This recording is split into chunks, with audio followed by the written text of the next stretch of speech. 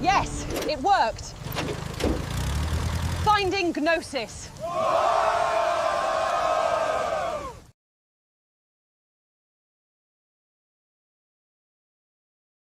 Disclaimer. This show is for discussion and entertainment purposes only. The Finding Gnosis Show is a platform for open discussion, exploration, and opinion sharing. The views expressed by hosts, guests, and participants are personal opinions and do not constitute professional, medical, legal, or financial advice. All topics discussed are only intended to spark curiosity, entertain, and encourage independent thought. If any subject interests you, we strongly advise conducting your own thorough research using reliable and professional sources. Critical thinking and due diligence is key. Stay curious, stay informed, be well, be lucky, and don't be an arsehole.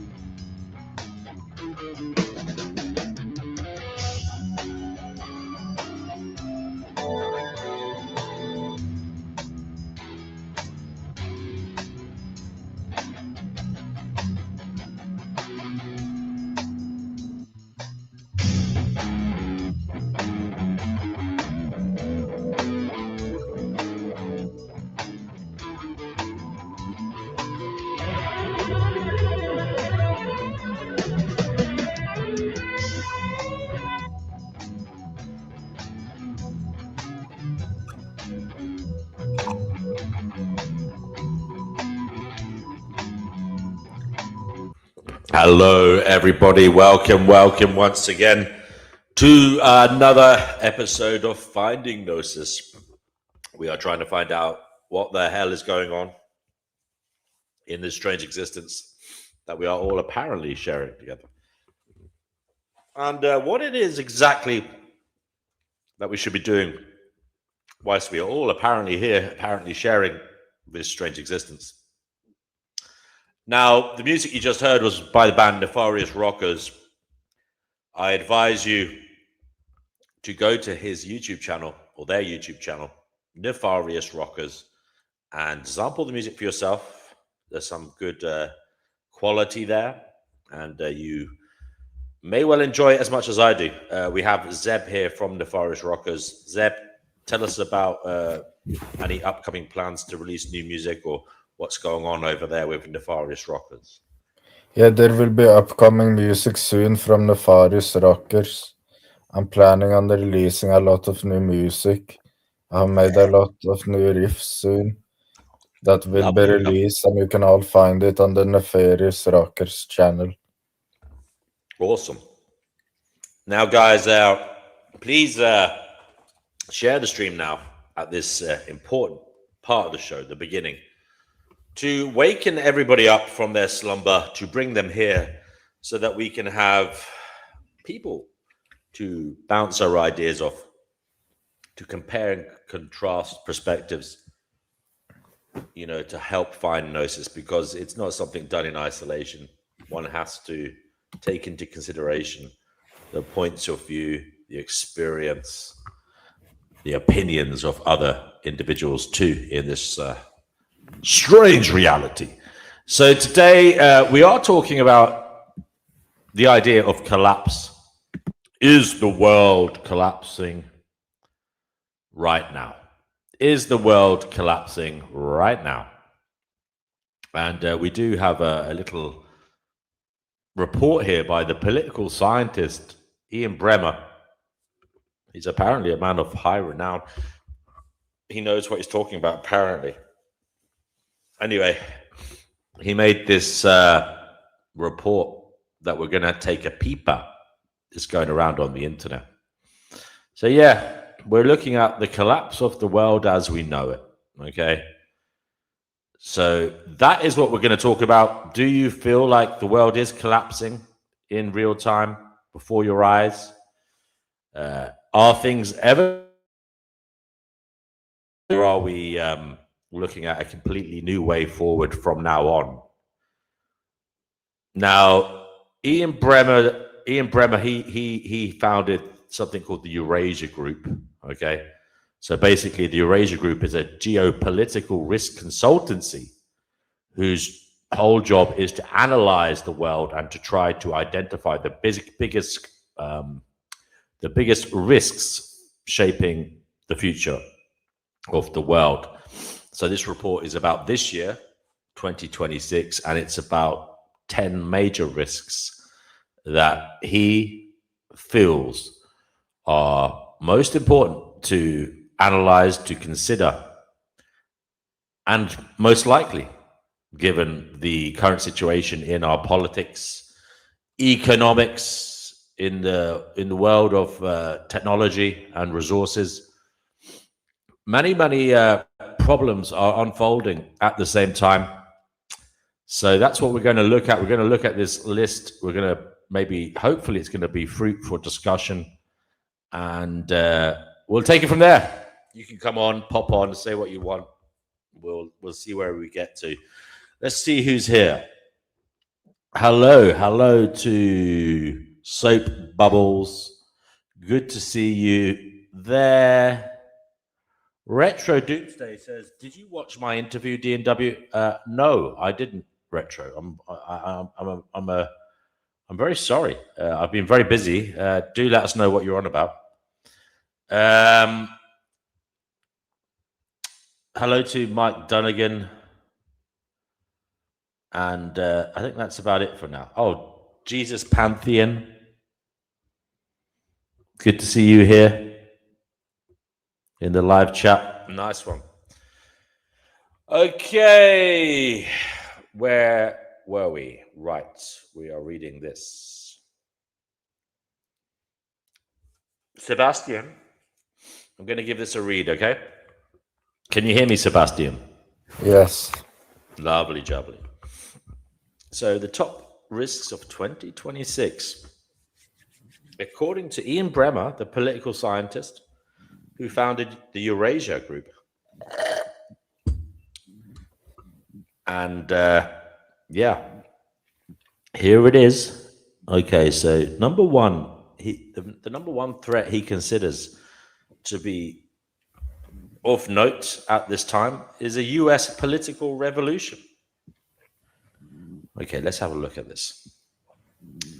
So it begins 2026 is a tipping point year. It's a time of great geopolitical uncertainty, not because there's imminent conflict between the two biggest powers, the United States and China. That isn't even a top risk. It's a red herring this year. They're not yet, at least. They're not yet, at least, at risk of conflict, imminent conflict. A second Cold War with a rising China remaking the global system to its own liking. So there's not at least a second Cold War. So apparently he thinks there isn't actually a Cold War going on at the moment between the US and China. Nor do tensions between the United States and Russia threaten to spiral out of control despite a war raging in Europe, the result of Vladimir Putin's long-standing grievances against the US-led order. The United States is itself unwinding its own global order. The world's most powerful country is in the throes of a political revolution. In our lifetimes, we have never witnessed an American president so committed to and so capable of changing the political system and, accordingly, the United States' role in the world. Franklin D. Roosevelt was the closest. And as you'll see in the report, the comparison is lacking. Whether Donald Trump's revolution succeeds or fails, the implications for the United States and the broader world will be felt for a generation. For other countries, the United States has become unpredictable and unreliable. Responding to this new reality has become an urgent geopolitical endeavor. Some will succeed. China is today in a stronger geopolitical position accordingly. So too are India and the Gulf states. Others will fail. Europe is now surrounded by adversaries and probably too late to remake itself effectively. Others will defend themselves, hedge their bets, find ways to muddle through as best they can. Canada, Mexico, and much of the global south. In the interim, we'll see a lot of instability. The world today bears witness to some 60 active conflicts, the most since World War II. And while some will resolve into ceasefires, few will become stable, because at a time of disruption, most everyone is concerned principally with making sure their own house is in order. All of which is happening in the midst of extraordinary technological revolution, an AI boom that represents the greatest opportunity and danger humanity has ever created. And it comes with next to no governance, alignment, or coordination. What a time to be alive, and what a time to present the top risks report for 2026. Okay. So number one, the top risk in this report from Ian Bremmer is U.S. political revolution. The United States is experiencing a political revolution. President Donald Trump's attempt to systematically dismantle the checks on his power, capture the machinery of government, and weaponize it against his enemies. Last year, we warned about the rule of Don, which began as a tactical norm breaking. What began as a tactical norm breaking has become a system level transformation beyond partisan hardball or executive overreach. qualitatively different from what even the most ambitious American presidents have attempted. With many of the guardrails that held in Trump's first term now buckling, we can no longer say with confidence what kind of political system the United States will be when this revolution is over. In Trump's view, he overcame a rigged election, 2 partisan impeachments, dozens of unjust felony convictions, and 2 assassination attempts, one a whisker's breadth from killing him, to stage the greatest political comeback in American history. President Trump sees the principal threat to him and his allies as domestic, not external. And he believes he has a mandate for retribution. The administration views this project not as an assault on democracy, but as its restoration, a necessary purge of a political system captured by a deeply corrupt establishment that had already weaponized governments against them. Over 77 million Americans voted for Trump in 2024, and many of them sympathize with that diagnosis. Among 2024 voters who said democracy mattered to their decision, a majority chose Trump not because they saw him as a champion of democratic values, but because they believed the system was already broken and wanted someone who would disrupt it. Trumpism is structural, and at this most fundamental level, Trump's supporters are getting what they asked for. In 2025, the administration moved to politicize the state accordingly. Career civil servants were purged for political rather than performance-related reasons, from investigating corruption and providing unwelcome intelligence assessments to having ties to political enemies. Inspectors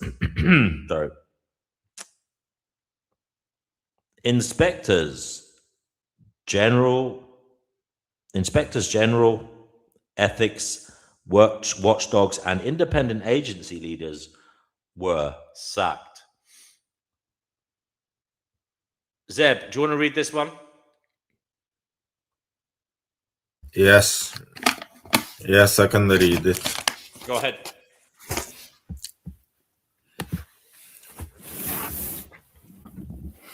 Now I have a hard time seeing the words on the screen. No problem. I'll read it then. I'll come back. Can you not see it? No, I can't see it properly.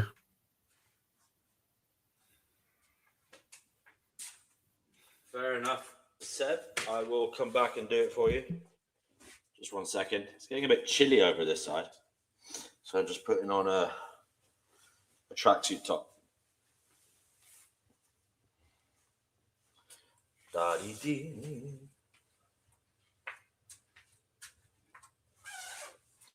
Anybody else want to come up, do feel free. Link is in the chat there.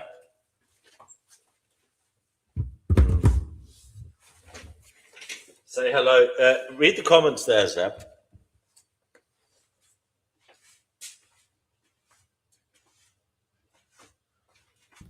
Sebastian. Yes. Read the comments if there's anybody So I'll see the comments.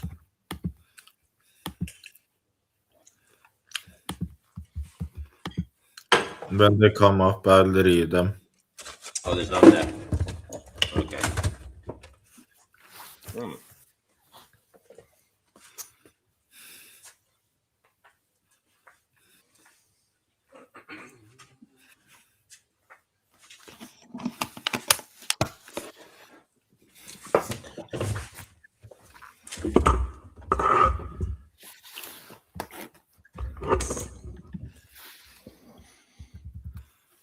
The power ministries, especially the Justice Department and FBI, became fully political arms of the White House, stripped of the operational independence that had insulated them since Watergate. Media companies, law firms, and universities face investigations, lawsuits, and threats designed to force compliance. Eurasia Group's governance tracker captures this record, plotting high-profile administration actions along two dimensions: how much they break with established norms and how much they erode institutional checks on presidential power. Please see chart below. Actions that score high on both are the most revolutionary. Many of the administration's tracked actions cluster in that quadrant. Okay, so we have the erosion of norms on the x-axis and the erosion of checks on the y-axis. Business as usual is the lower left quadrant. Revolutionary is the top right-hand corner, the top right quadrant. And you can see there have been many revolutionary actions, completely unorthodox actions by this current administration. You have National Guard deployments. You have firing independent commissioners. You have agency shutdowns, Lisa Cook firing, university grant freezes,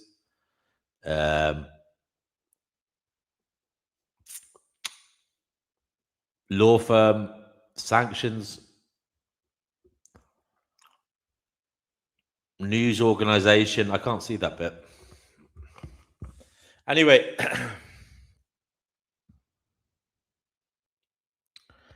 so there is an erosion of norms as well. And this has been normalized. That's on the right-hand side, bottom quadrant. It says firing inspector generals,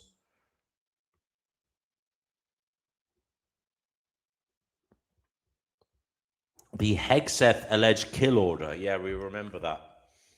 That was a most unorthodox occurrence. Do you remember when he ordered the firing at the boat coming from was it Venezuela or Cuba, one of the others, with the drugs? Do you remember that? And even though there wasn't any apparent need to, he did order them to fire a missile at the boat to kill them. It wouldn't have happened under other administrations, apparently. We have, whilst we're waiting here for others to come along, we are reading the report into risk for 2026 by Ian Bremmer, a global political scientist. We have Crazy Guru here and Pristine. Pristine, you're on the Finding Gnosis show. Welcome, darling. Good to have you here. Hey. And hello to Crazy. Hello. Hey, Gracie. Nice to have you both here. Maybe I think my phone is I can hear you. I can hear you. Do you want me to send you this PDF, guys, so that you can read it? Are you not interested in it? No. Why not? I don't know why to be interested in it. Fair enough. I'm not here to change your mind. No, I mean, is it really? I mean, I'm saying it's not. I'm not saying it's not interesting, but it's not of like priority interest in my life at the moment. But like, you know, you can explain why you think it should be, and maybe I don't see it. Wow, that was blunt. Checks have been weaker than expected. Congress largely went along with the administration's policies. The Democratic Party, divided and leaderless, struggled to mount effective resistance. Most would-be Republican dissenters were cowed by the threat of primary challenges and political exile.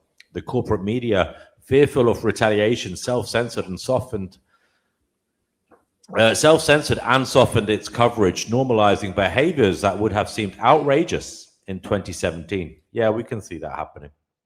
Large media and tech firms chose to pay Trump millions to settle winnable lawsuits rather than face retaliation.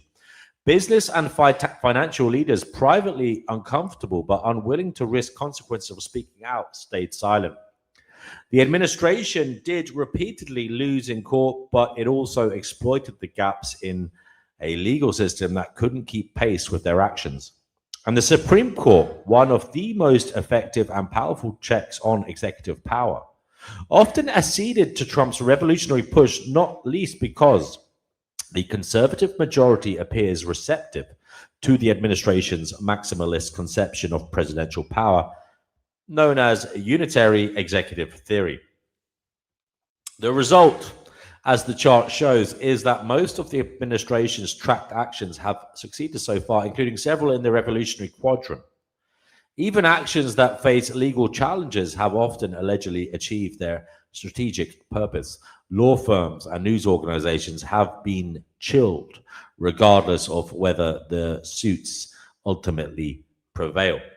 In 2026, the revolution will continue, with only 3 years left, and Democrats favored to take the House of Representatives in November's midterm elections. Trump and his inner circle will grow more, not less, risk acceptant in their efforts to entrench the president's power and cement his legacy before the window narrows. The machinery of government will be wielded aggressively against the president's enemies. The administration has already launched investigations into Democratic fundraising platforms, donors, officials, and candidates. Companies that employ prominent critics will face investigations and regulatory retaliation. Executives who criticize the White House will be singled out. Foundations that donate to Democrats risk dragged-out fights over their tax-exempt status. The effect will be to make public criticism of and opposition to Trump costlier. The jury system and the courts will remain a bulwark. Convictions require indictments from grand juries and unanimous verdicts from randomly selected citizens upheld by independent judges. But investigations and prosecutions will be draining enough to deter individual resistance and collective action at the margin. The strategy is already proving effective. Major Democratic donors face the threat of investigations and government retaliation. Foundations are scrutinizing grants that could be criticized as partisan. Large law firms are turning down clients who want to challenge Trump's policies and doing billions of dollars in free legal work for the administration. Media companies will be further cowed through lawsuits and regulatory threats, or co-opted as Trump-aligned investors win Washington's approval to acquire major platforms in exchange for favorable coverage. The Ellison family's takeover of Paramount gave it control of CBS. It signed a deal for TikTok's US operations and is now pursuing CNN's Warner Brothers, Discovery, combined with Elon Musk's X, Rupert Murdoch's Fox, and Trump's own Truth Social. Much of legacy and social media in the United States will be in pro-Trump hands.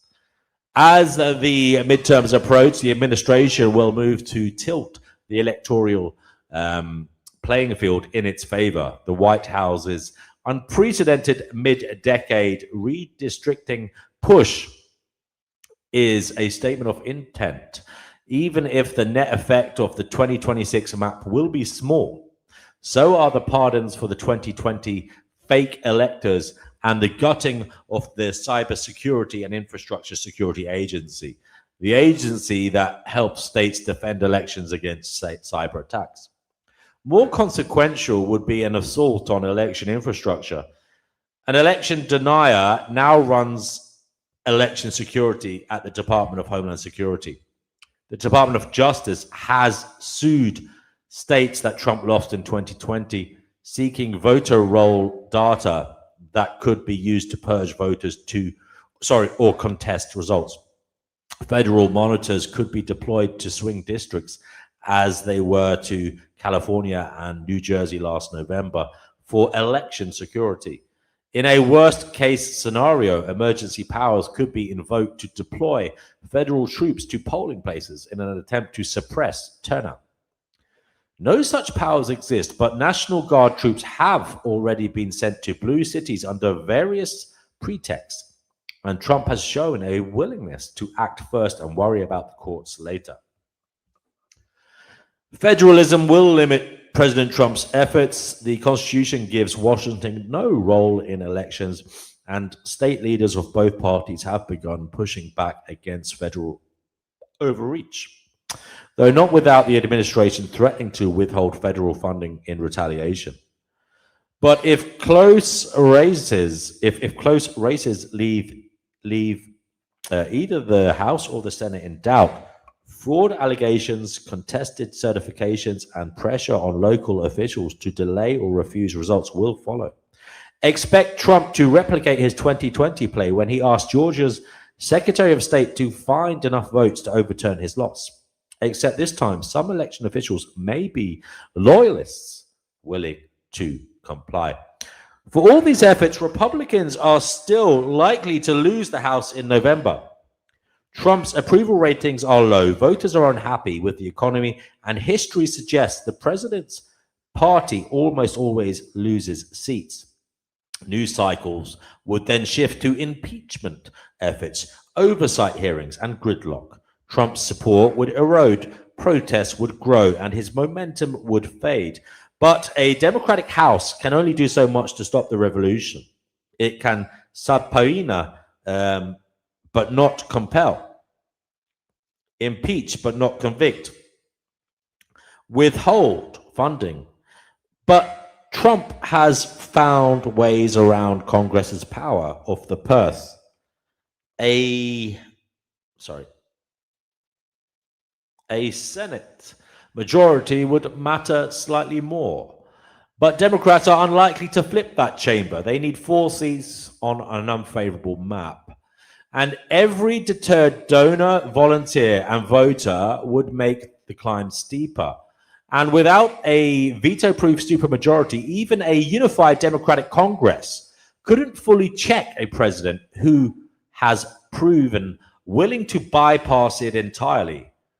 Though such a result would further raise the odds the revolution fails by adding friction and signaling that resistance is a popular, legitimate, and viable phenomenon.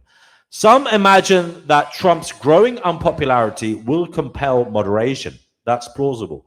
The Epstein files, Israel support, and redistricting have all exposed cracks in the MAGA coalition.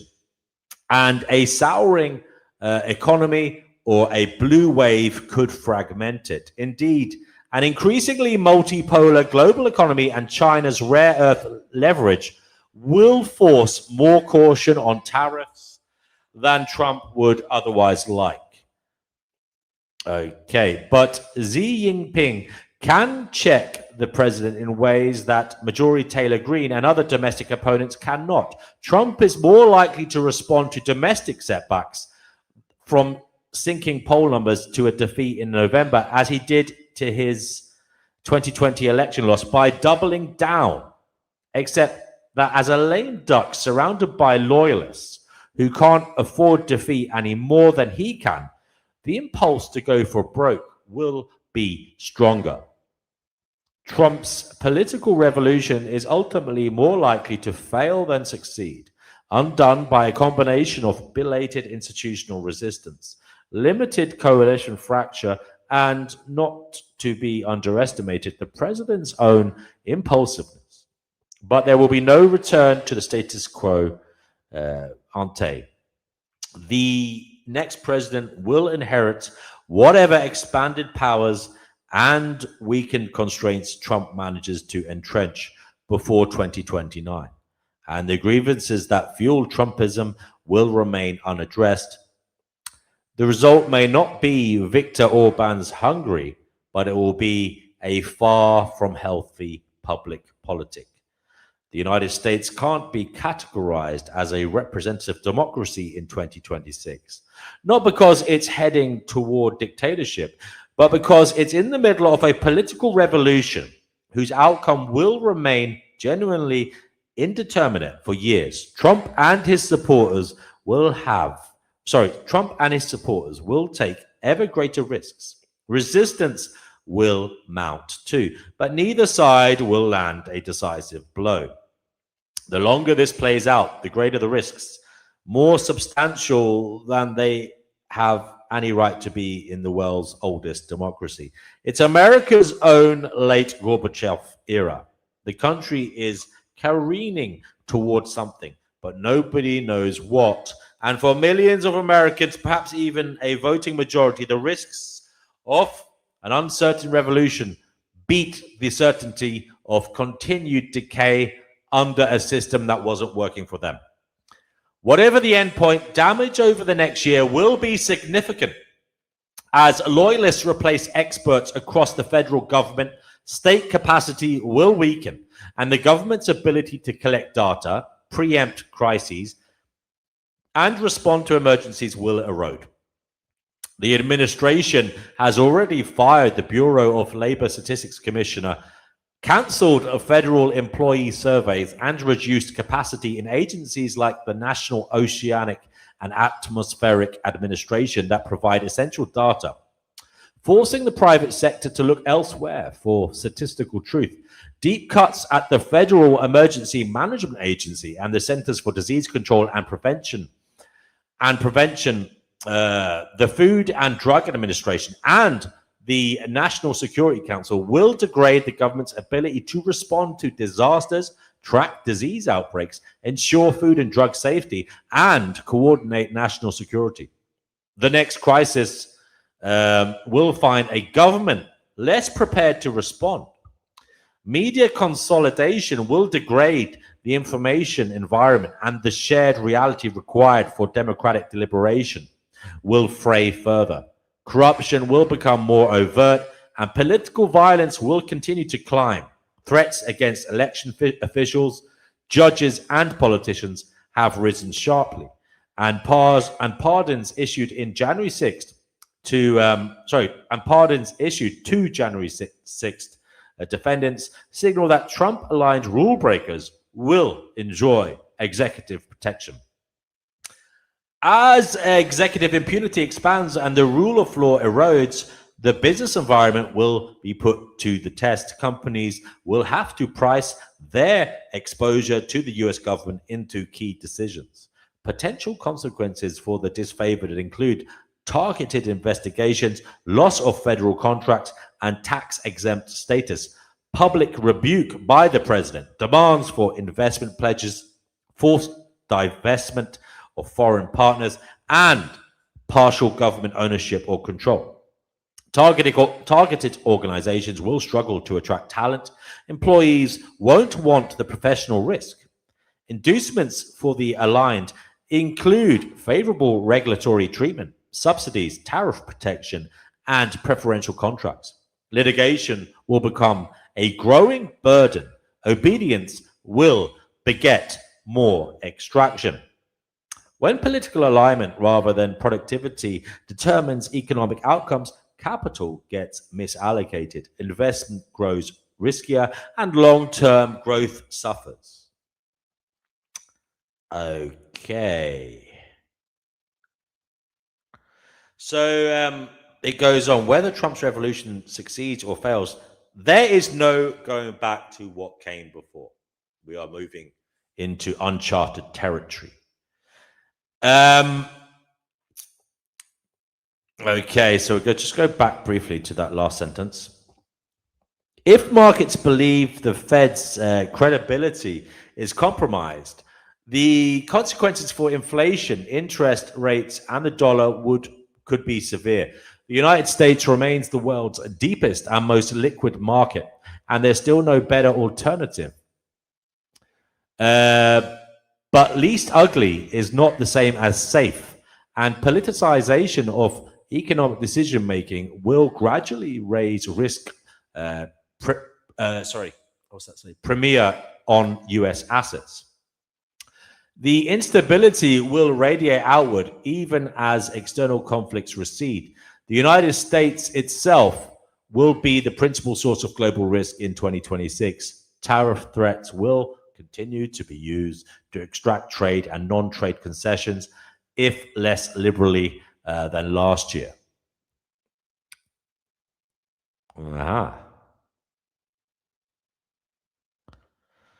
Soft power will erode.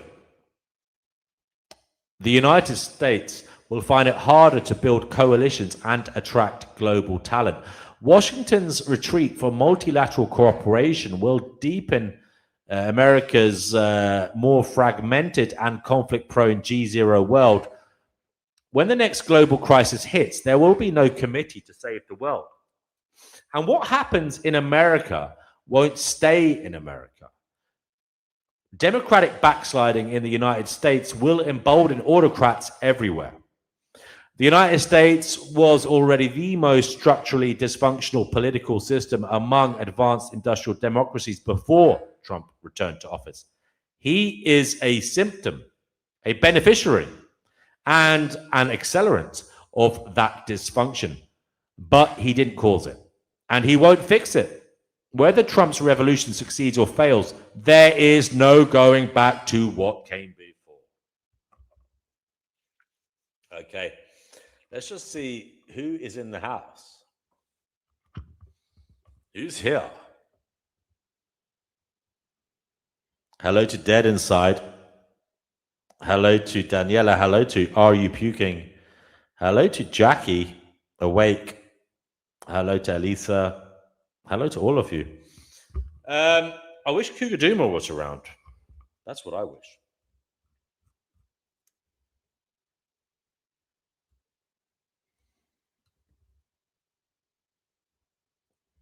Yeah, it does seem we're pretty fucked. What happens in America is going to be sending shockwaves around the world. Yeah, and if there is a major crisis in the world, definitely America's reputation has been damaged. The soft power it had. I mean, can we trust America? Can outsiders trust America anymore? Can we take them at their word? Will we want to form alliances with them? Very, very worrying times, inside and outside of the United States of America. Let's continue, shall we? Trump versus the Federal Reserve, I believe. Oh no, Franklin D. Roosevelt. Okay, they're doing a comparison there. I'm not going to read that. Okay. Who is here? Gracie, are you in the house? Grazie's not there. Pristine, are you there? Seb, are you there? Nobody's there. Nobody cares. Nobody gives a rat's ass. I'm here. No, I'm here. I'm just making a coffee. I'm here. Problem. No problem. Seb, what do you think of all that? I don't know. I'd like to see Dirty Lowlife on here. He might say something. Dirty Lowlife says, you don't have anything to say, Seb. Fair enough. Dirty Lowlife says, a 2014 study conducted by Princeton University concluded that the United States operates as an oligarchy rather than a democracy. Interesting. Oh, what is an oligarchy? Dirty Lowlife. Yes. Do come on and tell us about the Dirty Lowlife. I'll be right back, guys. Pristine, will you keep it going? I'll be right back. I'm going to the kitchen. Okay. Will AI take over? Will aliens take over? Will alien AI robots take over? I don't know. I don't even know what to say right now. It's like 5 a.m. Can I change the background? Probably not. Maybe like for 5 seconds. Maybe not. No, I don't think you can change the background. Walls? No, I don't think so. Yeah, there's no one else on here.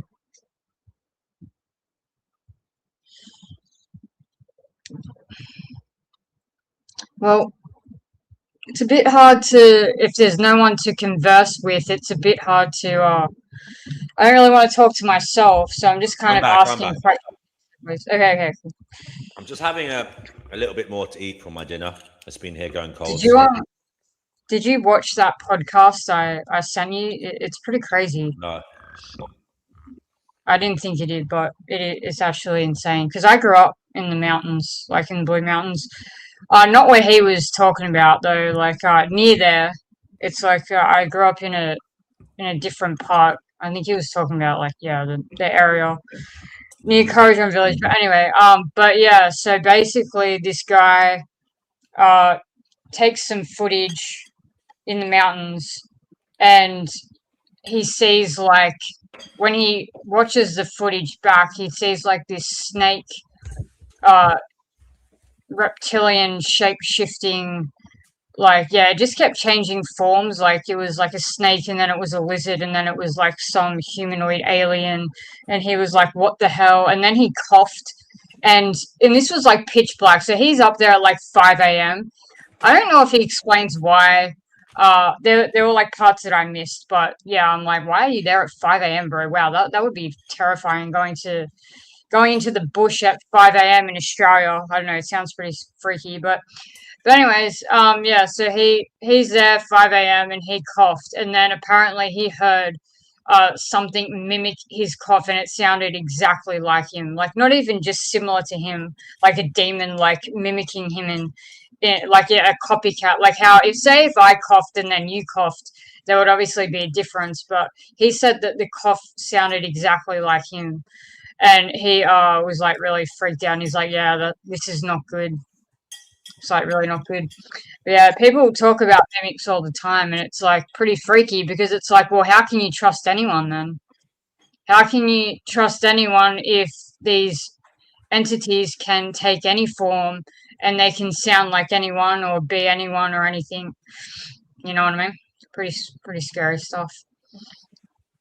And I didn't expect that from the area I'm from at all. I'd never heard. I mean, as he said, he only told his wife and one other family member. So people just keep it to themselves when they experience this because they don't want to be, especially in Australia. If you say that, you're not going to be taken seriously. That's for sure. You'll be thrown in the nut house pretty fast. Really? Oh yeah, absolutely. Yeah, we're not America here. Like we don't. This stuff is like not normal for us. Like in America, they always going on about this. It's like they accept insanity. They're like, oh yeah, like Bigfoot and Mothman and like the Flatwoods Monster. Oh yeah, we see It's that. our Like, algorithm. sorry. It's the algorithm. It promotes the stuff that's the wildest because it gets the most reactions. That's how the algorithm works, whether it's negative or positive, whatever gets the most, excitement from the public that's how we work. That's how society and publicity and media works now. Yeah, that has nothing to do with the fact that this stuff, people experience these things in America. This happens in America. It doesn't matter about the algorithm. I'm just saying that like it is commonly accepted and it's a popular topic to talk about in America because so many people, I mean, America is a massive place compared to Australia. There's way more people, so there's way more people experiencing supernatural phenomenon, you know what I mean? And they, it's not deemed as much. I mean, it's still like, people will still look at you sideways if they haven't experienced it themselves, of course. But like in Australia, it's like it's pretty rare. Like you don't hear about that type of thing often. So it was pretty shocking to me because I grew up in the mountains. So I was like, what the actual hell has he experienced? Anyways, it was an interesting podcast nonetheless. He turned to whiskey. Anyways, I thought that was funny. Or something. I don't know how I deal with it. Not with alcohol, that's for sure, though.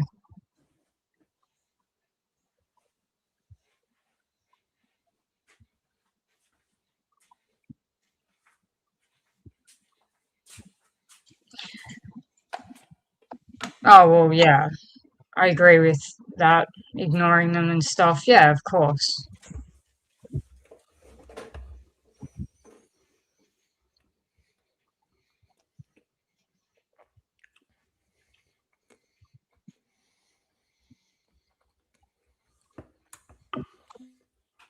Is this thing on? Is anybody here?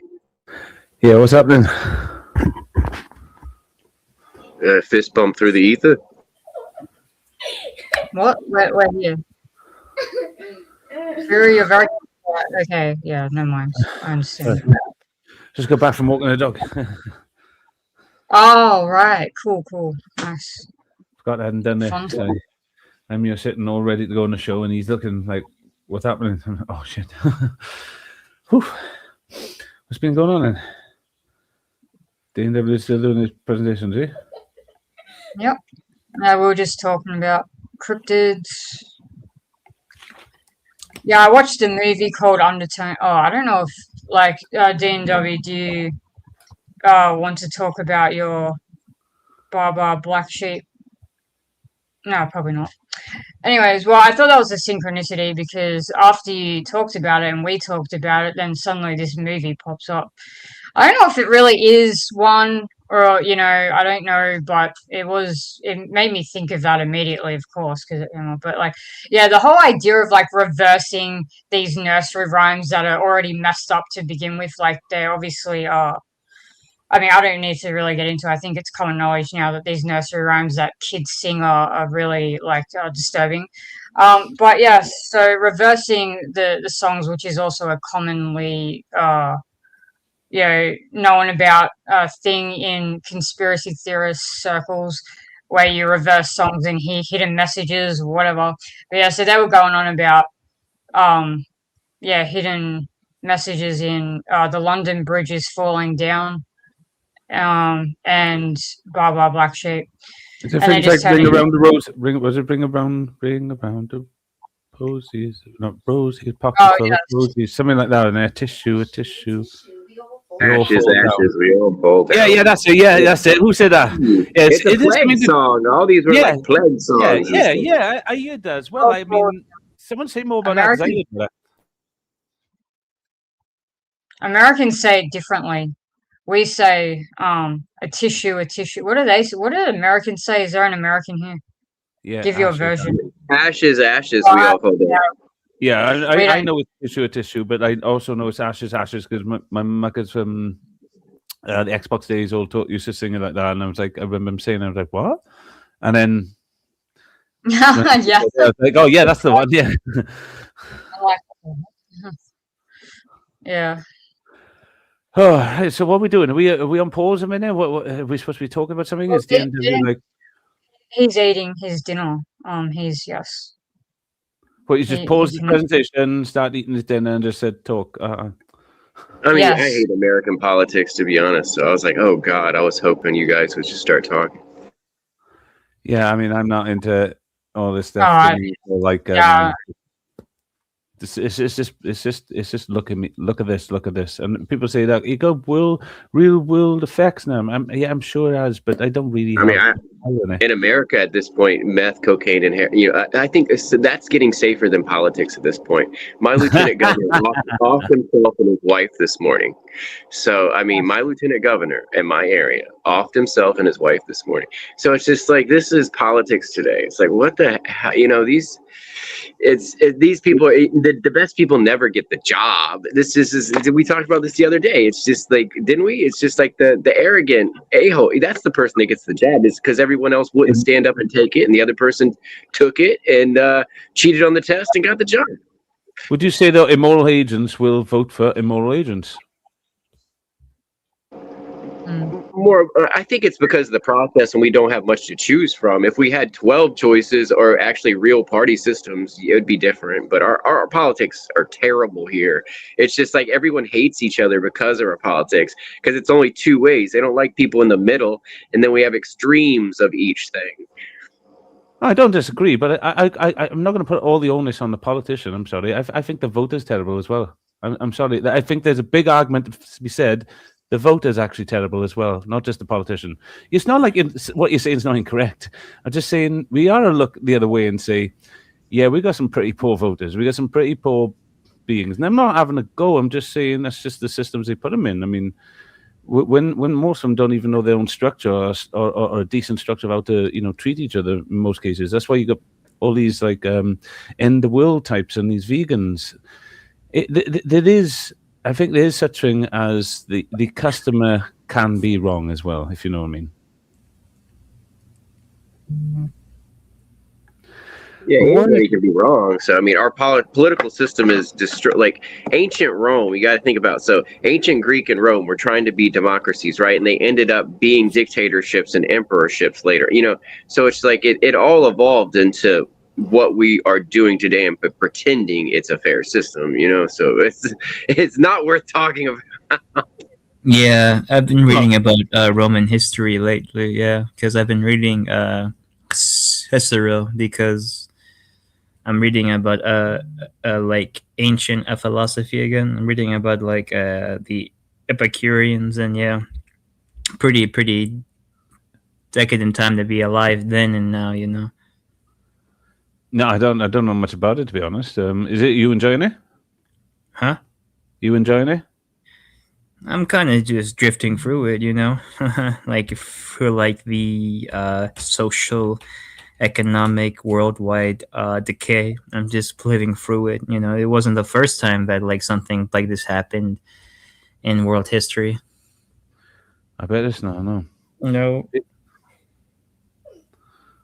No, I bet it's not. Right, and no. Is the world collapsing right now? That's the. I'd say it is, but like it's gonna restructure itself in a new way. I believe like things die off and then they get reborn, die off and reborn all over again until like something happens to humanity, either a mass extinction, asteroid, whatever happens, alien invasion, or someone like flicks off the giant brain in the vat, off. I don't exactly know, but I think I know what you're talking about because what's the end of it? Top risks of 2025. Huh? Oh, in the chat. No, I just shared you the link. I'm just sharing the link, Fatima, if you want to get that, because we've read number 1. I thought someone else could read number 2. There's 10 risks in this report by Ian Bremmer. He's apparently a top political scientist, and they take him very seriously. We just read about Trumpism and the downfall of American politics and society because of the threats that Trumpism bring to the American society. So I've just shared that with you. I'll tell you what, I'll read number 2 then, and then maybe if we want, Fatima, you can go on from there, yeah? Okay. I'll let you download that. All right. So let me go here. So this second threat is entitled overpowered. This is the second biggest threat of 2026, according to Ian Bremmer. The defining technologies of the 21st century economy run on electrons, electric vehicles, drones, robots, advanced manufacturing, smart grids, battery storage, and yes, AI. These systems share a common foundation, the electric stack, batteries, motors, power electronics, embedded compute. Master the stack, and you can build almost anything the modern economy demands. Seed it, and you're buying the future from someone else. China has mastered it. The United States is seeding it. In 2026, that divergence will become impossible to ignore. In 2010, China was arguably the most fossil fuel dependent major economy on Earth. Today, it is by far the largest consumer and producer of clean energy, the first electrostate. While coal still provides a large share of China's power, and in absolute terms, the country remains the world's biggest fossil fuel user, most of its growth in power capacity and generation now comes from renewables. Critically, Beijing dominates roughly 75% of the global lithium-ion battery production, and 90% of the neodymium magnets used in motors. And Chinese firms lead in solar panels, wind turbines, grid equipment, and the electric vehicles and drones built on these components. This is the result of decades of industrial policy, scale manufacturing, and cost reduction. The electric stack has gotten 99% cheaper since 1990. China rode that curve better than anyone, and its 15-5-year plan in 2026 will double down on these sectors, ensuring no let-up in output despite domestic concerns about involution and Western cries of overcapacity. The United States, meanwhile, has cemented its status as the world's largest petrostate since surpassing Saudi Arabia in 2018, and now pumps 13.5 million oil barrels per day. President Donald Trump's energy strategy centers on LNG exports, liquid nitrogen gas, that is. Coal, nuclear, and fueling back support for renewables. Technology is now caught up in America's culture wars and associated with climate policy rather than industrial competitiveness. The big, beautiful bill phases out tax credits for utility. Sorry, my screen has gone funny here. For utility scale, solar, and wind, while adding restrictions that make battery credits more difficult to claim. Hello to whoever. Did someone just join? Oh, Elisa, nice to see you, darling. Yeah. The result. Washington is asking the world to buy 20th century energy, while Beijing offers 21st century infrastructure. China's value proposition is especially enticing for emerging markets. Solar panels and wind turbines that don't rely on volatile commodity imports, next generation battery storage systems, grid equipment, electric and intelligent vehicles, advanced drones, all getting cheaper and more scalable by the day. The United States, by contrast, continues to index its exports to these regions around fossil fuels, airplanes, and agricultural goods.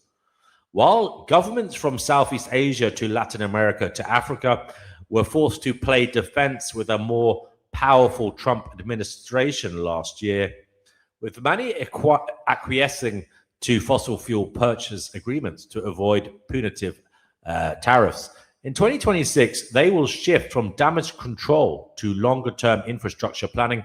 The calculus will increasingly favor Beijing's offerings. Already, China's exports of renewable technologies have surpassed US fossil fuel exports. There are trade-offs to adopting the Chinese stack, including cybersecurity risks and few opportunities for other countries to build their own electro-tech industries. But many will opt for the benefits of cheap Chinese imports anyway, just as they did with Huawei's telecom equipment a decade ago.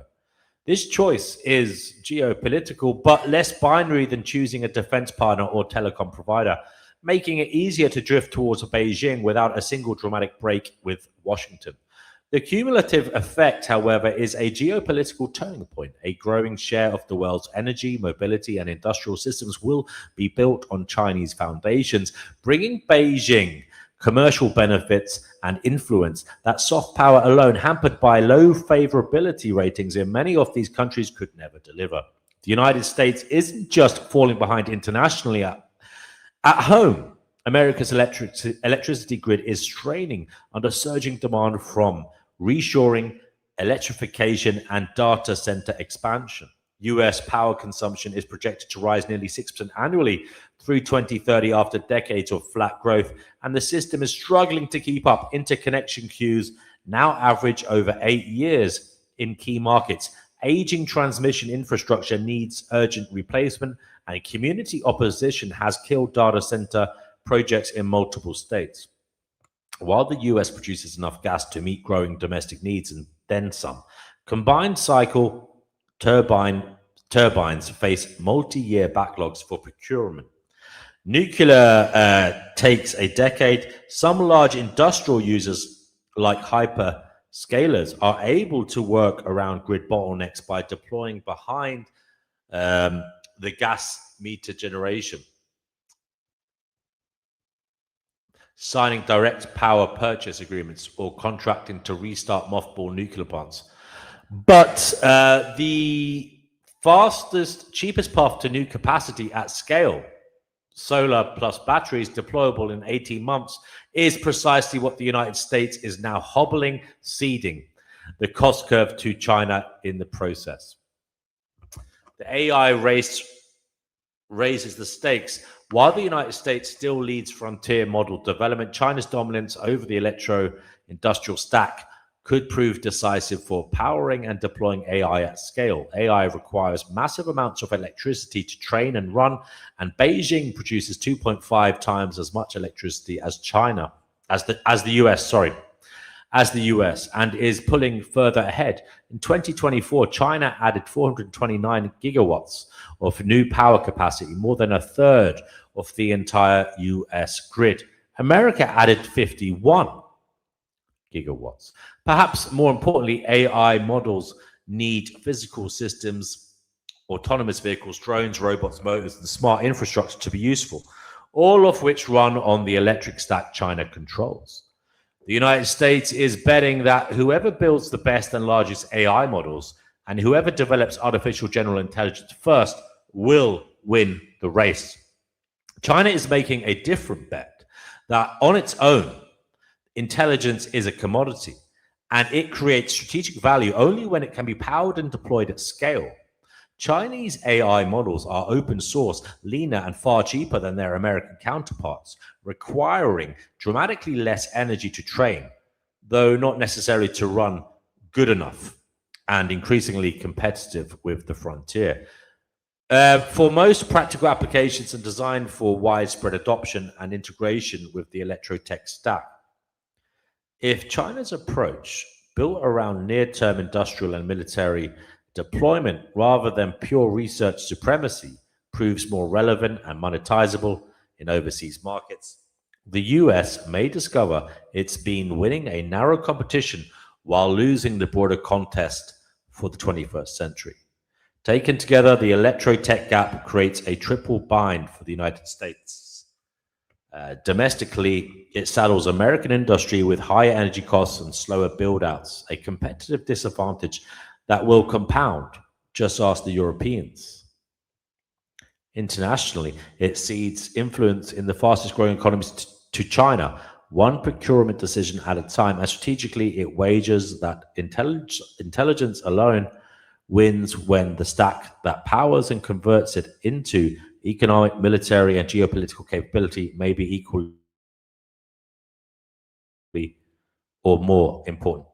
Washington is asking the world to buy 20th century energy while Beijing offers 21st century infrastructure. There you go.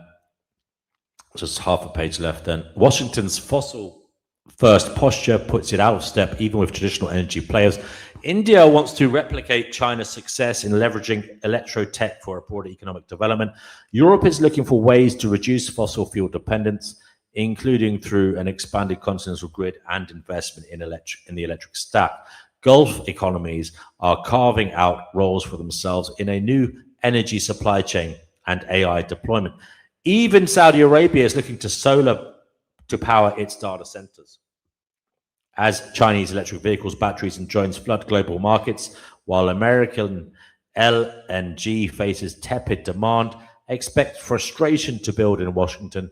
In the near term, this could manifest as tariffs, threats to force trading partners to buy more US hydrocarbons, or perhaps restrictions on smaller countries that adopt Chinese energy infrastructure. Aggressive retaliation, such as sanctions on Chinese electrotech firms, is unlikely as long as the Trump administration continues to prioritize bilateral stability with Beijing.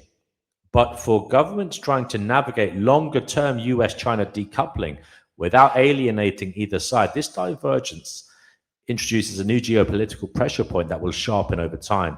The spread of cheap electrotech is good news for the world. It enables more resilient energy systems, creates new opportunities for AI deployment, and maintains momentum for global energy transition.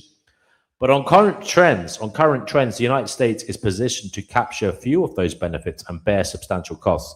Commercial losses as Chinese exports displace American fossil fuels.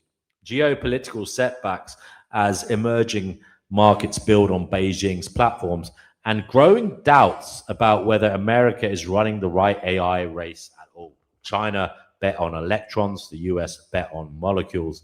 In 2026, we'll start to see who was right. So that seems to have really got rid of a lot of people there. A lot of people found that incredibly boring. But hey, we still have Elisa. We're still here listening. And we still have Crazy Guru, and that's all that matters. And me. So I will take that off. Sorry, darling. I said, don't forget me. I did. I said you first. I said you first, darling. So I'm gonna take this down. Crazy. I'm gonna take this down, guys. If I was just listening down there. Sorry. I was just listening around there with the missus. No problem. Well, anyway, it is what it is.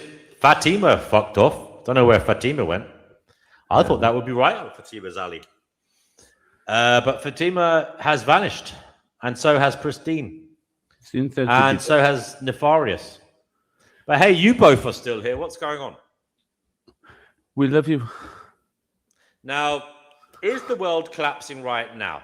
That was a very American-centric view of matters, in terms of risk. That report by Ian Bremmer, the two prominent risks being in America at the moment being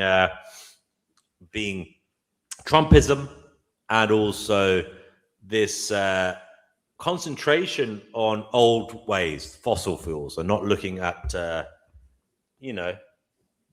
building and creating new technology, manufacturing new technology to allow solar power, and such free renewable energy. But what do you think are the signs of collapse in the world at the moment, if there are any?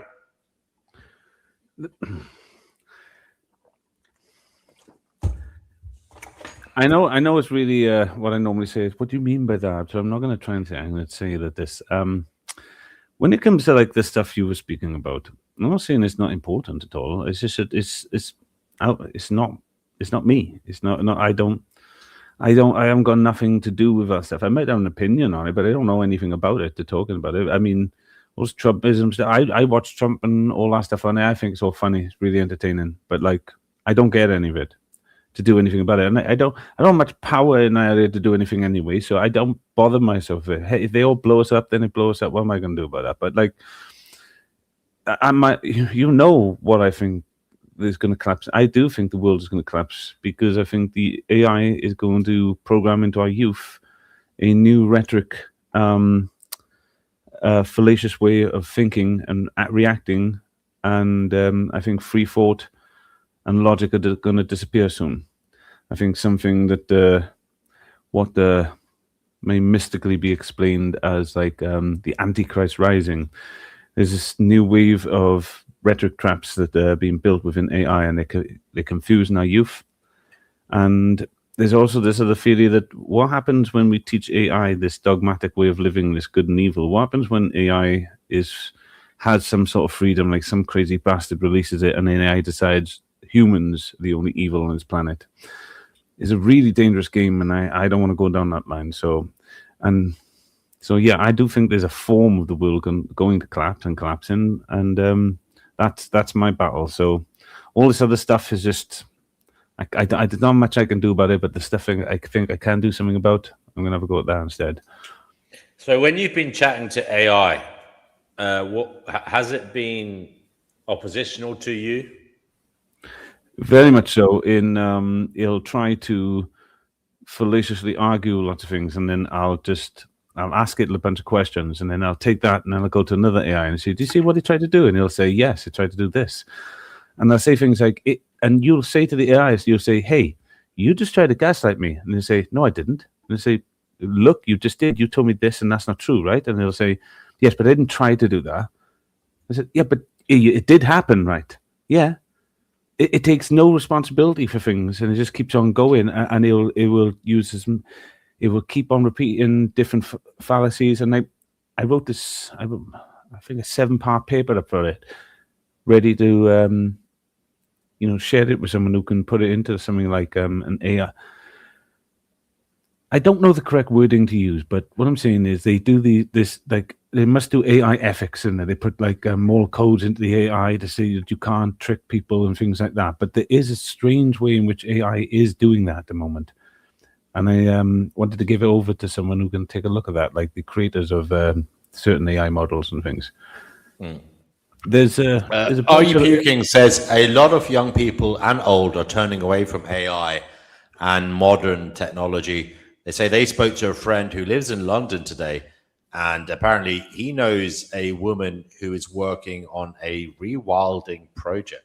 There you go. What's that about? Rewilding? You don't know what rewilding is? No. It means when you get like a piece of land and you try to restore it to some kind of natural habitat of the region. So you might allow native plants, native flora, and any fauna that may be around, like toads, frogs, different types of birds and insects, stag beetles, whatever, might be around, foxes, to populate the region, to populate the garden. I knew that word before. I like it. It's a very nice word. It reminds me of sort of like the enchantment side of the new Maleficent films. Do you ever watch those? No. I enjoyed them. Obviously, children. And I watched them. Are You Puking? Are you able to come on? We've never had Are You Puking on here. I don't know why. Are You Puking? Have you ever been on here talking? I don't think you have. But Are You Puking says... is it real puking?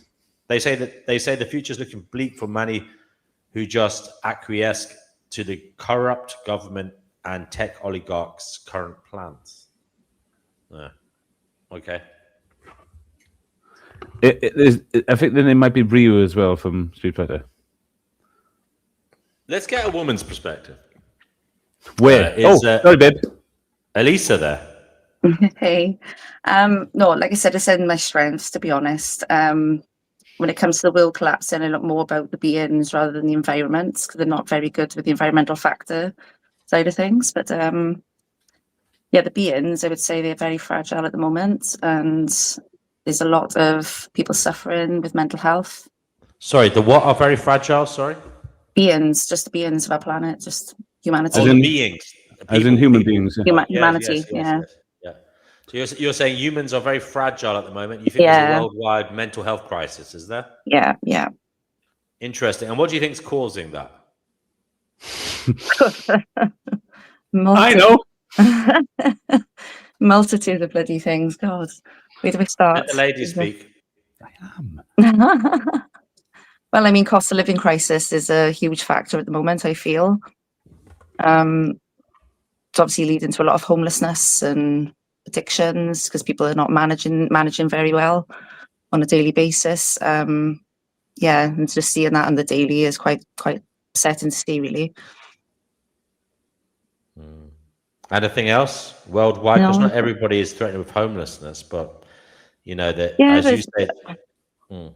Like I said, there's a multitude of things, really, isn't there? There's miseducation. I mean, there's a lot of flawed education.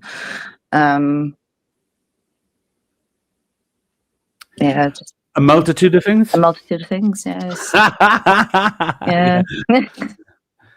What do you think, Dean Nebly? Because that's what I meant before when I looked at the question. Is the world collapsing right now? That seems to be a huge bite of a question. For beings with little mouths, do you know what I mean? Is the world collapsing? It's not like I think it's a very Western American structure collapsing. Exactly. I think if you were living in Beijing or Shanghai, you might not think the world is collapsing. You might think that it's looking good. Right? You're looking really from perspective.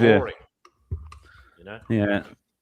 I don't know. I don't know what they know about climate change or global heating over there, or whether they. I don't know anything about it. But interestingly, it's not number one on this list. Kuguduma might have something to say about that. Ian Bremmer did not put global heating, aka climate change, on the list at all. It's not on the list at all of risks in 2026 that need to be taken into consideration. It's not a major threat, apparently, to world order at the moment. Apparently. Interesting. Haven't our Dirty population Lowlife says he'll decreased at be the on in moment, 10 though? minutes. Lovely jubbly. What? Oh, lovely. Haven't our population decreased slightly, though? Where? No. The world's population has gone up. Oh, it's gone up more. Much okay. up, much up. Yeah. We're about 8 billion or so at the moment. I think we were about 9 though, wasn't we? Are we? Well, yes. Yeah, it was cool because I was born in 1980 when the population was 4.4 billion. And then 44 years later, it reached 8.8 billion. And that's when I knew I was Jesus Panfin. The second coming of Christ. Hey, right. So DNW, I wrote something today. I had to go again. I love the poems you did. I don't know if you're going to read that one, but like the Black Sheep one was beautiful. But like I had to go. I said, right, and I want DNW to rewrite this. So I was brave enough. As a brave boy, I put it up on X. I did. I'll point out if you can. I'll point out later on if you want. If you don't want to have a look at it now, but it's about the demiurge. And I've been wanting to do it for a while, and I thought, right, and I put what I got up there, but don't laugh at me, right? I get a little bit limsical too much when I write it, and I'm like, oh, God, I'll just put it up there now for now, and I'll DNW have a little giggle and see if he can do something with it. And then I'd be honored if you'd spoke it, because I wouldn't be able to do your voice on that. That's what it needs. It needs DNW's voice. It really does, to speak that demiurge. I wrote it's a hymn, but like it's my first little tiny attempt. You can fucking laugh if you want, but I think you could do a really good job on it. I think. Why don't you read it out? I'm going to listen, but I'm not going to read it out. I'm going to make myself a cup of tea. So please. No, I'm not reading out. No, I'm reading out. I'll tell you about it, but I'm not reading out. What it is? I said not reading out because like I wrote it because I want him to read it because I'm not. When it comes to that, I always get too like when I'm reading children's books and stuff like that. The ones I wrote before people start getting all diddy-esque on me. Yeah, when I read those, I like reading them. It's just in a fun way and parable, but like I can't. It's not I can't. It's just I don't do it justice when I try to read like poetry like that, like more of a Gnostic Celtic type poetry. But DNW says it great, so no, I'm not reading out. You can bloody read it. Otherwise, it just goes up there and no one gets to see it. But I did put a link in the description below for anybody who wanted to see it. And see, it's going right now, and go and mix a cup of tea. What's it like being on the Finding Gnosis show? No one's here. DNW's buggered off, and just you left here with the guy you was with in the first place. Me. Why are you leaving it then?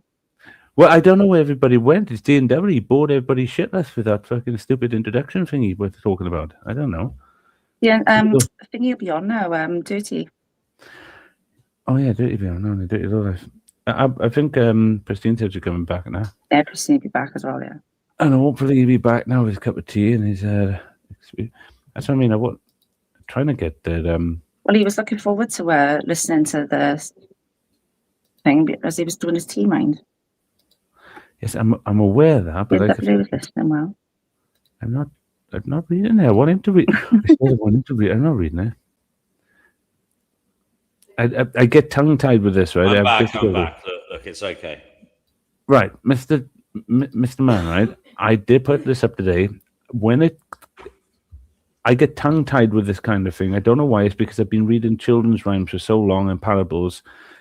Like, you got this way of story-bound in your poetry. It's brilliant. I haven't quite done that yet. And when I try to, because of the dyslexia, I mess up the words and everything. No, I'm sorry, I'm not reading it. But it's there for you to read if you want to have a go at it.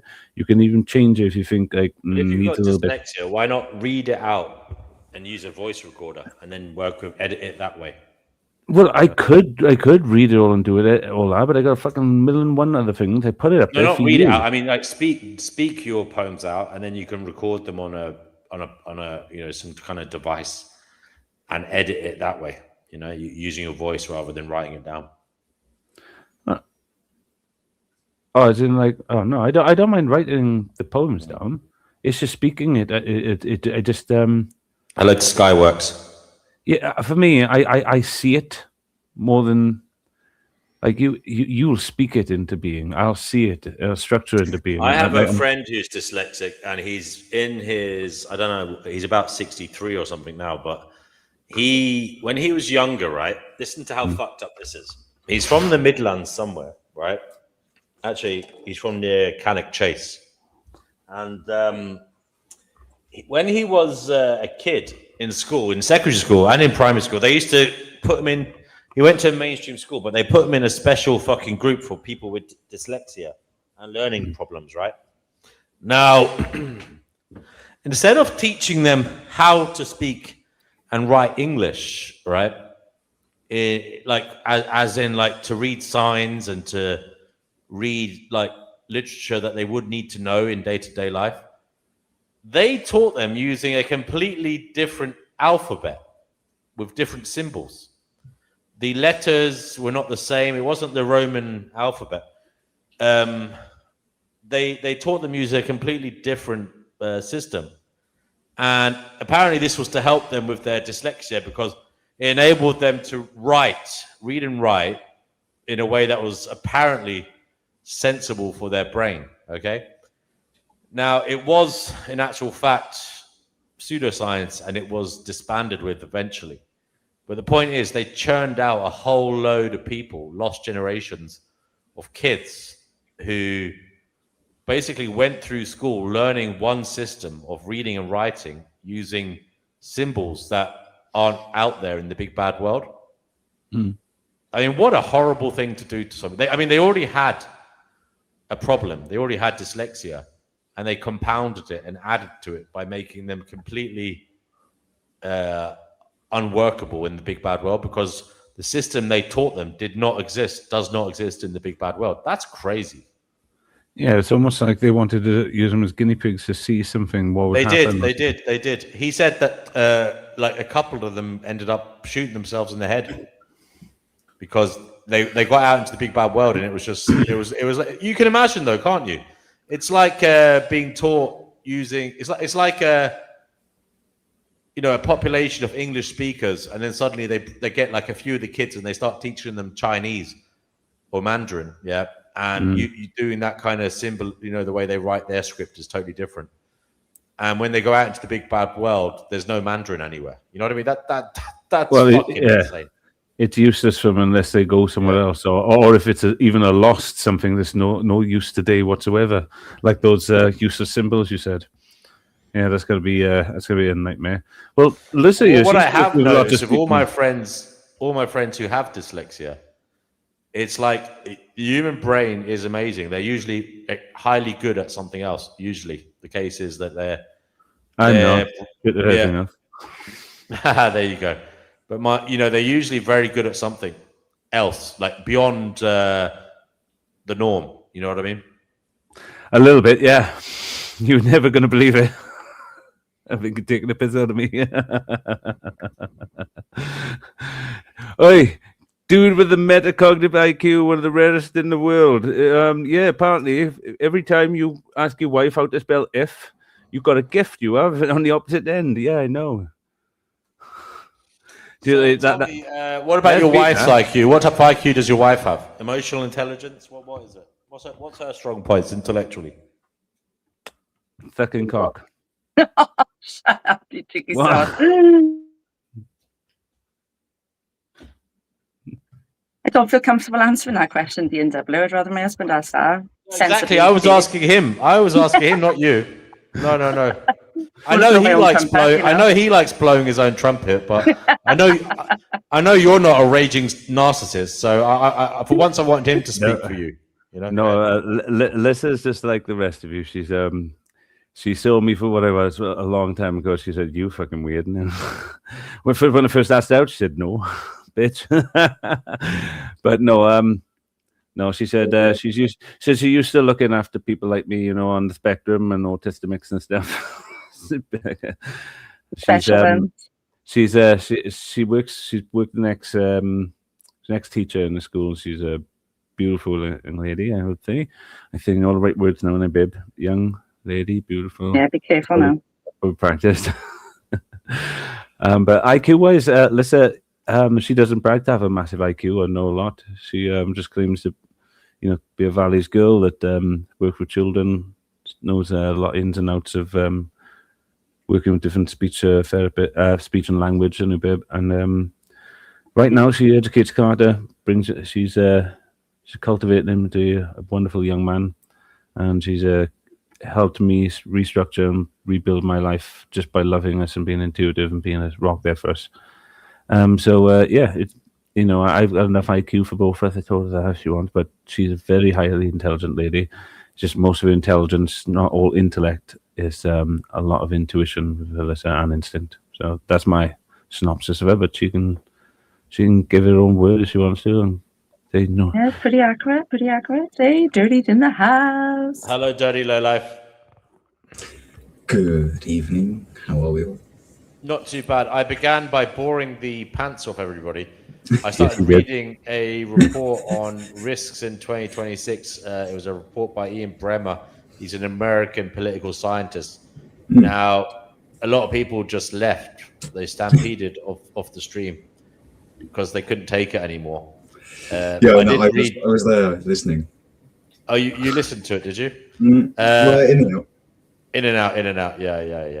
So we got through. He was giving you the view. That's what he was doing. He was giving you the view. That's all.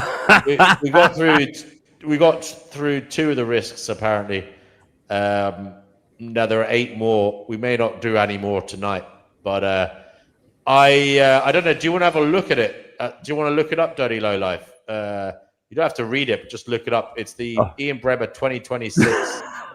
Oh my God, she's Ian Bremmer 2026 risk report. And they didn't want you back on them. He doesn't have to. I'm not asking him to read it out. I'm just saying I want to see if he thinks anything else should be on the list. That's an interesting idea. Yeah, I did come on to say that politics is show business for ugly people. Yes, I've heard that before.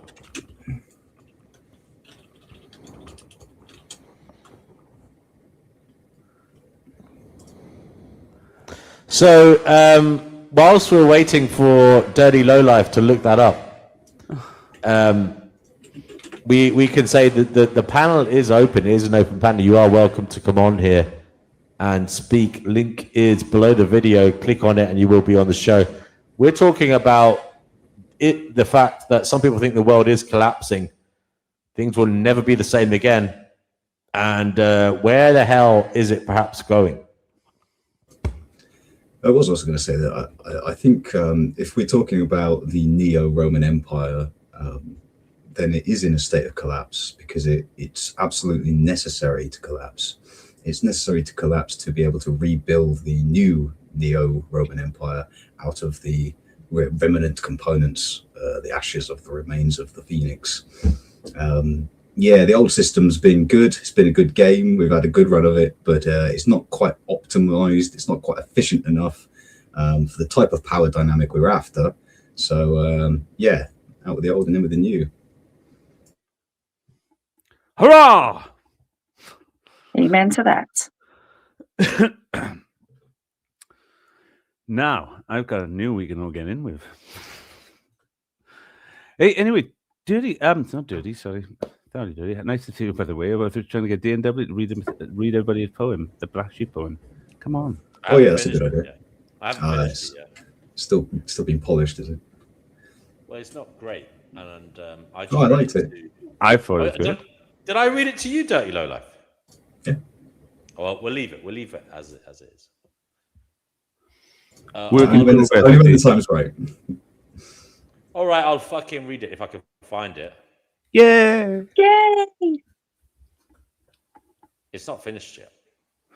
We know. Just read it. It's actually really good. Fuck's sake. I'm trying to find it. You know, you're trying to get as the stroke ego as much as we can before you read it. We don't know how we do it. Okay. Sorry, it's loading. It's in my Gmail, in my drafts. Where is it? There's so many jokes coming from me. I need to stop. Stop it, D&W. Okay. You ready? Estrangement from family and from prior friends and foe. What does it mean to be broken away from your nearest living relative and from the stories, troubles, and music of their surrounds? Does one become a mere flake of skin blowing in the wind, once part of something else, but now just some pointless DNA tossed here and there at the mercy of a fate not chosen? Ah, but a flake of skin is already dead and unaware, and the estranged one, not dead yet, but perhaps dying, is still aware. What does it mean to be such a black sheep, to be the one on the outside looking in? Doesn't God see the whole from the outside? Is God a black sheep too? Someone who walked away but left the essence of themselves behind, so that their estranged family, extended kin, past friends and foes, could build their own peculiar mythos around him or her. Some will say he or she is the devil, others not all that bad, some perhaps a good boy or girl. Others still will forget the black sheep ever existed or exists. But God always watches. The black sheep is always high up on the hill, surviving, munching grass in the moonlight of a quiet serenity, far from the madness of the herd and their idiosyncrasies in the valley below. The black sheep is fine. It is the others we need to worry about. The black sheep is closer to God than all can know, for he or she is both within and without, embedded in the psychology and the mythos of what was and what is, watching their peculiar happenings with a wisdom born from a life experience of both past participation and current observation, of life in the herd, not just participation or observation, not one or the other, both, all. The all-seeing eye sees all that was and is. The black sheep is okay. The black sheep has seen more from the darkest night atop the brow of the hill, looking down upon creation, than any of the ants below could ever surmise in their autonomous ways of being. The black sheep must live and one day die, as the happiest of the lot, as the one that got away.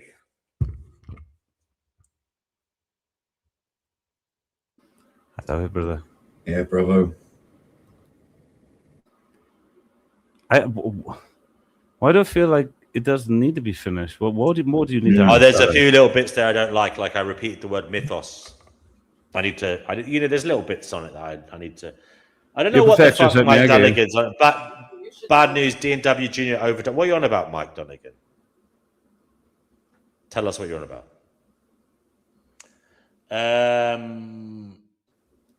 No idea what he's on about. It's not really funny to joke about someone overdosing, but anyway, Mike, tell us what the hell you're on about. Yeah, so sorry, guys, as you were. Anyway, I was just saying the poem was great. Like I said, I've been wanting to do one about the demiurge for a while and the radiance of love, and today I finally wrote it, and I thought, do you know what, I'm just gonna brave it and write it and send it to NW, and he's got that little poetic twang on it that makes it just that, like I said, just gives that little grimness to it, and I really, really like it. I like that about a lot of poetry, that just that grim, especially when it's about these kind of framings. It really gets to where it needs to go inside me. I don't know if that works for anybody else. And like I said, I really would love for you to read this out. Like, you know, when you did that one, what was the last one you done? Because I've still got the images of Noah's Ark. That image you did of Noah's Ark keeps repeating on me, by the way. That was AI, but I prompted it. Yeah, it was basically. I know what you mean. I wanted to show that Noah was everybody. he was all the animals were him. It's like one consciousness, so they all had his face. Yeah, it's one consciousness fragmented. That was the whole kind of joke. Same as the one I did with Jonah and the whale. Yeah. Jonah's face was on the whale. It was also on God watching him from above as well. It was all just the one consciousness. Yeah, it was good. It goes perfect. Like I said, I loved it because it goes perfect along the lines of what I was showing it. The arc is you, and how all these animals come on board are the things like the words you build your consciousness with. How they're like, there's always polarized words, and if you look at the way we brought in, like you got one of every species showing the law of identification, then there's two of each showing the excluded middle, and then they've all got to fit in this one arc, which is the law of non-contradiction. And then it was just showing how consciousness, if you build consciousness like that with all these things, like you were saying, putting all these things in there and making that arc, it's about that essence of, like, when you see you guys were talking about astral walking. Well, yeah, you can all do that if you can create that dream that dream arc to go in, because you have an anchor here. But once that anchor is gone, if your soul doesn't have an actual arc built to go on into the next life, because you've been building in the astral plane, and just like Noah's Ark, you can't go on to the next. And so the amnesia hits, the wave hits, and you go back to the beginning again. So Noah's Ark is like that, and it's teaching you that if you want to build your world with all these subjective words, good and bad and all these things, you'll never build an ark.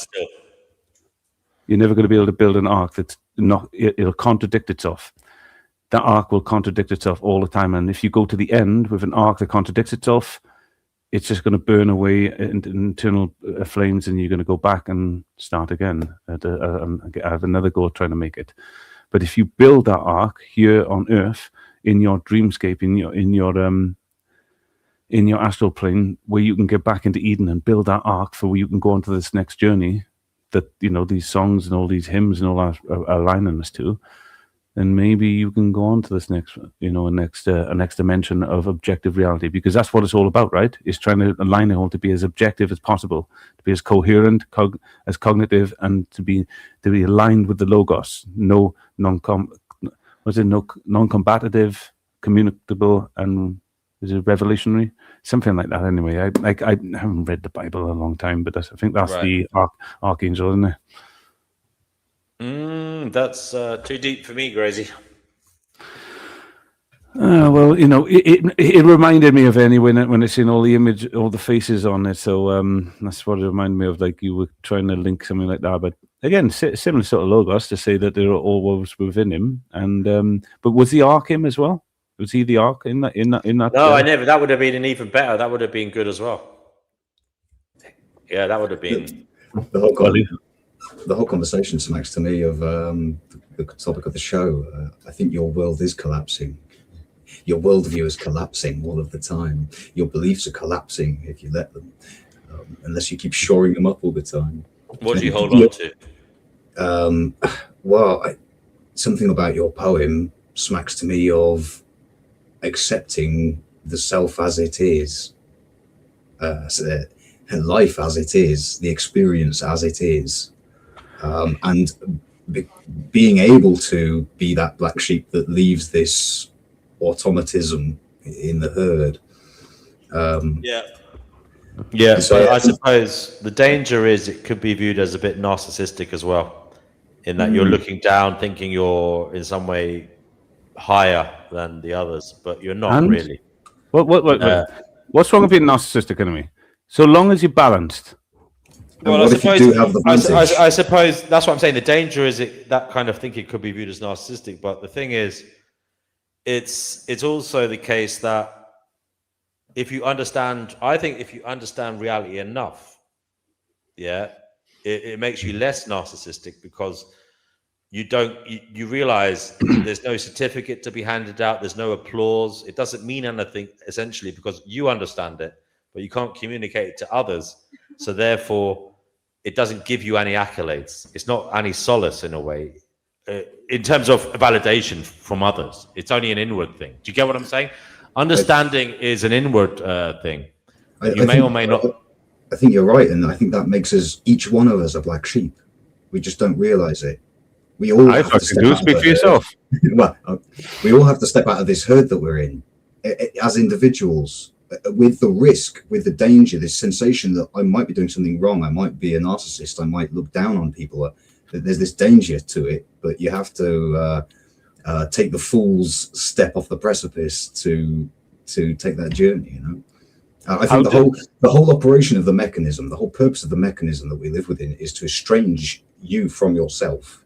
From that reflective process, that internal self-reflection, I believe. How did the worlds collapse in the book? The Fable of the Three Little Pigs. All them worlds and how they collapse, like similar sort of thing. Yeah. From the cracks within, the whispers within. Yeah. That's Dirty Lowlife. You spoke of something. You came into my head last couple of days. You talk about samsara, you know. And I think this is actually related to what I just said about when you start understanding reality and you start gaining some wisdom, you realize you're not the be all and end all. You realize you can't save everybody. You can just try your best, but also part of you may begin to think it's not your job. I mean, it's a really narcissistic thing to think it's your job to change other people's perspectives. I mean, that says that you're ultimately knowing exactly the right way forward. When how can you for sure know the right way forward? You know, I've spent a long time trying to fix the world. So in some sense, becoming if you want peace in your heart, it is part of it is to accept that if others are okay, if others are happy, then why change their perspective? You know, let them on. Let them keep rolling. And again, you changing perspectives may be a curse for them, you know? And whatever. I mean, if nobody really knows what's going on ultimately, why seek to change perspectives too much, you know? It's that saying, if you can't improve the silence, don't break it. No, Retro, I didn't boot you out of the panel. So come on. Maybe Pristine did. I don't know.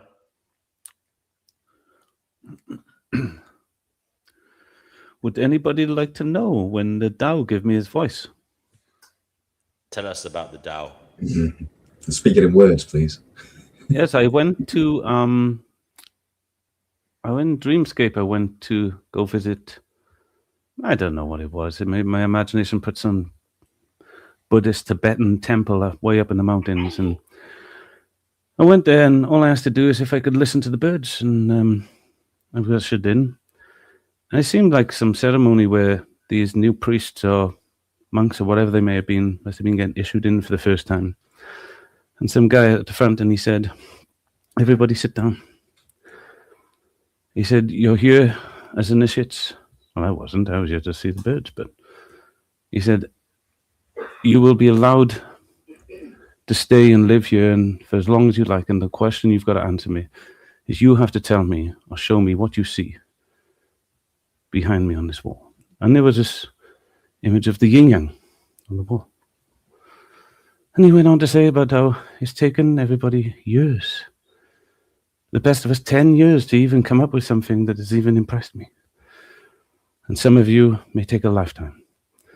And they're all there, nodding along, and I had to get up and say, "Excuse me. I only came to speak to the Tao. I just want to listen to the birds. Can I do it now?" He smiled and said, "Sure, tell me." So I walked up to the wall, grabbed the image, gave it to him, and I said, "That's what I see. Can I go listen to the birds now?" He smiled and said, "Yes." I left the room. He then got up, moved the stool to the back of the room, and sat with the rest. And he said, "Any moment, the Tao is about to come back in here and tell us what the fuck's going on." And that's the day the Tao gave me his voice. There's the Tibetan Buddhists up there now waiting for me to come back. I didn't go back there, but they don't need me. You fuckers do. There was never anyone else there to start with. It was always just you. Well, isn't that the case on every single fucking situation ever?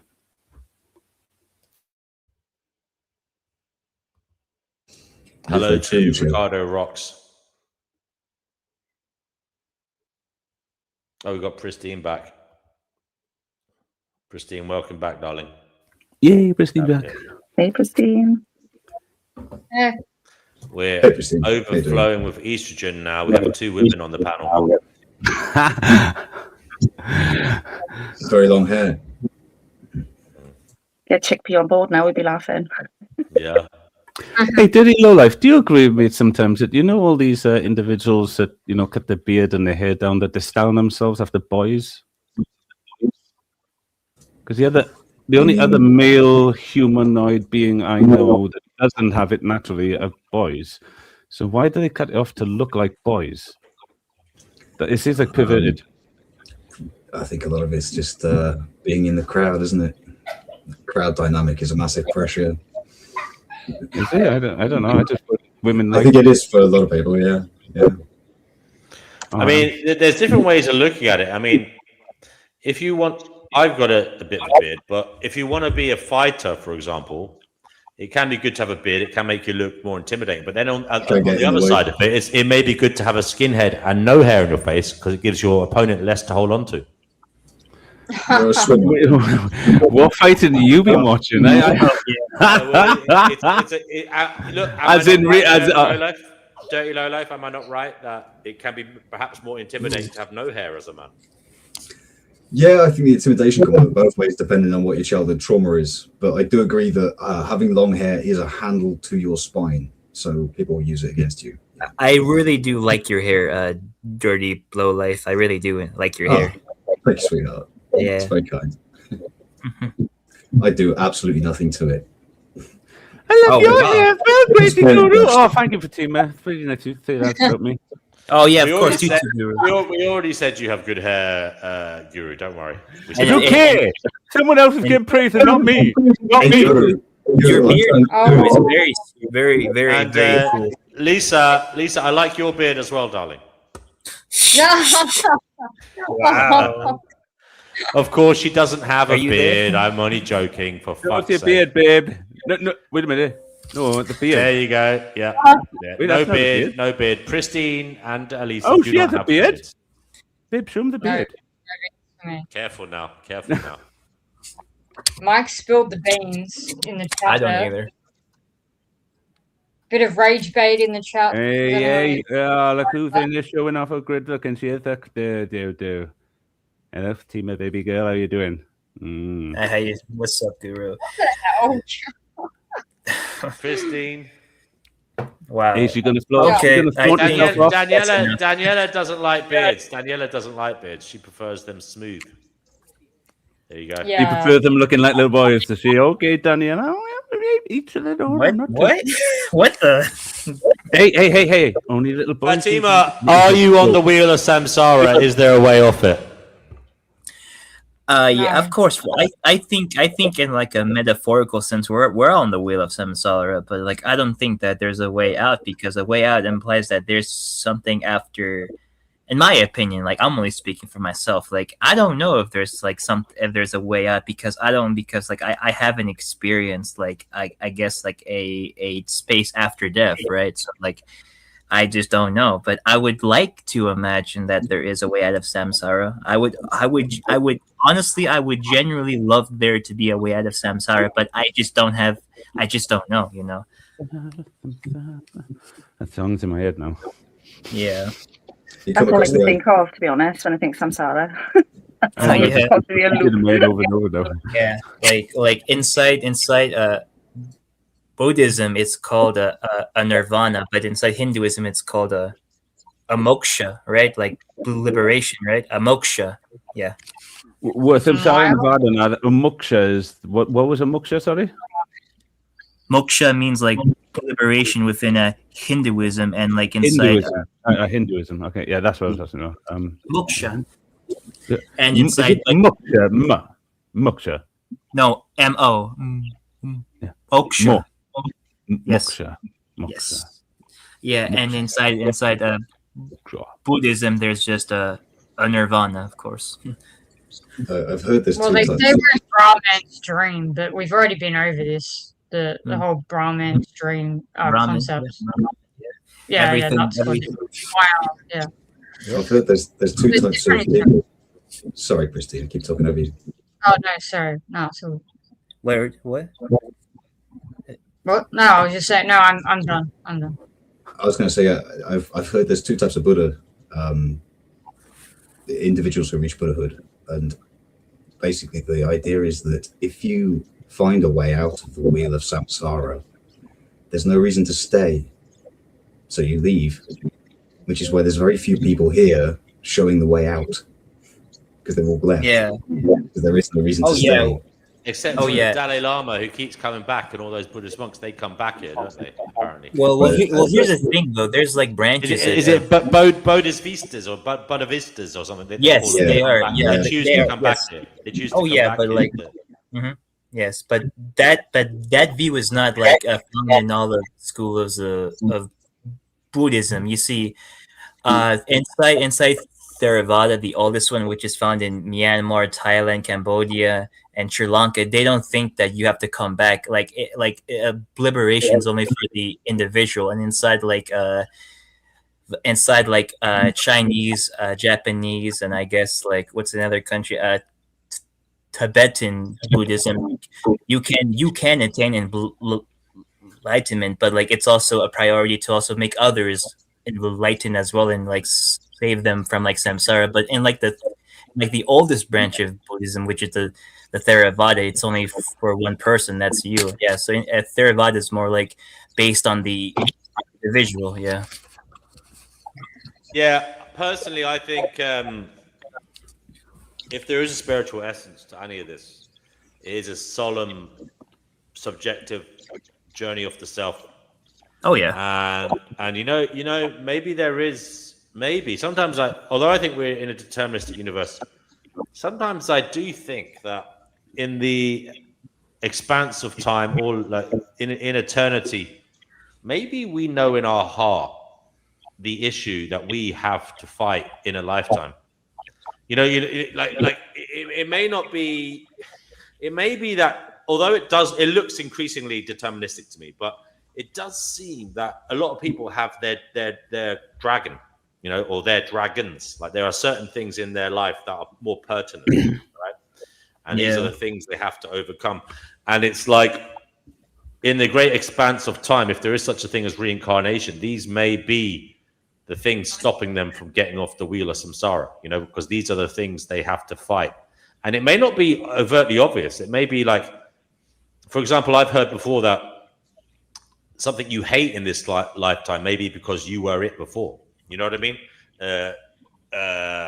Or vice versa. If you love something too much, you may become it. You may learn the bad side of it in the next life. You know what I mean? So ultimately, it is all about trying to walk your own path and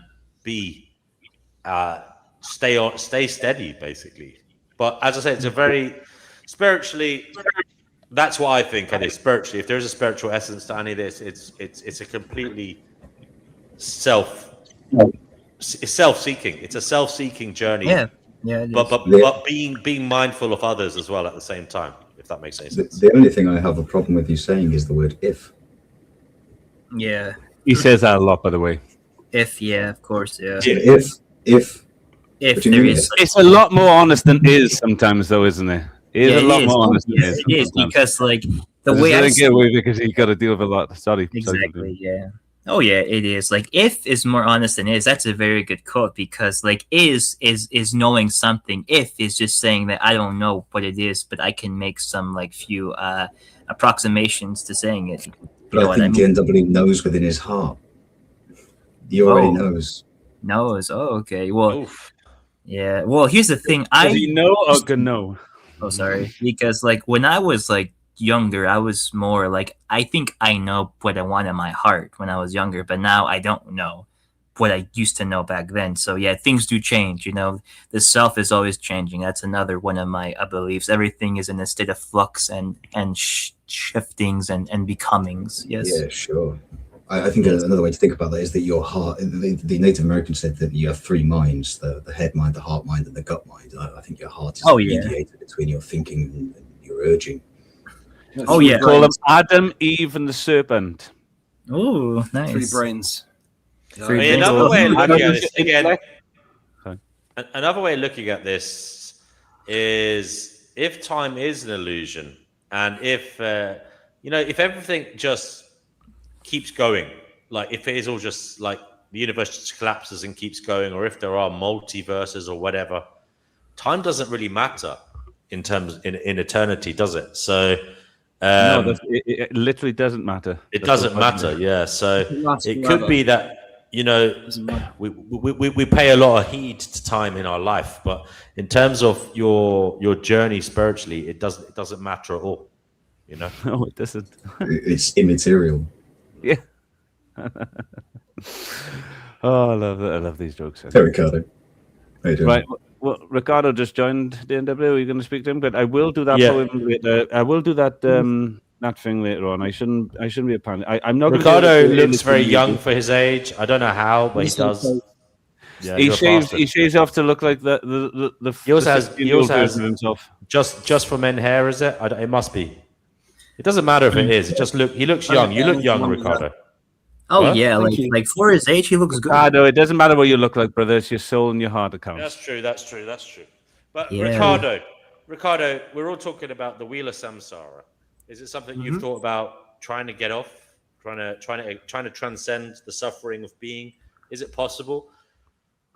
Yeah, I think I've read about it. So I've studied Buddhism extensively and done lots of meditation.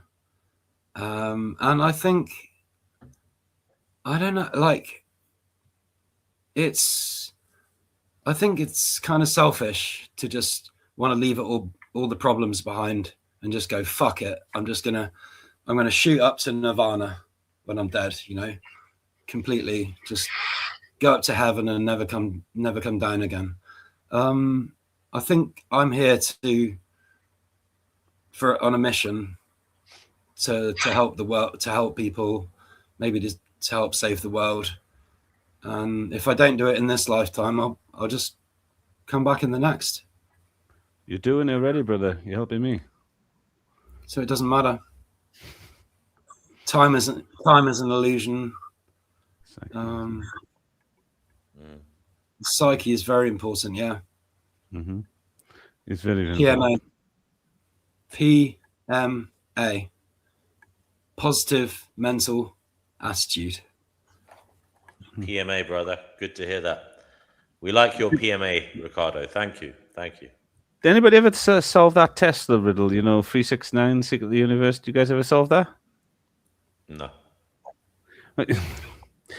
The thing with Tesla, he loved Logos as much as anything else. If he said he wanted every man to solve this, meaning it was supposed to be really, really simple, not hard. And then you look at the universe as he constructed it at this time and what was accepted. There were 9 planets.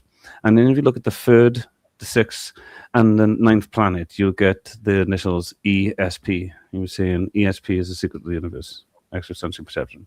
It's just a riddle. It's a simple riddle. It's a pretty cool one, actually. That's interesting. Like a code. Yeah, it's a hidden code. I see this straight away, and I was like, oh, that's interesting. Secret of the universe. And I was like, wait a minute, 9 planets. Oh, wait a minute. What's the 3rd? What's the 3rd? You stupid. Right, okay, what's this? ESP. Extrasensory perception. Well, little genius. That's a cool little riddle. I wonder who solved that. Put it in. It was like not known. I was like, oh, all right.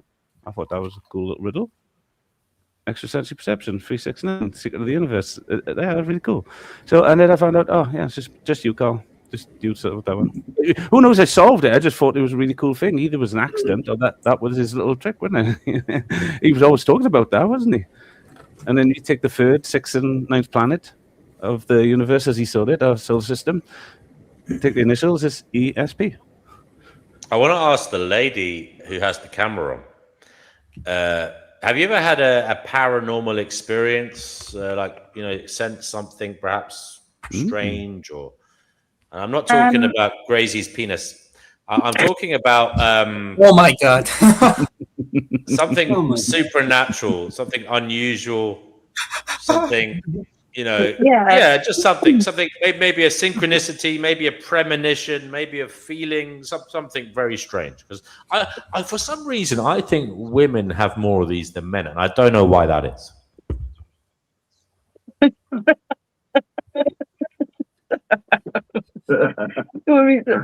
Stop it. Crazy's being crazy a minute. I'm not. Right, Oh my yeah, lord. I kind of bugger off. Try to put a banana in my face. Right, yeah, I've had two sorts of situations where I've had an out-of-body experience, but I think that was due to high temperature because I was really, really poorly. I think it was about 7.5, 8 years old, something like that.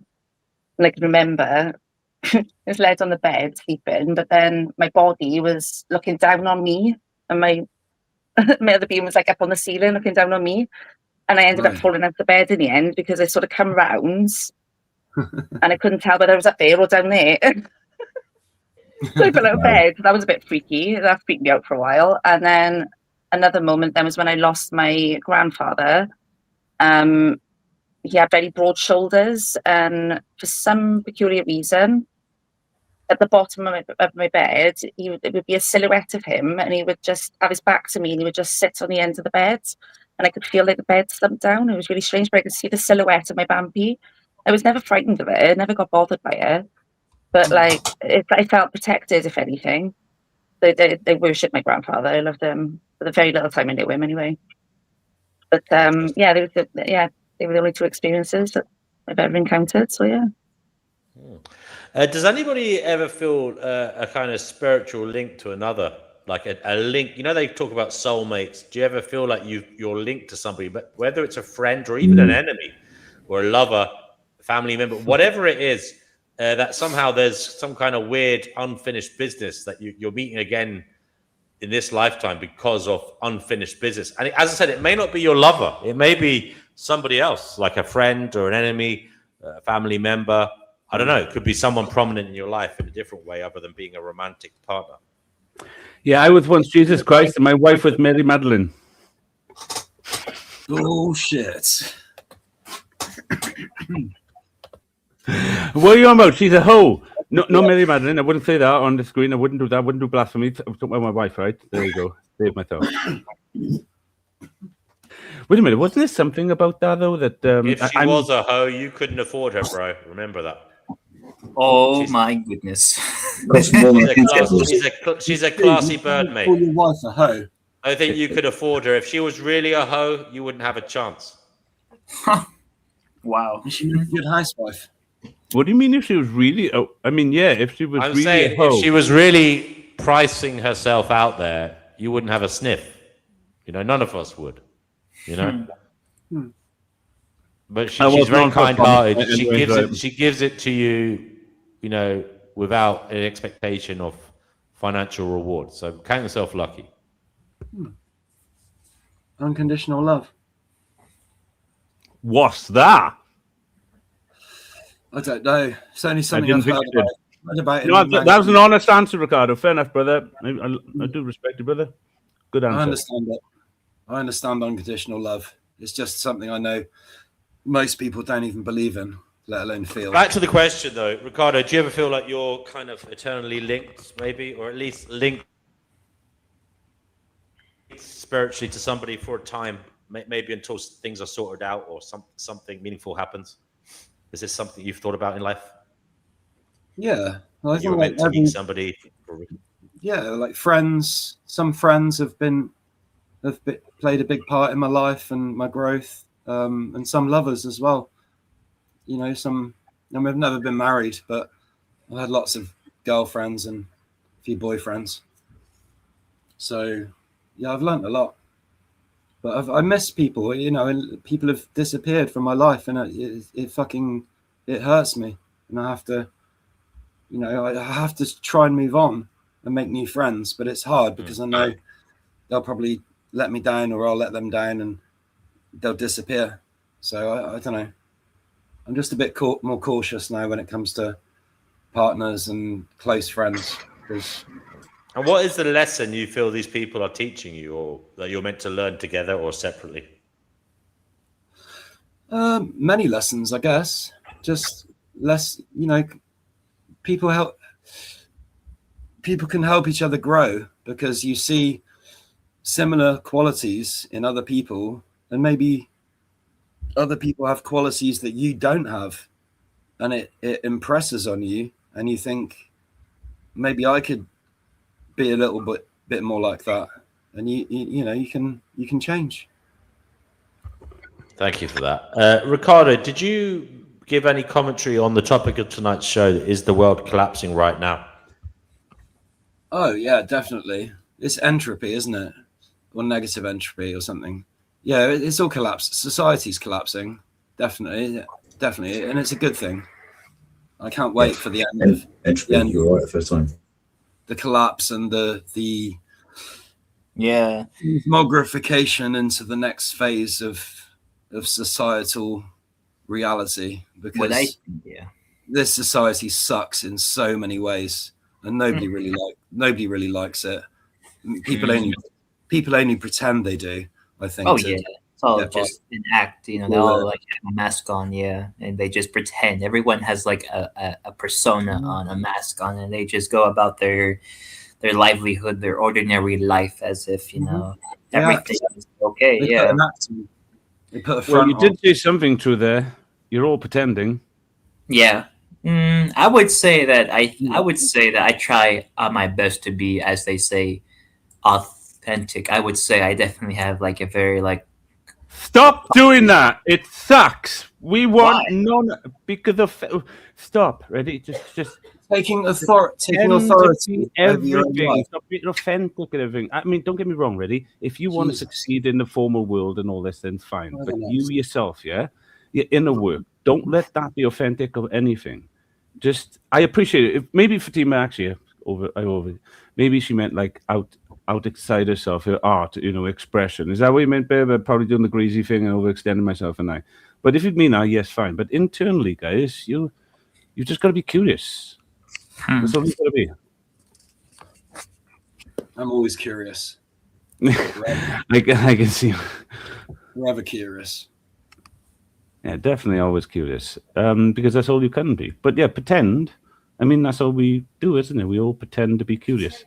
Pretend to be things, but we're curious about stuff. So in our being, we're curious, but we pretend. That's our. What if? Okay. That's Nile, isn't it? That's the river. Sorry, the river Nile is the pretend place. Was it the abstract? That's the river Nile, yeah. As in like Greek, not Greek. What am I thinking of now? Egyptian. You know, they say the Nile, the Nile. That's it. And the river Nile is the abstract. The Nile's not just a river in Egypt. I know. Yeah. But just because if all you can do, if all you can take in the world is actions, to act, and theatre is an act. It's all theatre, right? It's all pretend. Yeah. You got to make moves. The only thing that isn't pretend, though, to be honest, well, I shouldn't say the only thing, because within this frame, the only thing really isn't pretend is the curiosity and the drive to push that free will to push. Like I said the other day, I got it incorrect. Yes, I agree that there's free will, which is the drive behind pure curiosity, which often gets broken in us. That's why I say we get moral agency from. That's why I say people don't have free will anymore. And there is will, of course, which is what you guys were also asserting, which is the obviously our ability to assert will into our actions and do the things we want to do. That kind of will as an action. That's what we were saying last time, was it? Will being the tool rather than the thing that comes naturally to us, that's given us birth. Which, if you think about it, surely the will to be curious that you don't control is free, is auto. It's the autism within you, yeah. The will that's the autism within you, the curiosity behind the source of who you are. Before autism is, and so everybody runs on this system called sync autism, yeah.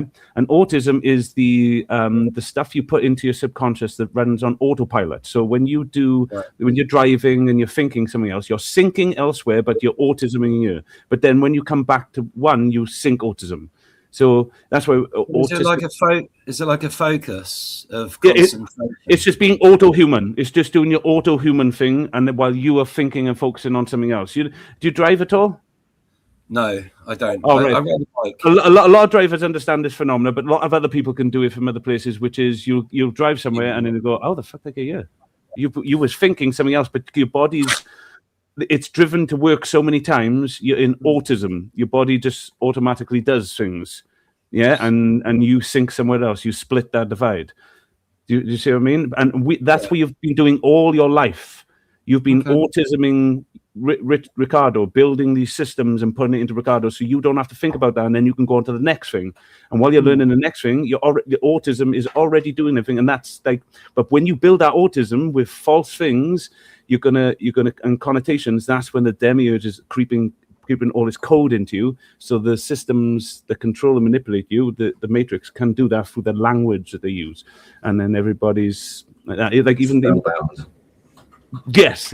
Go on. I won't be going, but yeah, everybody. Yeah. Going back to right. Going back to acting, what would it be? What would it look like, or what would it be called?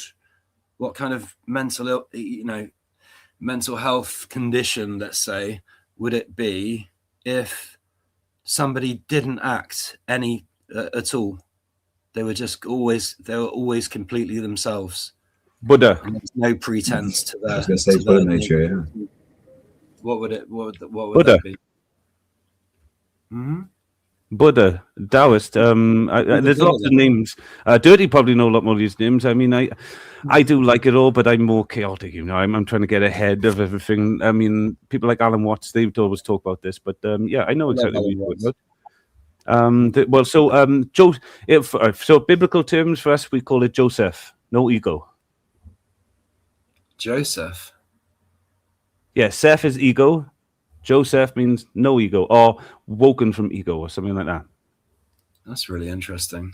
Jonah is waking from ego. Joseph is woken from ego. It's interesting because Seth is set, and that's the sun's set. Is and look at this set. Yeah, listen, set is your set, as opposed to your setting. When you bring your set outside you, yeah, you see the story. Yeah. You get it, yeah. Arisen, yeah. But curiosity is then what is Aries, and the free eyes within his free eyes is then when he's fine. First of all, his two eyes that they focus on is focus and awareness. But then he also has another journey of free eyes, which is then to find balance between his inner instinct, intuition, and intellect. And when they balance, they can open that inner mind at a greater state, so they can have a more astral sense of the all and in the mental state. I heard somebody say the other day that your instinct its only interest is your survival, your bodily survival. Yeah, self. Yeah, that's true. Yeah, purely selfish. Can't be anything else. You really need to recruit it to work for you. Yes. Your enlightenment.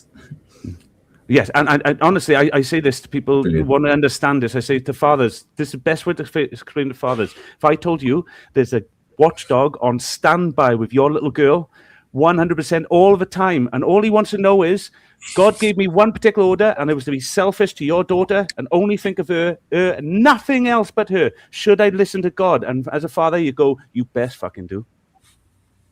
Because your daughter will also have another eye for intuition to connect with individuals like Fatima. Fatima has a wonderful intuitive eye. She saw me when I took my mask off straight away. but like different people, they have that. And then someone like me with Charles up there can have that intellect to do that mindscape thing. And when they can work together, you can kind of do what I do in a little bit. Everybody can do it. You were all born with it. Everybody just forgot. I forgot it for a long time because everybody's convinced I was crazy and I had to fit in. And I adopted it then. I thought, fuck it, I'm crazy. I'm going. Hey, Fatima, how you doing? Hi, how's it going, everyone? I like that background behind you. Oh, thank you. Yeah, actually, my uncle painted that. Yeah. Wow. Anybody? Yeah. Interesting. Anybody like Lord of the Rings? So you still didn't. Actually, you didn't answer my question. You sort of veered off into other things. But was that me? Sorry. Fatima. I'm not asking just you, Gracie. I mean, everyone is welcome to answer. But I'm just wondering, what would it be called, or how would society deal with someone who doesn't have any pretense and never acts? They're always themselves. But the self is an act of self, isn't it? Well, the self is a multi-leveled construct. Yeah, but I mean, to portray it, still has to be an act. It has to be enacted. Yeah, the self is something. I get what you're saying. The self is more of the true More than just the being, ego. a reflection of the true being than the ego is, because it should be honest and open. The ego is just to fragment itself. You know, the shadow you're told you're not allowed to have out, you have to put that aside. But so what's left? It's not the whole self, is it? So it's the ego, and then the ego is the puppet master for your will to keep you enslaved. But the self is, like you said, the structure. I agree with you. But it still has to be performed out here. If you mean they just stay within their inner self, they just stay as in Buddha, just in meditation. Is that what you're saying, Ricardo? They just sit in meditation, and they just sit there for, you know, they properly like guru that shit, you know, like just transcendent. Buddhists. I don't know, to be honest. What name would I give someone like that? I would just call them. I don't know. I think you answered it in your question, Ricardo. You said, what kind of being? Nobody's being. They're all busy doing and thinking and being an ego. Yeah. Maybe that's being. That's what we call it. Just a being. It's just like cards. They just shuffle, right? I think everyone is in a state of becoming. Shuffling. There is no stable self. That's what I mean when I say there is no self, because everyone is always there is a stability, because there's a stability that is observing all of the chaos, all of the chaos and the shuffling. There's something watching all of that, and it has to be still to notice the chaos. But what is it? Just still though? Is it only still? I agree that it needs to be still, but like what I'm saying is, you can observe all the chaos with just being still. Means that I don't think it's as stable. But the only thing you can observe still is the chaos. To break it down, you need to have sub-levels that are going to do that for you, like lenses. So you're still, but you still need to build lenses, which is what we call the Holy Spirit.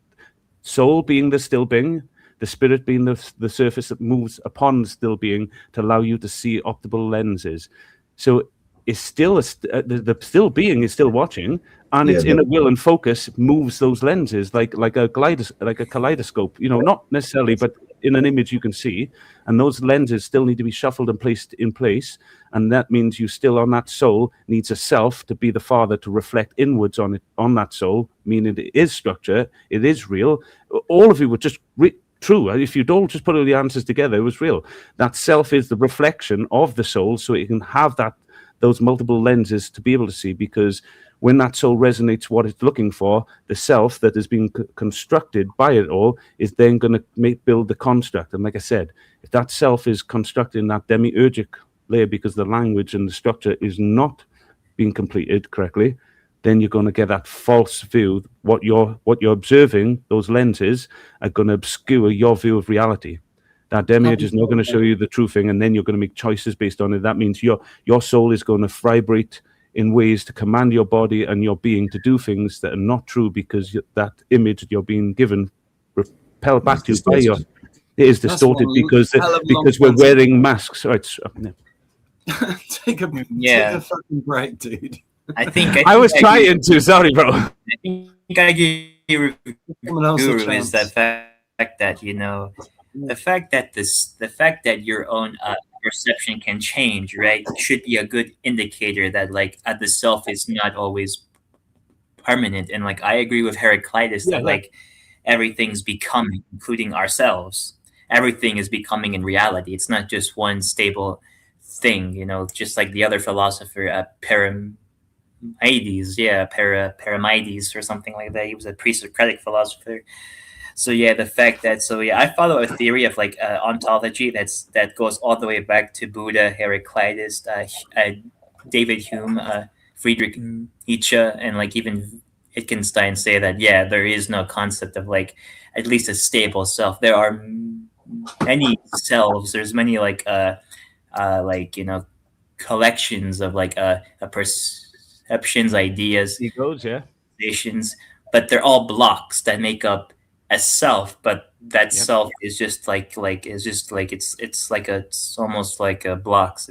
It's like do you know what the self is? The self, is a principle to what you refer to as the soul point of view. You must have one for you to claim the universe and anything to be real in the first place, because that which is claiming something to be real must also be real, surely, because otherwise if it wasn't, then nothing what we're talking about. So what I'm saying is a soul point of view, what is you? Yes, but that has a reflection because it is whole and complete. So it needs to have a broken down reflections, just like the formal systems you need to see the metaphysical map underneath. So that self is just that, but it is still you. It's in essence, it's a resonance of you within your consciousness.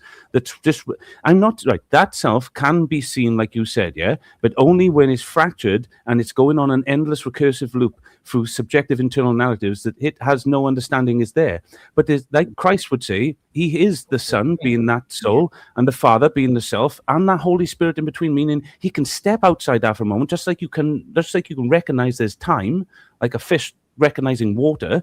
You can step outside that for a moment and understand there is a soul point of me. There is something that's controlling and showing me this world. Maybe it's showing me something a little dogmatic over here. Like maybe Gracie is right and this stuff over here isn't this way. Maybe I should look at it a bit more here. I should expand my awareness more. That relationship can tell you then when you need to expand that relationship between these two things, yourself and your soul, so you can have that harmonious relationship to go, yeah, I don't need forgiveness, I don't need revenge, I can understand what's going on and I can adapt, I can change me, I can change something else outside me, only through that relationship of saying I can step outside and understand, just like it was when I was in Eden as a little child. Sometimes I could pause my little dream, reverse it back, change things, go forward, or was that just me? No. Yeah, I remember doing that. Same, yeah. I was just like the self. The self is like an onion. If you know, there are layers. Yeah, yeah, like yeah. the onion. Feel about the layers, yeah. Yeah, dirty. You get that? That's what I mean. There, the self is like an onion. There is a firmament. Nothing in the center. There's nothing there, but no, there is something at the center. It will make you come. And it's the experience. Yeah, kind of like, well, it's the relationship between the curiosity wants that experience. Would you say, DNW? Sorry, say that again. That center part, yeah, it's the firmament between that center to know there's a center is on one side the experience, like you said, but on the other side is the curiosity, the wishes that experience upon itself. Yes, something like that. Because otherwise it wouldn't have the experience. So in other words, the eye that's having that experience, the watcher, has to be at that center, surely, yeah? And you're saying the experience and firmament on the other side of the circle. So you have that that first cause within you that we call soul, the one that looks out for the experience and the experience then given back to that. And then from that experience, then we have, like Ricardo said, that onion effect of, we have a great system within us of consciousness and cognition that works between them perceptions that layers all this for us when you look deep in there. But it is just a sense of onion skin lenses that we put in place to try and build whatever is needed for us to see that whatever particular structure you're in, from the environment, how you feel, the people around you, is DNW getting pissed off you're talking too much, you know, stuff like that. Do you get what I'm saying?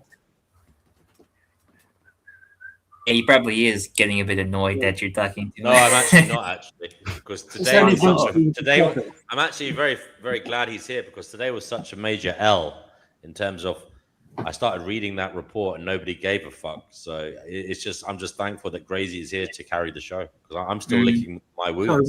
Yes, play the Gracie Guru song. I earned the Gracie Guru song. Come on. Yeah, he did actually. What report are you referring to, DNW? I don't know what. The Ian Bremmer's report on the risks, the major risks of 2026 in the world, but it's kind of focused mainly on America, really. But anyway, I think it will say the Crazy Guru show. I'd be happy to take a look at it. All right, I'll send it to you as a link. Oh, cool.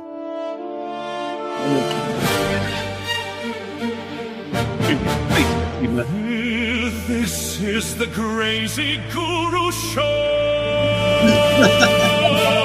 Step right up. Don't you know?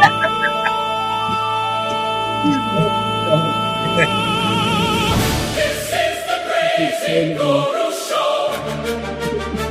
There is no evil. There is no evil. There is no bad. I am a metacognitive genius. There is no wrong. There is no wrong. There is only incorrect. I won't say you did something bad. I'll just tilt my head and reflect. I'll pull your ponytail soft and slow and ask you things you ought to know. Why'd you do that? What was the aim?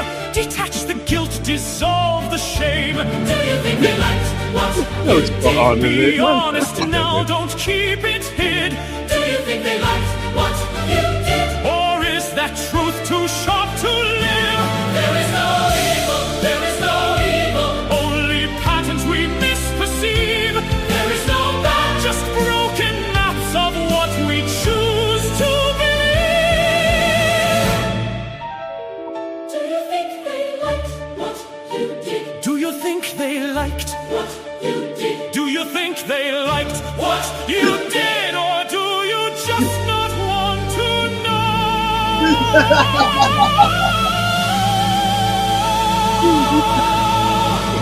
This is the Crazy Guru Show. There is no evil, are you sure? There is no bad, or just no cure. I am a metacognitive genius. Watch me blur what once was clear. There is no wrong. There is no wrong. There is only This is incorrect. ended. Well, that was Out of all the things that have happened to me, What's it? I savor the good, and I have no regrets about the incorrect, because everything helps me along the way become the man that I am today.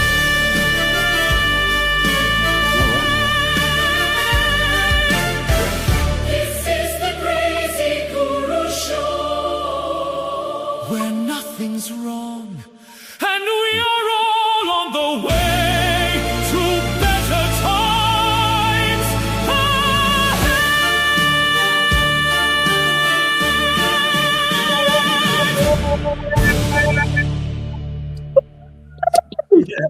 Thanks, baby Bravo, girl. that was Thank you. excellent. What a song. I know, right? Banging. It's all about me. That was good. Yeah. All for you, man. I've do about. I can Right, imagine us blaring that through London. Oh, I will just about a joke. I just as I walk into as I walk into Speaker's Corner, I just want to play. Blast it on a Bluetooth speaker, man.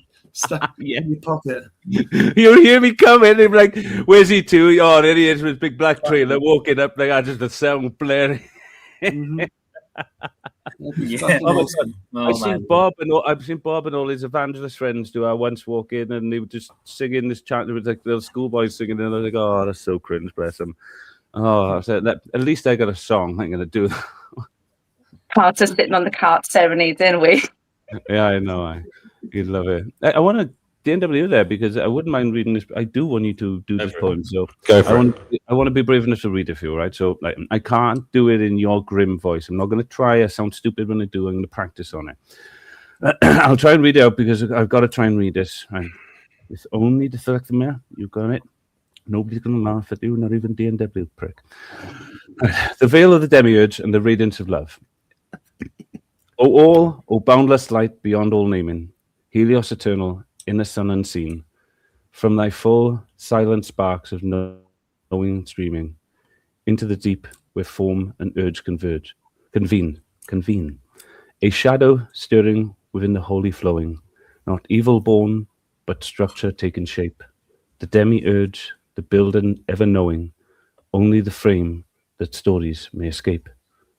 He is the scaffolding of every story, woven from urges twinned in restless fire, forgiveness calling debts to be made glory, to be made gory, revenge that sharpens blades of all desire. If neither urge finds root nor resolution, then suffer thou thy tale, thy self-made chain. He rises walls of rigid attribution, of mine and theirs, of loss and need for gain. Dogma his hammer, creed his iron prison, curiosity he freezes in stone. He turns the living word to dead inscription, and names the spark of all a thing alone.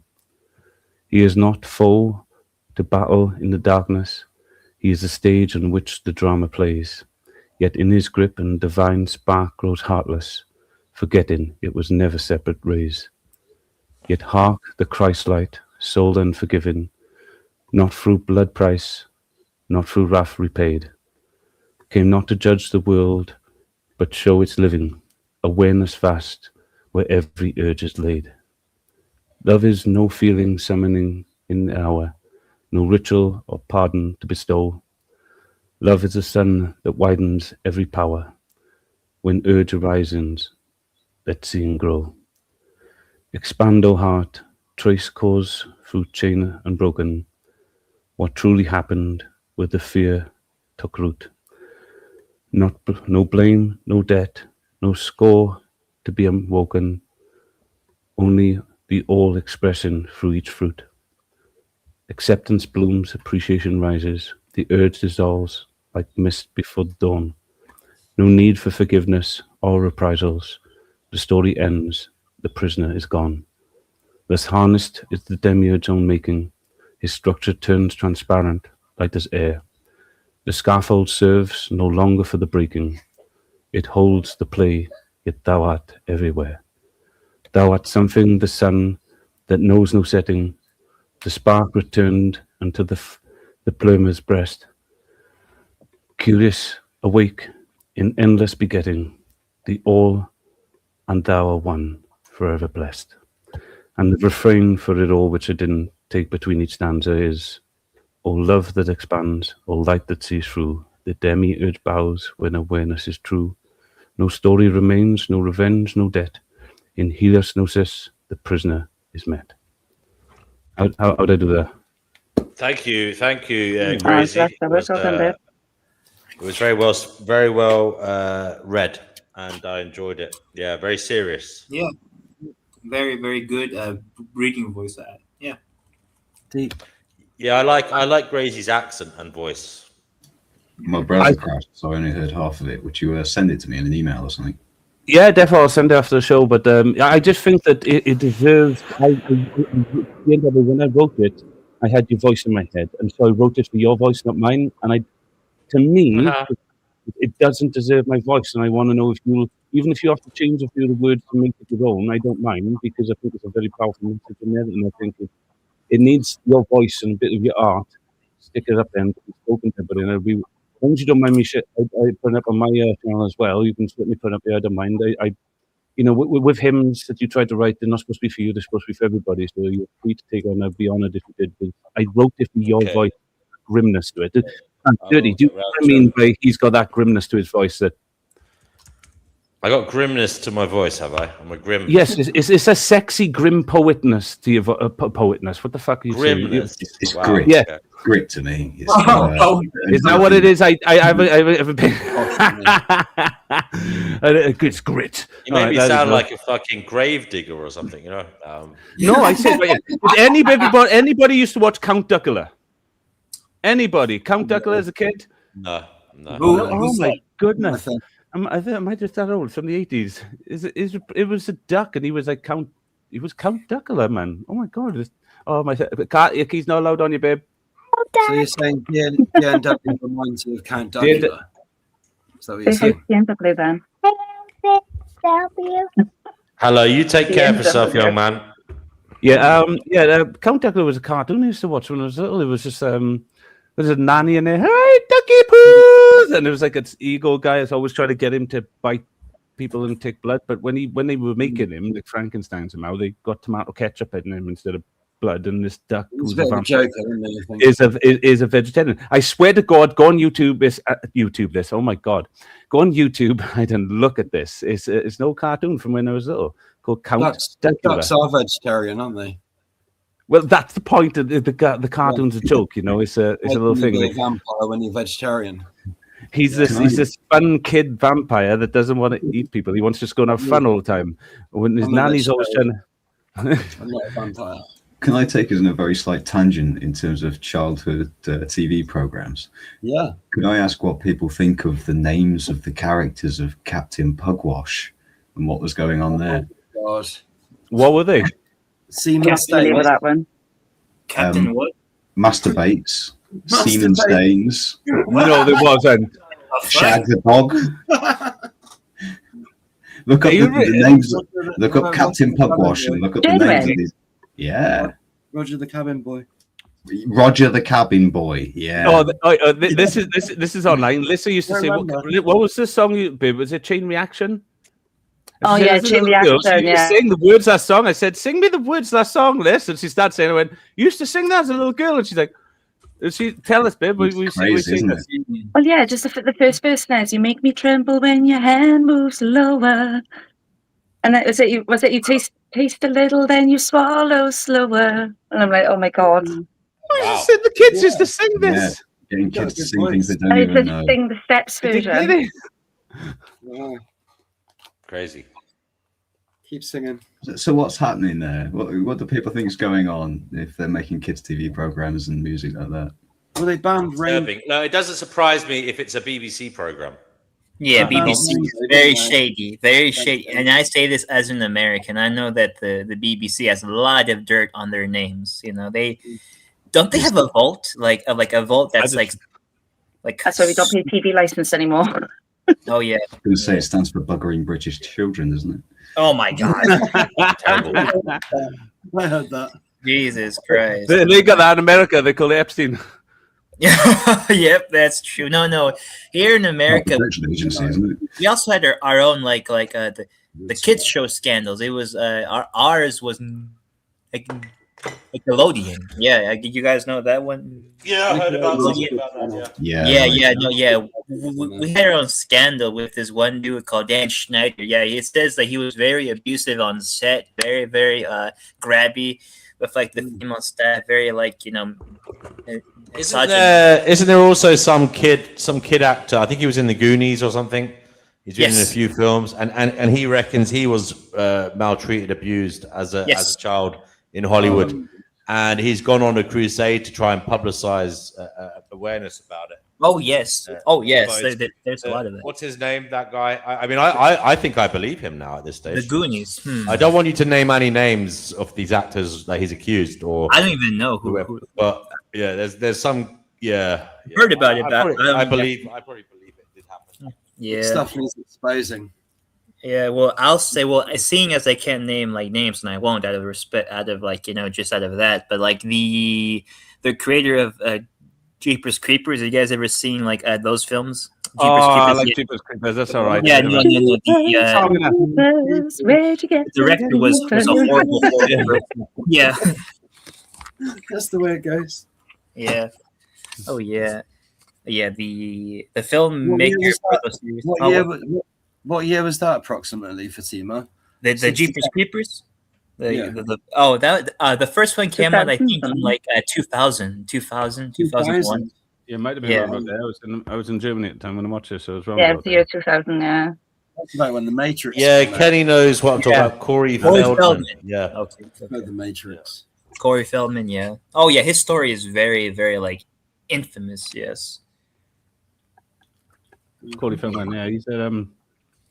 He's in a lot of them. Was he in Lost Boys? He was in Gremlins, I think. Gremlins, yeah, he was in Gremlins. Yeah, he was the youngster in Gremlins, wasn't he? And Hollywood. One of the vampires. Really weird. The Lost Boys? It's the Lost Boys. Yeah. I thought it was Lost Boys. What am I getting Lost Boys mixed up with? Yeah, Lost Boys. He was in that as well, wasn't he? I absolutely fucking love that film. The Lost Boys. Yeah, that's a childhood banger for myself as well. The Lost Boys. I must have watched that so many times. Not too young, maybe, but from teenager up, it's good. It's a great film. The Lost Boys. Yeah, that's like when when they're in the cave and the rice turns into maggots. Oh, yeah. Oh yeah. When it is it when they were going to where the den is, isn't it? That's what you're talking about now. When they go into the den. Yeah, they invite them back to their cave. Yeah. It's zombie. Has anyone seen Darkness Falls? I've heard about it, but I haven't seen it. I've heard that's fairy, isn't it? I've heard of from Dusk Till Dawn. You guys ever heard of that? Oh yeah, love those songs. Yeah, From Dusk Till Dawn. Yeah. There was a bunch of them after the first one. I never watched any past the first one. Watched that one when I was in the military as well. From Dusk Till Dawn. Yeah, it's a great film. It was the one we just watched, anyway. This one that Hail Mary. Hail Mary. So, have you seen, anybody seen that new one, Hail Mary? It's a new one, and what it is a betrothal line between our sun and Venus, and they've recognized this throughout the galaxy or something. All the suns are starting to die. There's a new like sort of bacteria that's feeding off all the suns, and then they find out there's one sun that's not happening to. So they want to do a Hail Mary, because in 30 years, the population's going to start going to war because we're not going to be able to grow as much food or something like that. Hail Mary. Yeah, so they end up throwing this Hail Mary as in like, a long shot, yeah, and which is they're going to use these bacteria because they figured out somehow when adding water or something. I didn't catch the catalyst they did, but they figured out how to turn it into fuel. So we're able to build a ship and then travel with a team to this sun to figure it out. Well, when they get there, the film starts, he's waking up and all the team is dead, but this one guy is a teacher and he's the guy that figured all this out. And he ends up making a relationship with another alien. It's like this rock, who's there to do the exactly same thing, and they're both there alone in their ships, trying to get on and trying to form a relationship with each other, communicate. It's really funny. Yeah, I said, Alyssa's going, that rock's like you. You love this because that rock, and he's really like you. And I'm like, yeah, he's brilliant, rock. He's awesome. I fell in love with their relationship between a human and the alien trying to communicate. Now I know it's all fun. It was nice. It was nice to see that two complete beings that didn't speak started learning how to communicate first, understand what words were, what they meant by things, and then started trying to figure out how to solve this problem together. And then they formed a loving, cherishing, heartwarming relationship between egos that we all love. Really cool. Get lost in that story, suck all that lovely good feelings and them emotions, but. Yeah, it was a nice story, lots of logos behind it, and I really enjoyed it. I thought it was quite a warm and entertaining movie to myself, rather than the usual fucking tripe that to just, recycle through it. Not that it doesn't entertain sometimes, you want get a little bit of sugar, get a little bit of action movie on with the kids and have a laugh, and pretend you're there with them, have fun. But like for an actual sit down and to get into like a nice drama and a nice touching movie, that was pretty cool. So yeah, I do recommend it. Long ass film though. Oh yeah, it's a long movie. So you've got to be willing to just sit down and enjoy something, do you know what I mean? And let yourself go with the flow and let yourself get taken away with it. I did enjoy as well though the communication that you said with the alien and the guy, but when he was just using like literal words, and then he was sort of like responding in such a cute manner, wasn't he? Like because he'd sort of say something, he'd be like, question. Yeah, so he would always preference at the end when he'd say something, and you'd say his name or something. You say, "This is what we're supposed to do?" Question, but it was like this cute voice, and what it was, it's not his voice. He makes these sound waves, and he was detecting sound waves and then putting all words into like a translator. And after a while, like the AI, he assigned a voice to him. It took a while to set a voice, having a little bit of a comic moment for it, and then they finally got him a voice. And then obviously he's running around with a voice then, so you can hear him. And there's a love scene where he's rescuing his best buddy, and they see him fall in love with each other. Because the two aliens meeting for the first time, but they're not there for themselves. They're there because all the suns are dying. And, and they see themselves he's as like stuck up there as well, isn't he? So he's like, oh, sod it, I may as well just do my best to try and. He throws this little canister at his ship first from his ship, yeah, and it's spinning towards him. And he's like, "Oh my god, what's the bomb? I don't know what to do. So I move." And he goes, dink, hits the ship and moves off. And then he throws another one, and it's going really slow. He says, "Why is he throwing it?" Oh, he thinks I'm stupid. He has to get in his spacesuit and get out to get his canister and everything. But I was roaring the moment I got it straight away. I was going to say he thinks he's dumb. That's what I would have done. He's obviously thrown it thinking this intelligent life form that's come all the way here is going to catch this. No. So he's thinking maybe he's not catching it because he's a bit dumb. Let me throw a bit slower. So it's just going really slow. And he got it straight away. Like he's like, why is he throwing this? Oh yeah, he thinks I'm dumb. Yes, he thinks you're dumb. I would have done the same thing. And he's really intelligent, this rock guy. I think he's supposed to be this engineer scientist, but obviously the guy that's come along, the only guy who survived on our end, happens to be a teacher, doesn't know much about astrophysics and everything like that. He came along as a replacement for somebody that sort of blew up in an explosion, but I don't give too much away the movie. I already told you all already. Oh, I got like a kid when I do that sometimes. Anyway, enjoy the movie, everybody, if you can. Yeah, sounds good. Yeah. It was a good movie. I won't tell you the ending, okay? Yeah. Do any of you guys like any films from David Lynch? I think he's cool. David Lynch. Who's David Lynch? Sorry? Oh, Fight Club. David Lynch. Fight Club. Oh no, that was someone else. He directed Elephant Man, Eraserhead. What else? Blue Velvet. He also directed the first adaptation of Dune. The first adaptation of Dune with Sting. Yeah. Right, and so I know all these movies, but none of these movies were my taste and my time. And I've watched all the new adaptations of Dune. The old ones I've watched, but I didn't retain them when I was a kid. They were too for me. I wanted cartoons. What'd you say, Ricardo? Chuck Palahniuk. Yeah. Oh, yeah. Chuck Palahniuk. Yeah, he's the one who wrote the novel that Whitehead was based off. Yeah. Did he make any other films? Is there any films based on it? I don't know. I think there is a few that are based off like his other works, but like I'm not sure. I might have to check because Fight Club was a great film. I love that movie. Yes, it was. Yeah, that was a good one. Yeah, it was one of the movies that got me. You know, I don't mind admitting sometimes I get into a movie and let myself go, and then all of a sudden I was like, "Oh, yeah, that makes a lot of sense now." I didn't get that. I wasn't following, and it was just one of the movies. So many movies. I just do like that and spoil it for myself. But some movies I get right into and I don't try to break it. And a series I did that too is Battlestar Galactica, the recent series, not the older version. And when I watched that, there's a moment in now which I won't explain, which I was waiting for, but just didn't see it come in. And even it was happening, and when it happened, I was like, "Oh my God, I didn't see that happening either." So I love it when that happens, though. I think magical moments for me because it doesn't happen a lot. I often give away the story before the end. Oh, cheers! Yes, I wish I had a drink with me, but no. Just the one. That's all. Alyssa's stroking her pussy, ladies and gentlemen. Oh, can everybody see the pussy? Yeah, nice. He's lighting one up.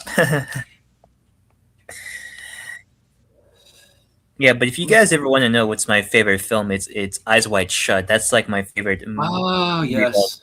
Eyes Wide Shut. Yeah, Eyes Wide Shut. Yeah. Yeah. Oh, I'd love to see it again.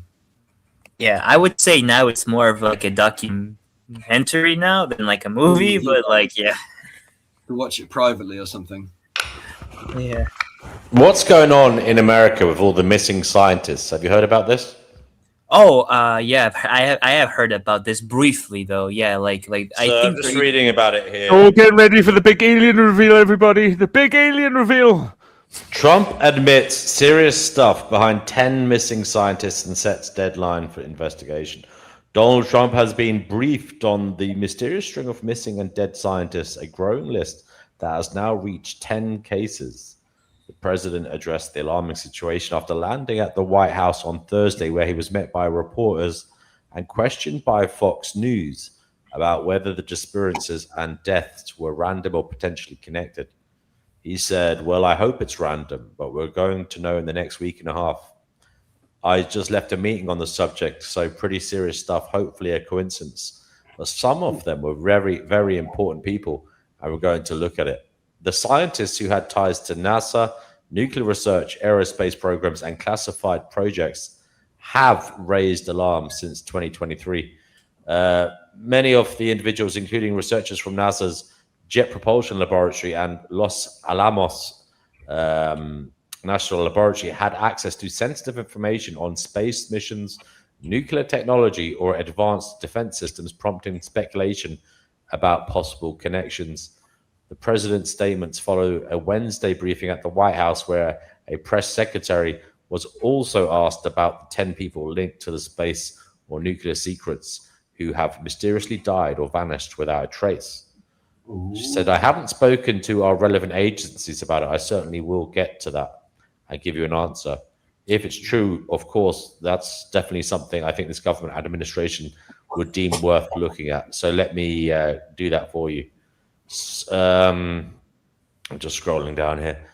This disturbing pattern became apparent after retired Air Force General William Neal McCasland vanished on February the 27th.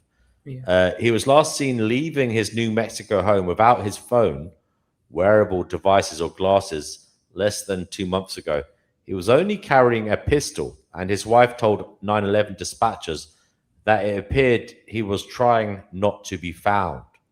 The strange circumstances surrounding the general's disappearance were almost identical to 4 other missing person cases taking place between May and August 2025 in the Southwest. Concerningly, all 4 have been tied to McCasland through his work overseeing the Air Force Research Lab based at Wright-Patterson Air Force Base, which has been rumored to study extraterrestrial technology since the 1947 Roswell UFO case. While at Wright-Patterson, McCasland oversaw and reportedly approved the funding for the scientist Monica Jacinto's Reza's work on space-age metal for rocket engines called Mondoloy. Reza, 60, disappeared while hiking with friends in California on June the 22nd last year. She had just become director of the materials processing group at NASA's Jet Propulsion Laboratory. The 3 other disappearances all involved workers at some of America's most important nuclear facilities, and all 3 were last seen walking out of their homes without their phones or keys, just like McCasland. Stephen Garcia, 48, vanished without a trace on August the 28th last year. He was last seen leaving his Albuquerque, New Mexico home on foot, carrying only a handgun. So that's another one, and that's really weird. Albuquerque. Albuquerque. Yeah. That's in New Mexico. Yep, that's in Nueva Mexico. So really weird stuff happening there. I've just lost the article. No. Yeah, I've heard it's not just in the US as well. There's a bunch of Chinese scientists gone missing as well. Yeah, around the world. Yeah, there's like a phenomenon of like missing scientists. Yeah. What the fuck? Yeah. I just think it's one of those eras now of weirdness. Let's think of why could they be going? Are they trying to like silence them from being like whistleblowers? It might be they've been made an offer they couldn't refuse. Maybe these top scientists, when you think about it, maybe they are mentally or depressed, and they're just being offered like a better life somewhere else, in exchange for secrets or information war. Information war. Oh wow. I'm not in bad, but a lot of people are unhappy, so. It may not be too much of a stretch to say these individuals were immensely unhappy and they were just offered a better life elsewhere. They were bribed or whatever. Yeah, that sometimes could cheaper to rub people out as well. Also, sometimes cheaper to rub people out. Well, no, but seriously, to walk out of your home without your phone, without anything, that's a bit weird in this day and age, isn't it? I don't think so. I think cybernetics is quite an old technology now. The human is a very steerable animal. Yeah, I go out without my phone because I need it for the internet for the house. Yeah. Oh yeah. Like who knows? But like in my look at just an example. No, but in all cases, for someone to go out without their phone is strange, right? In all cases. Yeah, just an example. I don't have a phone. Just to give you some. I actually did it the other day. I never go out without my phone, but. Do you all have a phone? It was on charge. Yeah, and of course I do. It's so liberating. I don't have a phone. On the walk. I didn't care about it. DNW, you got a phone, don't you? I don't have a phone. Alyssa got a phone, and she holds the phone for the family. But I suppose that we all needed one. But I need a phone. I don't like having a phone. I have a phone, but I want to change brands. Really smart. Used to have a phone, and then after about 4 months of not knowing what it was, they said, "Go, where's your phone?" I'm like, I haven't seen it, but Fatima, I've been with Samsung for quite a long time. Samsung, okay, so me too. They're awesome. Korean, yeah. Those phones from Asia, In 3 other cases of these scientists going missing, they all happened in New Mexico. They all left their home on foot, leaving behind their cars, keys, wallets, phones, before disappearing without a trace. I mean, they left behind everything. I mean, that's unusual. Come on. That's shady. No, I think there's like a foul play there, D&W. I don't think it's foul play. I think these people willingly went into whatever situation they're in now. You sure? I think. I mean, why would they? Why would all of them walk out without anything? It sounds like they've all gone somewhere. They've gone into hiding. They've become. Go on, Jody, tell us. They've started new lives elsewhere because they get rewarded for it. They're on Epstein Island. Just as an example, there's a voice-to-skull technology where you can use microwave lasers to vibrate the skull of an individual to give them an audio-acoustic effect, where you can then transmit a voice into the individual's head. And they've used it. Used in the Gulf War, and they convinced a bunch of people to put down the weapons and surrender with the voice of God, and it works. Yes. So there's just one way of convincing. You don't have to wear a headset. You don't have to wear a headset. No, it's to do with the acoustics of your. Why wouldn't the rest of the family or the rest of the people in the house hear it as well then? Because you can use lasers. Okay. Lasers don't broadcast things. And that's just all I'm giving you as an example of one technology that can be used to convince somebody that they've come up with an idea there of their self. Have you come across this idea that people used to say, if you mention something around your phone will then give you an advert for the thing. Then people started talking about, if I think about a thing, the phone then gives me an advert for the thing. Is the phone reading my thoughts? And I don't think it is. I think it's just the other way around.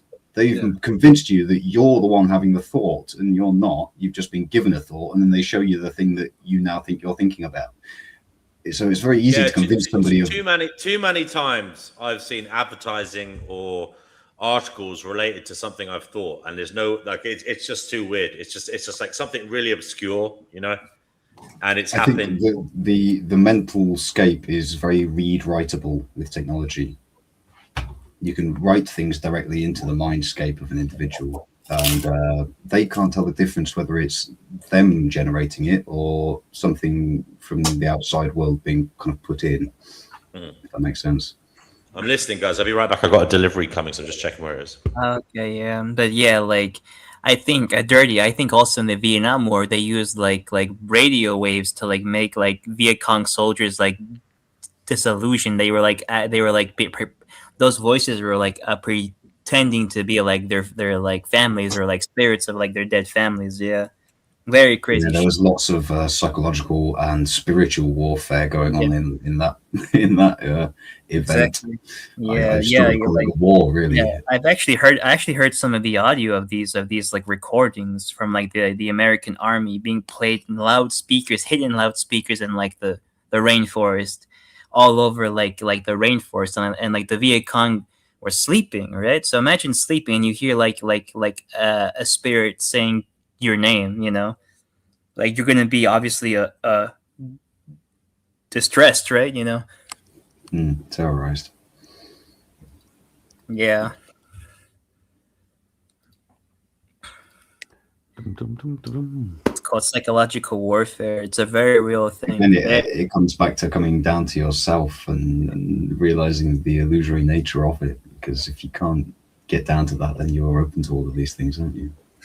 Oh yeah, yeah. You can use self-defense as well. I mean, there's no point fighting fire with fire, but if you use water to put the fire out, I mean, defense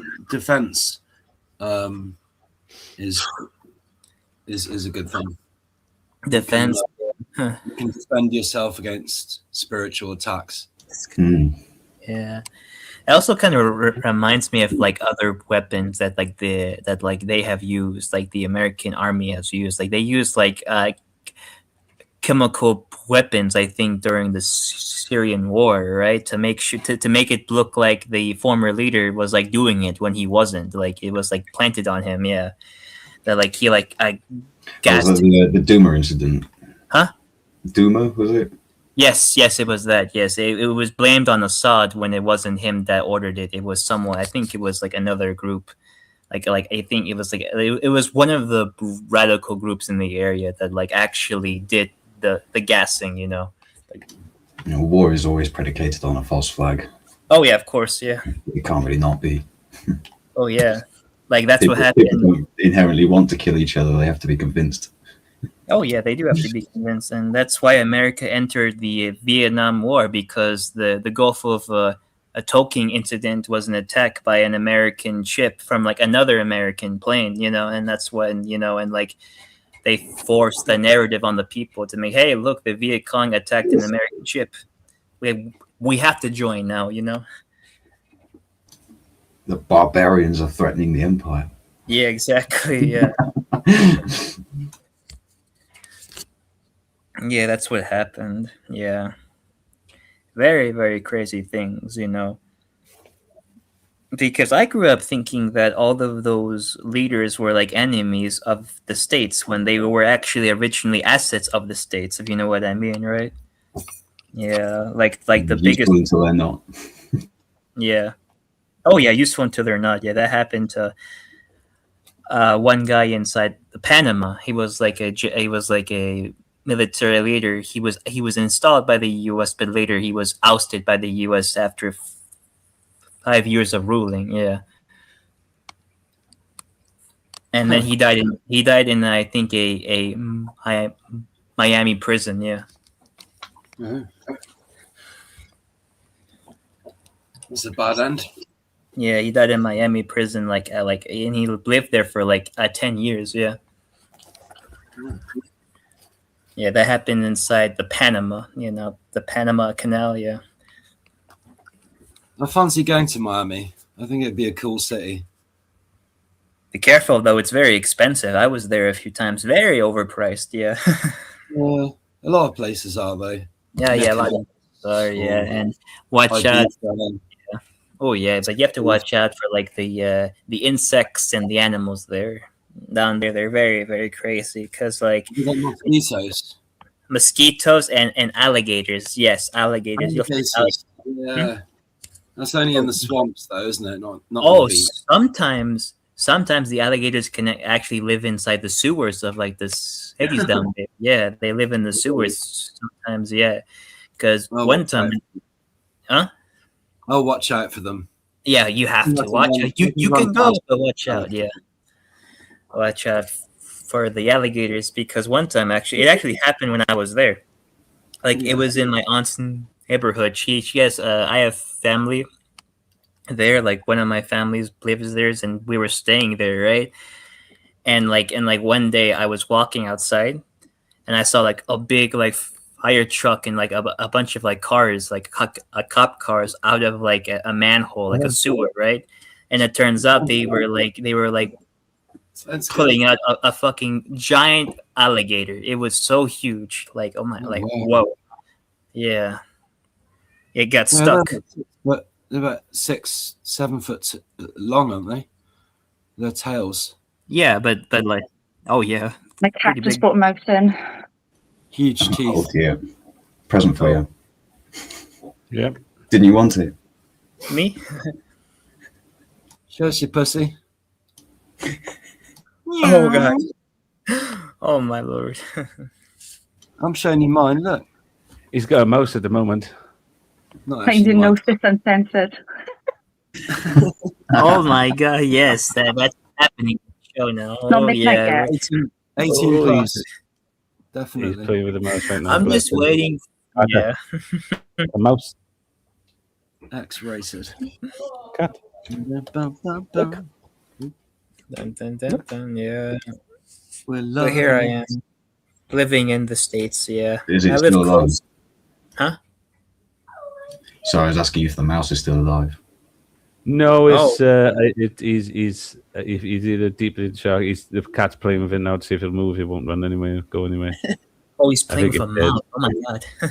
It looks like he's playing with a dead mouse at the moment. There's no squeak. There's no movement in it. But oh my god! Yep, that's exactly what cats do. I love dogs too.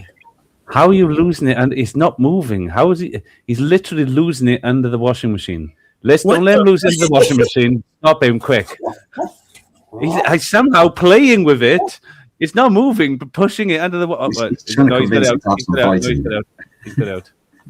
Yeah, it is. He's convinced himself is playing back with him. Just like an ego. Oh my goodness. My audio is spazzing out a bit. Just give me a sec.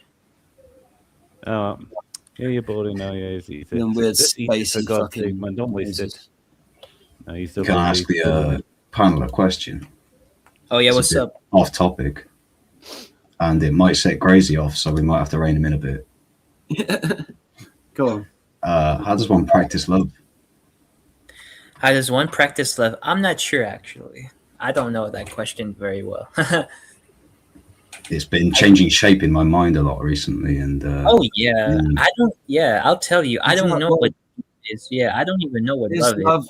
I would say, is love a practice or Yes. a reality? A reality? I'd say after what I experienced on the show, love can be whatever it wants to be. It's a lovely feeling as well, but it's more than, you know. More yeah, than I've come to realize it's more than a feeling. So I've been calling it a practice because I realized that it's something I'm not always engaged with, and that I must actively engage with it for it to mean something, right? manifest. Yeah.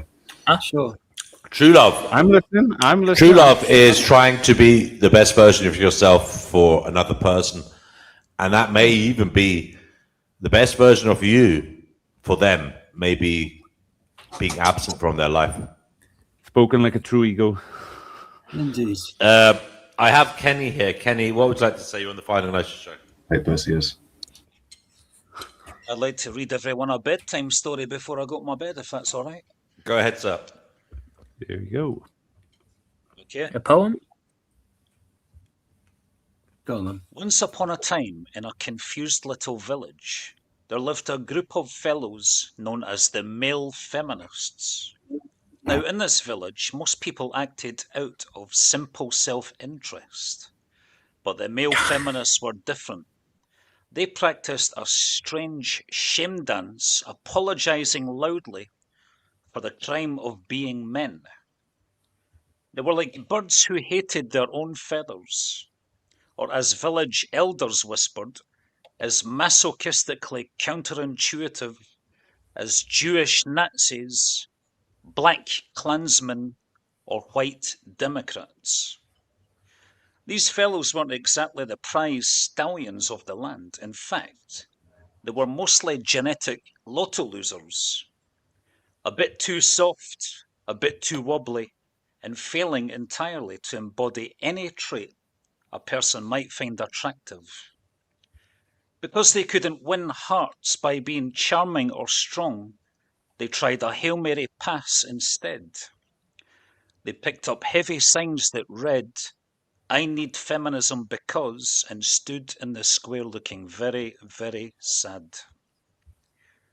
They called themselves allies, but the town wag knew the truth. The allies thing was all lies. It was a sneaky mating ritual, a way to trick the ladies into thinking they were safe and sweet. They hung around feminist rallies like hopeful scavengers, thinking that if they apologized enough for their own existence, a woman might finally notice them. "I'm a feminist," they would shout, hoping the sound would act like a date-rape drug of deception. But they didn't actually understand women at all. They were just Benedict Arnolds of the biological brotherhood, selling out their own kind for the distant promise of a handjob after a Pilates class. They read silly books on how to stop being men and joined safe spaces online, shared stories of their own self-gilding. They were white knights on pale ponies, smarmy and wormy, hiding their true intentions behind the mask of virtue. But the story ends harshly, little one. For a man who hates himself is a man no one can love. The village eventually saw through their rape by deception and realized that these castrati were the biggest enemies of all. And so the movement was plucked violently from the earth like a weed, so it could never lay its sneaky seeds again. The end. Sleep tight, and remember, never trust a knight who hates his own armor. There you go. Thank you, Kenny. I really like that story. Wonderful story. That's actually all right. Yeah. Pastor D, you're on the Divine Gnosis Show. What would you like to say, sir? Oh, Pastor D. Kenny, I found a sacred heart. I can't believe it. Where you been, my friend? Hey, Pastor D. Where did Kenny go? Kenny wanted to read us a nice story and leave. He wanted to leave it like a poet. Drop the mic. And He stands up for the Confederacy like it should be. That's what he does. He's a good man. Yeah. Yeah. Hello, Pastor D. Goodness. Welcome to Finding Gnosis. Hello, D&W. Hi. Who's in the room here? We got the Crazy Guru, Alyssa, Miss G. We got Fatima, Christine Sun, and Ricardo Rocks, and Dirty Slow Life. Dirty Slow Life, you need a haircut, son. Get a haircut, son. What does he need to cut part of his body off for? I love hairpiece. I wanted to talk to Kenny. He's gone. Kenny is gone. Hey, well, he went. He understands the world the right way, the way it should be. The man on the top, the woman on the bottom, everybody else underneath the white man. Yeah. Hell yeah, right. You're speaking truth. What did he say? You're speaking truth. What are you on tonight? Are you drunk? You drinking? Am I drunk? I ain't smoking. I ain't smoking that funny grass stuff, you long hair hippie guru.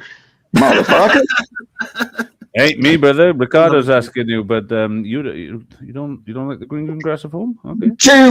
Long hair on a doesn't nature itself tell you that long hair on a man is a disgrace? That's in Corinthians. No, it doesn't. It tells me long hair on a man makes him a man. It's like short hair makes him pedophilic. Oh, really? Well, where in the Bible does it say that, son? I don't need the Bible to tell me. God told me. God told you. Fuck. I've heard long hair is like a spiritual antenna. Yeah, it's God. He can speak to me also anytime says he in the Bible chooses. you Doesn't can't need shave. you to tell me anything different. Well, I got my information from the holy fucking Bible, son. Yeah, I know you did, but you got yourself from the demagogic Bible. The demagogic.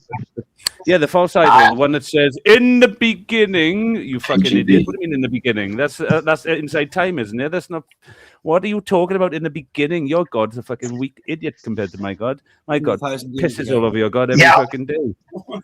Well. Now wait a second, son. It's the holy fucking Bible, number one, and it's the King James version. No, it's the demagogic Bible. It talks about good and evil and all that fucking nonsense. Did you just say? Well, do you not believe the good and the evil? James only guy. Brother, yeah, I'm a pastor. Tell me how your book. Tell me how your book begins. The very first line of your book, so I can laugh at you. Okay. Sorry. I'm sorry. I had to. The very first line of Genesis. It says in the beginning. It says in the beginning. Your God's book's word begins with "in the beginning." My God says, "What a fucking pussy." Oh my! You looking for a fight there, English man, Scottish man, Irish man? My book says, Pastor. My book says this. Very good. At the source of consciousness lies curiosity, and the curiosity is in coherence with the I am. The I am is the all, and the all is the universe in correspondence. Fear of the Lord is the beginning of all wisdom, son. Yeah. Well, you just said in the beginning, which is the ego will. Well, my lives. So wash your mouth out, sir. God does not have an ego. Wash my mouth out.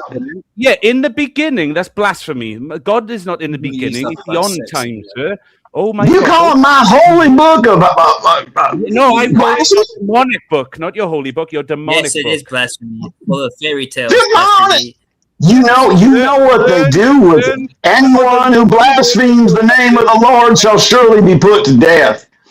That's what it says. Exactly. Yes, I mean, your book is full of fear and fear and control, manipulation, divide curiosity and divinity. Your God within is a soul tyrant. into the wicked, Cain and Abel.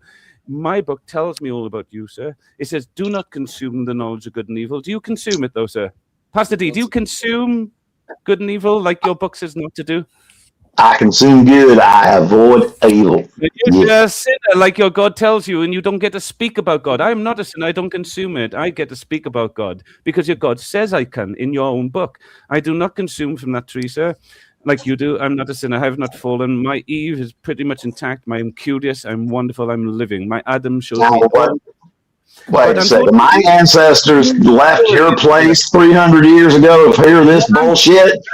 Shut up, your ancestors. Yes, you're your ancestors, you idiot. We're all our ancestors. We just live in this time. What's the matter with you? What's the matter with you? I tell you what's the matter with me. I live within the notion of reality and the logos of God. You live in the beginning, like a fucking story. What's the matter with you? Are you a character in a story? Your God. Son, it's the holy fucking Bible, son. The holy fucking Bible. Do a favor. Tell everybody what God is here. I can tell everybody what God is. I can just then word everything. What is God? What is God, Pastor D? Senor Pastor D. Well, I could tell you, but then I'd have to kill you all, and I wouldn't want to do that. That's okay. The pastor doesn't tell you what God is. Damn. Genesis 9 says Pastor D. I tell y'all, I had to come. I'd have to get to the Atlanta airport, and I'd have to get to the Atlanta airport and fly right out to that Tri-Island and kill you all. You wouldn't. You're in fall in love with it. God made our country. It's a 7 fucking hour flight, and I'll be out there right quick. Trust me. Do you know why God favored our country so much? He put the English next door to us. Oh wow! You never ever come on to say anything. Wait, next we have a question. Guru, I have a question for you, Guru. Have you in the this has ever traveled to like other European countries before, or you just stayed in Wales? We've separately and traveled together, I suppose. But like Liz has been to European countries before by herself. We've been together. It's the first time I've seen the woman flash her tits out in public. Well done, her. That was a big goal out there. Come on, don't be a sport. All the boys say, come on. She says, okay. Oh, that is blasphemous. No, I mean, we had great fun. We've traveled a little bit, but not much. I mean, I was in the military, so I got to travel out a lot more than Lisa, even Canada, around the world a little bit, but like nothing major. Oh, okay, nice. That's cool. Otherwise, England really, and just Wales. That's about right, isn't it, babe? I've been to three. I've been to 3 other countries. I've been to Peru, Mexico, and Spain. I was in Spain last year. Yeah, that's where you go for samsara when you're in Peru, is it? Yeah, love Spanish culture. Yes, party. What did you say, Ricardo? The Spanish culture. Oh yes, Spanish people love the party on the back streets. Spit cunt themselves. It's not official, but anyone can join. Oh yeah, anyone can join, and anyone should join. Yeah. Who you like children's stories? Been all over Spain. And the Anybody like nice stories? Are you for real? I'm a child. Right, I have a children's story. I want to know what you guys think. Oh God. Barcelona. Do you guys mind me reading you this story? I love Barcelona. I was there along with Madrid and Asturias. Yes. Right. Actually, I might have to go pee first. Yeah, I'd love to go there again. Beautiful place. Barcelona. Art and beautiful, amazing architecture. Absolutely. Oh my God. Yes, the churches. The most famous one is still. It's about to be finished, but it was under construction for 100 years, I believe. I forgot its name, but like it's so cool though. Like it was created by like this one crazy dude. Are you talking about Barcelona? Yes. Yeah, I've been there as well. Oh wow. Oh, beautiful place. Beautiful place. I love it. I love Right, I'm just Barcelona. I going to love... pop off the bed quickly. I'm going to just turn the camera off and I'll join them in a sec, yeah? All right. Okay, Mrs. Gordy. G. Gordy was the guy, wasn't it? And, Yeah, Gordy. Yes. Yeah. Gaudi. And all right, we have objective ethics here. Nice beach as well in Barcelona. Oh, objective ethics. Hello. Hey, Awesome. OE. How you doing? Hello to objective ethics. Hey, family. It's so good. You wouldn't know. Welcome. Hey, it's so good to see all of you. Thank you for the kind greeting, brother. I was literally on my way out the door to work here. I just need to say hello to everybody. It's so nice to see all of you. I did want to just touch on something that the brother said about love and how are we practicing love and do you ever not practicing love? And to me, love is the motivation to achieve one's highest essence. And you can only do that by practicing the virtues. So as long as you're striving for virtue, then you're actually practicing love, in my opinion. And love can never be taken, coerced, stolen. It has to be given freely. So if you just take all that into and conceptualize it all, then that's how you continue to practice love. And I'd really like the conversation, you guys. I hope you have a beautiful day and love yourselves, love each other. Okay. Thank you, Objective Ethics. Have a great day as well. Brother. Thank you for that. The beginning of love is following the 10 fucking commandments, okay? No. That was unexpected, but okay. Yeah, sure. Why Yeah, bro. All right. Ever heard the George Carlin skit on the 10 Commandments? I beg your pardon? Have you ever seen the George Carlin comedy skit on the 10 Commandments? I have. He's a devil. He's a satanic worshiper. We stay away from him in my church. I knew he's dead now anyway, but he's dead now, so it's okay. So hey, he's rotten in hell with Satan where he belongs. He simplifies them basically. He uses common sense and simplifies the 10 Commandments to about 2 or 3. Oh no, one eventually to one, which is basically treat each other well. Don't be don't be an asshole. Yeah, and like a Pastor D. I don't think you need God to be a good person, Pastor D. I really, Who the fuck said I'm a good person? I'm a Christian. It's not the same thing, right? Yeah, it's not the same thing. Yeah. I understand. I get that. You're all lost sinners. I'm hopping on the first flight to Heathrow. Heathrow? Yeah, isn't that the London airport? What are you going to do in London? Yeah, well, I'm going to start there. Then I'll hire a car and go out to Ireland and Scotland and get all the rest of you fuckers. I missed objectives there. He's coming to get us all. Yeah. Pastor that D. would be kind of funny. I'm not scared. Okay.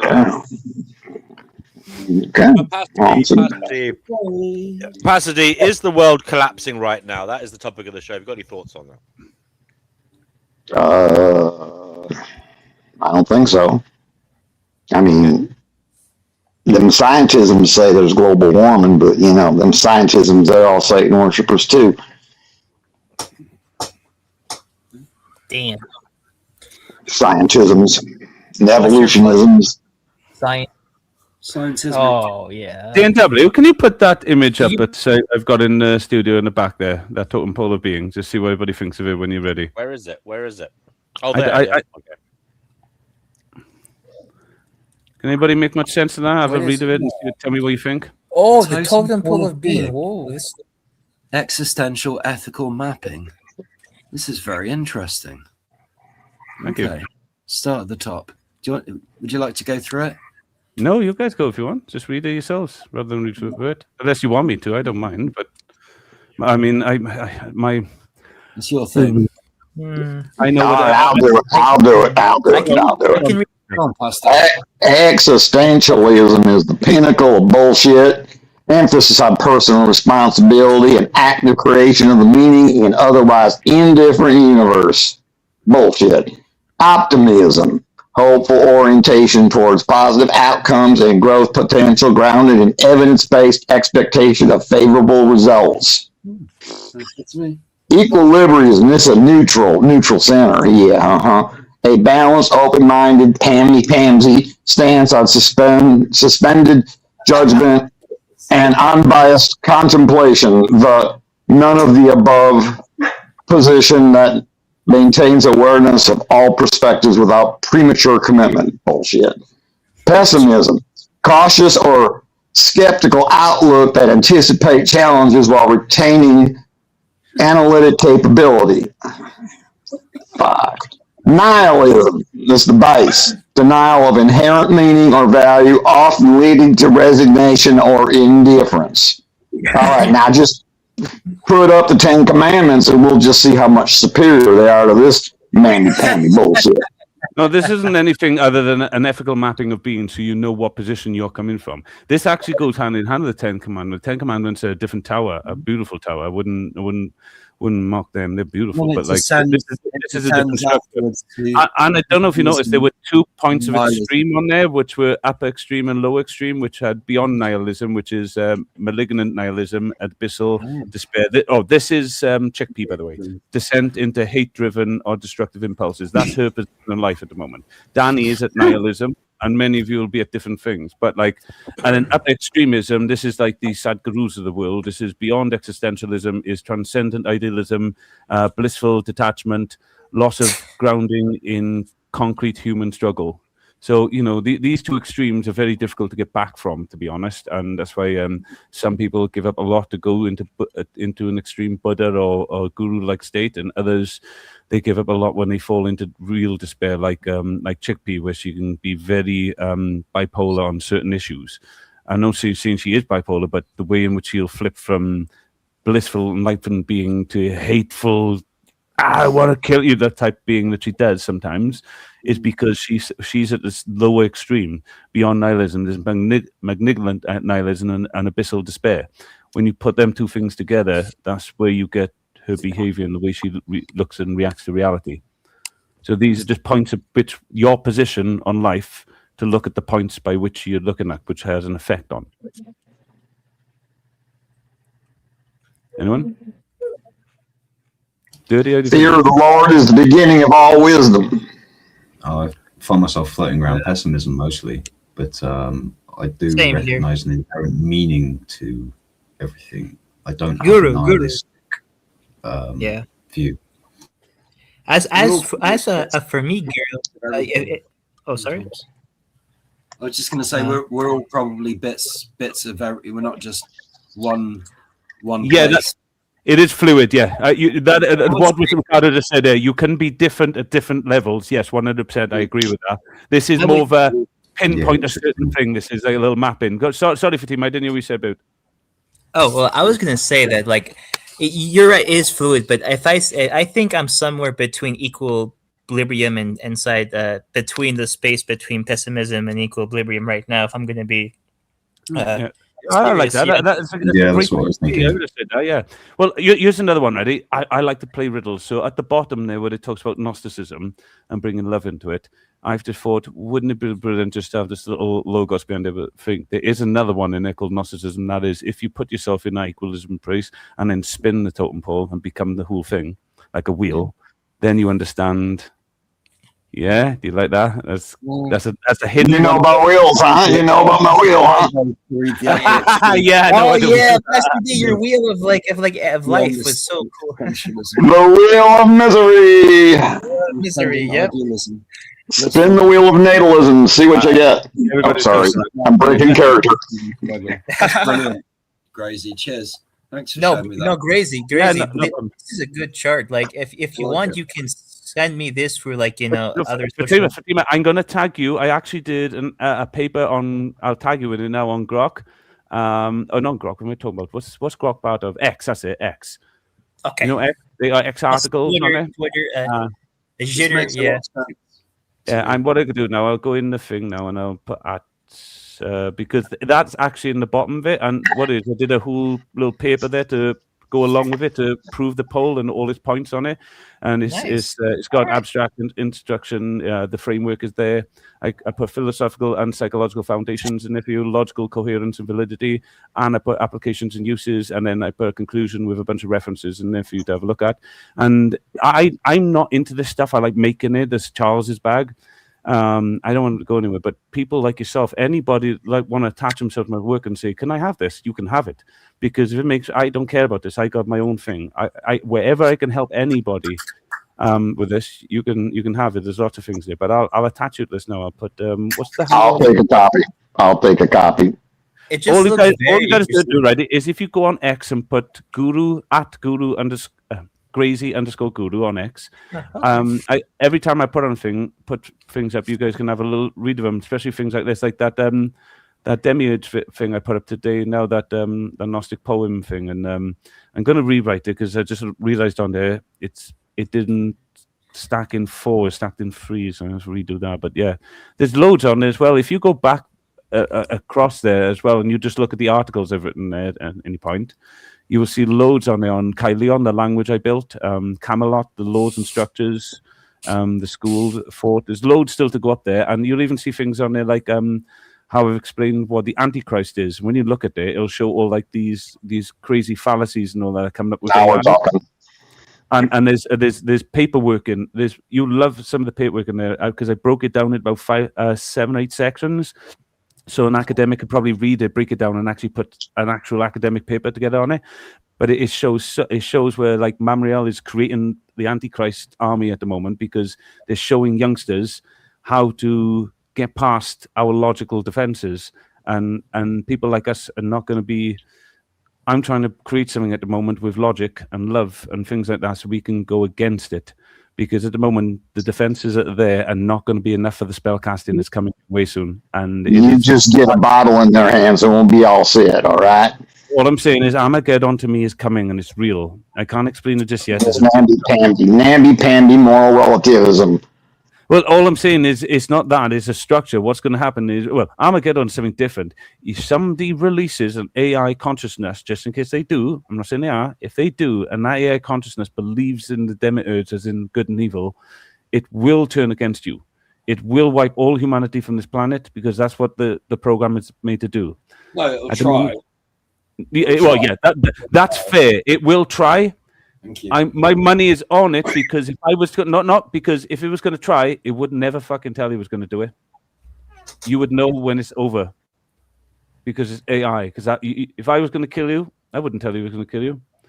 I'd make sure you thought aliens were doing it. You know how to not be influenced by AI? Read your Bible, son. It's 2,000 years prior to AI. I read my Bible. I just don't read it with a blind eye like you, sir. Get your demagogic eye out of my Bible and read it correctly. And you realize that Adam, even as serpent, are not what you think they are. Fucking idiot. A man and woman had 3 fucking sons and populated the earth. Just please go back to nursery. Now they married women from no, there's deceptions inside. Do you know how I know? Because I lived it. Those first 7 years, God created my world, not 7 days. It's called. It doesn't finish on the 7th. You was, son, you ain't there 2,000 years ago. Oh my God, Fatima, explain to this idiot what the formatable years of a child is. He doesn't know any. I love him. I really do. Well, the formatted years of a child are. It takes I don't years. love you. It takes years. Fatima, do you know that the formatable years, ready? They start after 8 months, and that's why that's what they're talking about in Genesis. By the way, that it is a book of metaphysics. Yeah, look at Genesis, ready? It's not 5. Okay. It's not 7 days, and God just decided to take the 7th off. They're talking about 7 trips around the sun, and in that time we're like sponges, and we learn from the Logos. Yeah, they say that's what they mean by God. And Adam, even the serpent, what Adam is your intellect, perception. You're becoming aware of itself. That's why we come aware of ourselves around about 7, yeah. And Eve is your intuitive perception coming aware of itself with, and all these things come aware of ourselves in an imaginative state that we don't really perceive now, but was building once upon a time, yeah. And the Logos was all building. We had to line words of it and everything, all our mapping, all the structure had to do her in all that time. That's God building. That's what the Bible was truly saying, not what this fucking monkey was talking about. Are you into transgenderism? Are you into transgenderism? I'm at work. I'm at work. Look, you're into a. I'm at You're work. into a. I just need a quick second here, and I'll get off. I'm so sorry. 1 second, okay. All right. I couldn't let that go. I couldn't let that go uncontested. That sentence about you're going to find love in the 10 Commandments, because that's insane. The 10 Commandments are where they tell you not to covet your neighbor's slave. It doesn't say thou shalt not own another human being's property. It says don't covet your neighbor's slave. You also get the commandment where it says the God that worship their God is the only God, and it goes on to tell you that this God, this quote unquote loving God, will punish children up to the 3rd and 4th generation for the sins of their father, because religious people don't know what fucking virtue is. They don't know what justice is. You don't punish people for somebody else's iniquity. That's ridiculous. To say that, to cite the 10 Commandments as an example of love, or that's religion in general. I'm doing a formal debate in May against 2 Christian apologists about biblical morality, because when you sign up for this religion, you become morally vacuous. You have no idea what morality actually is. You don't know what fucking love is. You don't know what fairness or justice is. You just sign up for this bullshit. It's called divine command theory. If God says, it's the Euthyphro dilemma. If God says it, it's good, all right? Or is it good because God says it? Yeah, you got to fucking wrestle with all that shit. So fucking cite the 10 Commandments as an example of love. I got to go to work, but that's just fucking ridiculous. So I hope you guys push back. Son, you sound like you are from the U.S. of A. I will find you and I will teach you the love of God. Yeah, fix it. That you proved his point. You literally just proved his point for him. Well done, you muppet. But I do agree with you on, those normal interpretations. As you know, I'm going to have a completely different interpretation. Mine's all based upon how you should be truthful and earnestness to each other, and how my interpretation of God's obviously completely different to them. I use truth and logic and reason, and they help me discover things through logos that way. And yeah, I can completely agree with you. When you take the 10 Commandments, the way Pastor D takes it, you get a character like Pastor D, and unfortunately, it's not. When you use, I'm on board with ethics. When you use fear-based tactics and stuff to drive into people and make them feel like they're evil and sinners and things like that, rather than understanding the core mechanics of things, how things work, how cause and effect. Mr. Guru, I'm sorry, but you think man can be like Eve? You're into transgenderism, and God said that is an abomination to the world. When did God tell you this? When did God tell you this? I'm really interested when God told you this. He talks to me just like he talks to you, son. Do you know, oh my God, I said, what's with these transgender people? And I really want to understand them. God, when they're just as curious as you are, Carl, only their curiosity took them down a different path. Go speak to them. And I went, that sounds fair. That's my God, full of love. I will get them to repent. That's what I'll get them to do, repent. Oh, really? That is your God, exactly. You know what? He's completely proven your point of view. It's unbelievable. One of them is here, so are you going to make me a repent? Yeah, go on. Oh. Make Fatima repent. I dare you. Go on. Fatima, you repent. Repent. 7 days without the Bible makes 1 week. WEAK.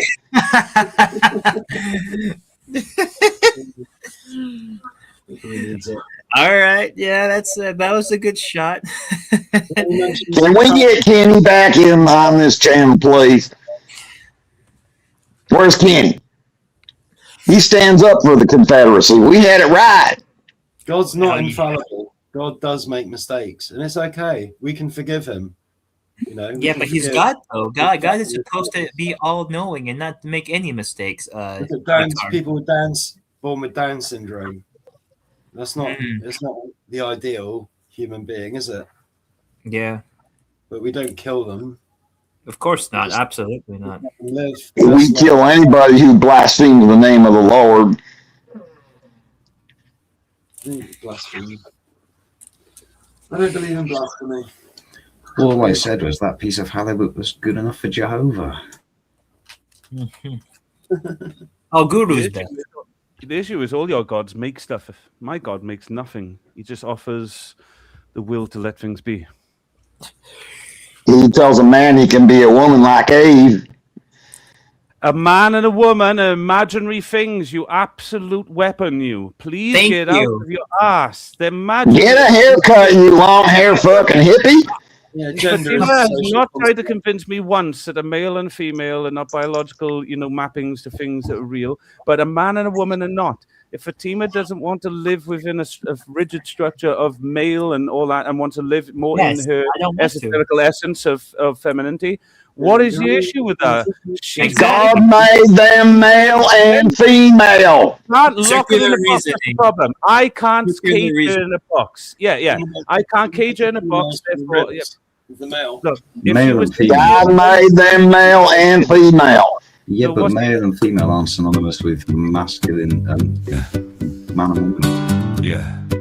I mean, do you ever like take man a and look woman around at all the not people synonymous around you and just look male at their and female? faces and Or masculine and their feminine? expressions, Because and, in a lot of the way they're walking and where they're going and what they're doing, and just think and I to suppose yourself, just deep shit.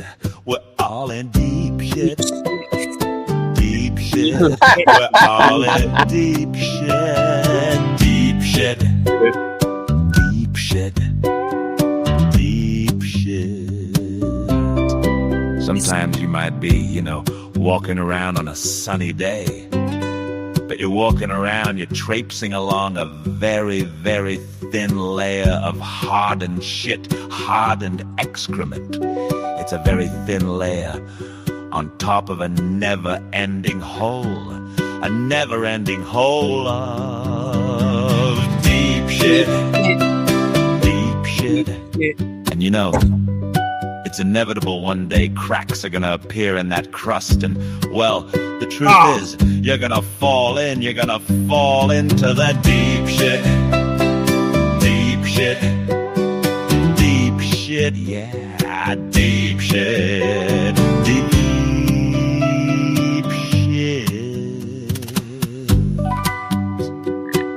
So yeah, you're gonna end up in the deep shit. You're gonna suffocate. You're gonna be drowning in the deep shit.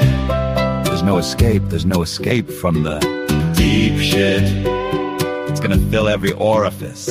The last thing you ever see will be the shit against your eyes. Deep shit. Deep shit. Deep shit. We're all in deep shit. Shit. Deep shit. Deep shit. We're all in deep shit. Deep shit. Deep shit. Deep shit.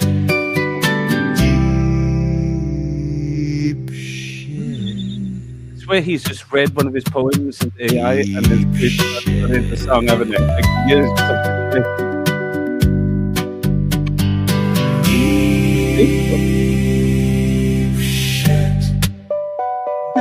Deep shit. Can't the argument. No, I mean, he has a way of doing that, and he writing things and putting things up that you can't argue with. I know that feeling. Mr. DNW, can I borrow this podcast and play it at my church so we can show how we are falling away from the Lord with all this liberal mamby-pamby talk? Love that. Yes, can, Pastor D. Thank you. Has he actually got a church, or is he just like messing with us? No, he's taking the piss. I thought so. I ain't taking no piss. Who wants to hear a children's story, Anne? I've been dying to read it for ages. Go ahead. It's called Hider with a Spider. Before you say that, Kenny D says, breaking news. He's our reporter in the field amongst the normies. And he's telling us Top Gun 3 is officially in the works and Tom Cruise is returning. Tom Cruise must be in his 60s now, isn't he? Yeah, he is. He's about to be 65. Damn. Well, there you go. He's coming back. Kenny. Pastor, Come on the show. Stick up for us Confederates. He must be on some Go drugs ahead there. then. Grazie's going to read us a story. Read us a story. Go ahead, Grazie. The story is really personal to me, so I wrote it, and you'll see why towards the end. It was called Hider with the Spider, and it's a parable written in rhyme to stand the test of time. It's not of, I'm known as the Grazie Guru, it's true, with a message wrapped in rhyme just for you. A childlike wonder, these words shall chime, a treasure to keep for all of time. Down at the bottom of the garden, there's a place called Buggington Hall, where bugs go to judge each other, no matter large or small. And tonight the city is alive with bugs, both tiny and tall, all of them excited to see the kerfuffle at Buggington Hall. The hall was an old watering can with only two ways in and out. One was a crack in a coin, the other a dark ceiling spout. Two wasps and a beetle as bailiff, so the culprit could not budge. A millipede took the case record, and a wise old snail was the judge. Now order, order, yelled the bailiff. Then all sound came to an end. The judge peered down at the culprit to see the face of a friend. It was Lance, the flying ants, standing proudly and so strong.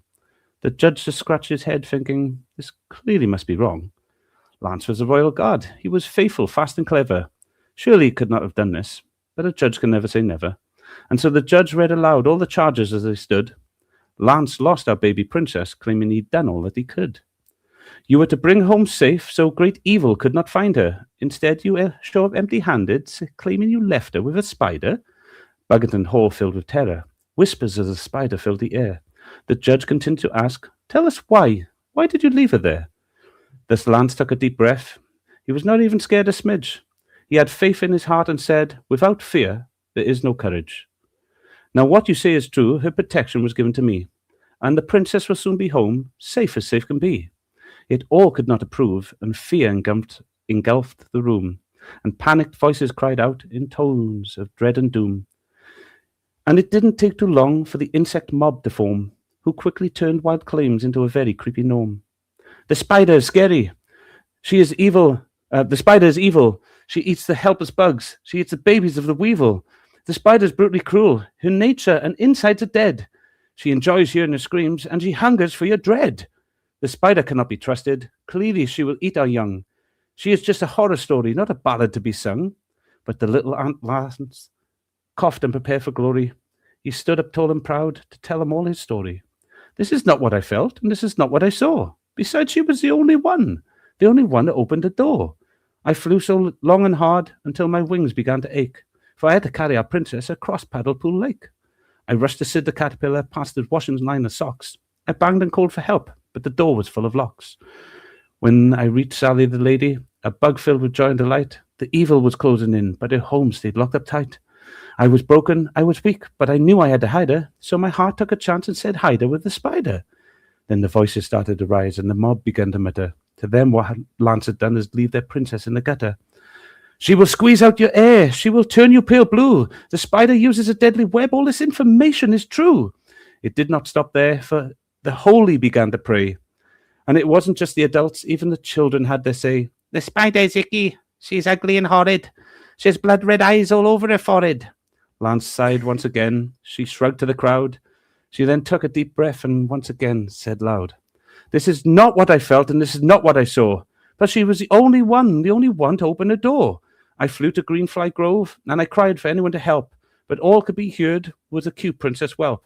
Next I tried the old log to beg relief from the louse, but after time spent calling, I was chased off by a mouse. I stopped at the dog dung to ask two flies for aid, but before I could ask a thing, they flew off feeling afraid. I was broken, I was weak, but I knew I had to hide her, so my heart said, take a chance and hide her with the spider. Now I say unto you all, I hope you finally see, I had to leave the princess for the evil to follow me. Yet the crowd stayed sour, for they could not understand, as the spider was the deadliest of the land. You fool, she obviously ate her. The spider is full of deceit. She eats the weak and the old. Her favorite is baby's feet. The spider waits in the dark, awaiting to jump and pounce. She will suck out all your insides, almost every single ounce. Lance just looked around to see distress haunt the hall. For a moment he felt doubt, though he stood true and tall. But this is not what I felt, and this is not what I saw. For Lance had begun to rant as he stamped down on the floor. I raced across the flower bed until my wings began to burn. I pleaded for help at the bees, but no help I got in return. I even asked the moth to hide the princess up high, but the evil was getting close, so sorry was the moth's reply. At last I could not fly anymore. I fell to one last home, a home that opened the door. I was broken, I was tired. I knew I had to hide her, so my heart screamed aloud, please hide her with the spider. This did not seem to please, for the hall was filled with fear. They all know who to blame, to them it was crystal clear. Then shadow filled the room, 8 legs so long and black, with lots of cute red eyes and baby spiders in her sack. Many of the bugs were terrified. Some just swallowed their gasp. But no one dared move a muscle, for the princess was in her clasp. She dangled down from the spout and gave the princess the lance, and then she turned towards the judge and she gave him a wicked glance. Each eye could blink separately, each eye upon her head. Then the spider looked around, and this is what she said. We all have our purpose, some great, others not fine. I bet you all have yours, and I sure do have mine. I am not evil, much like I'm not good. I only do what I am, and I do what spiders should. The innocent are not my prey, and the princess I did hide her. I am not the monster you say, for I am just a spider. And with that the spider left. She left without any violence, and the entire Bugington Hall just sat in shock and silence. As jaws swung from faces, the princess whelped with hunger, and Lance began to see that he had not made a blunder. Lance smiled and said to all, "Let us put this story to bed.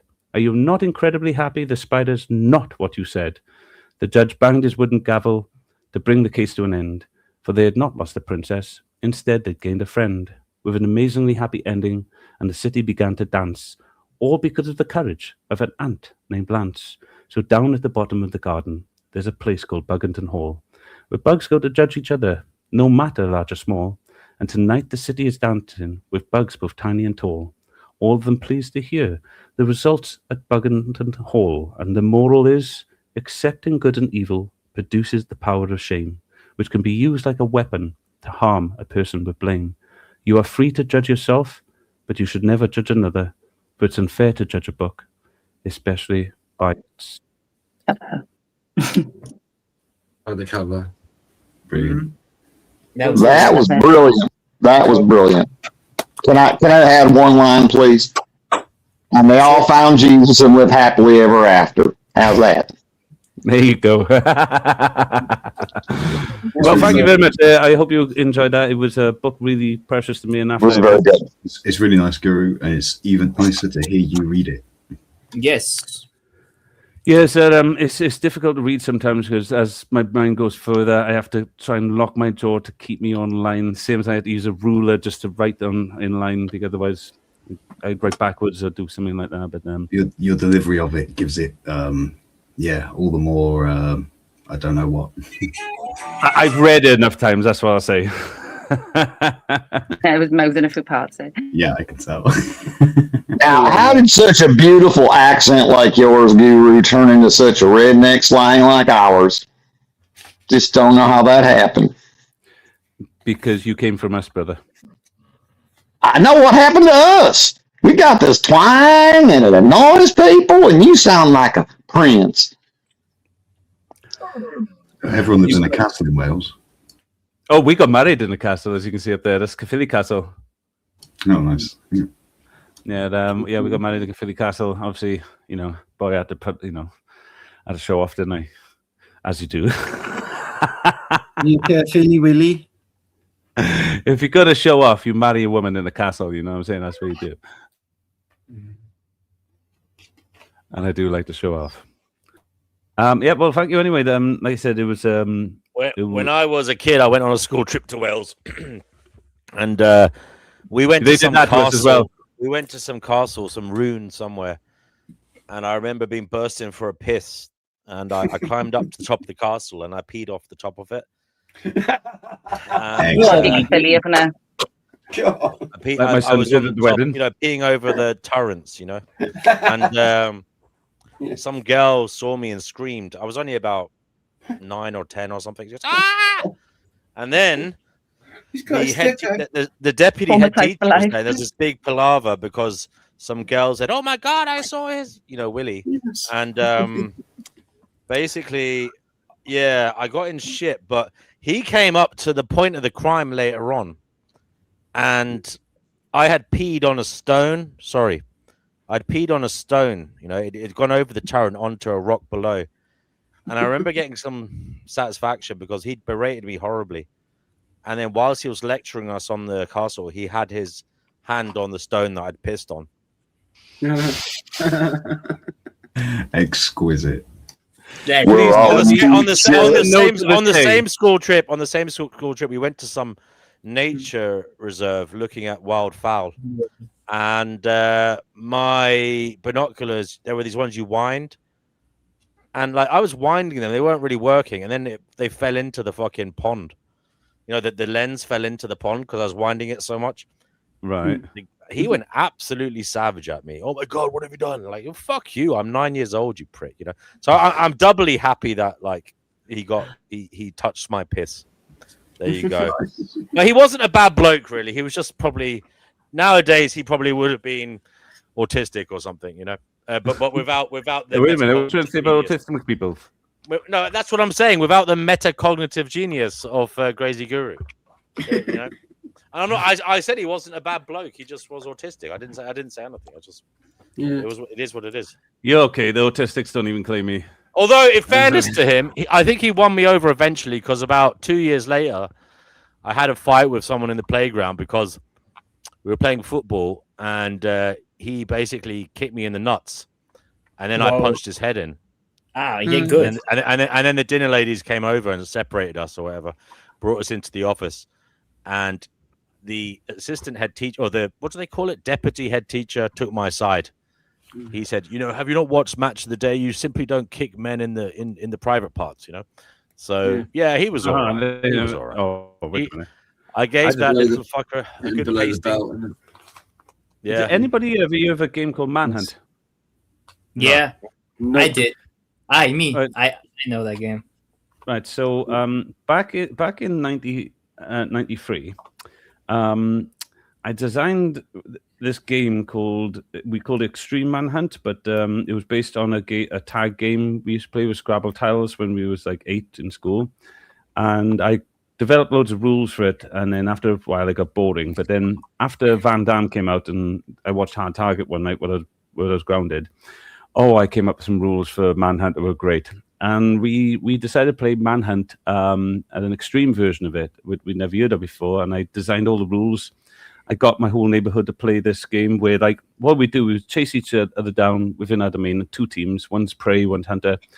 And so it's a bit like Bulldog and things like that, you know, and run outs and things. But what the idea was, you caught somebody and they held one letter of your team's code word. And the moment they give you the letter, you have to leave them go. But if they didn't, you could start hurting them, like, you know, nipple twisting them, you know, pantsing them, jumping on them.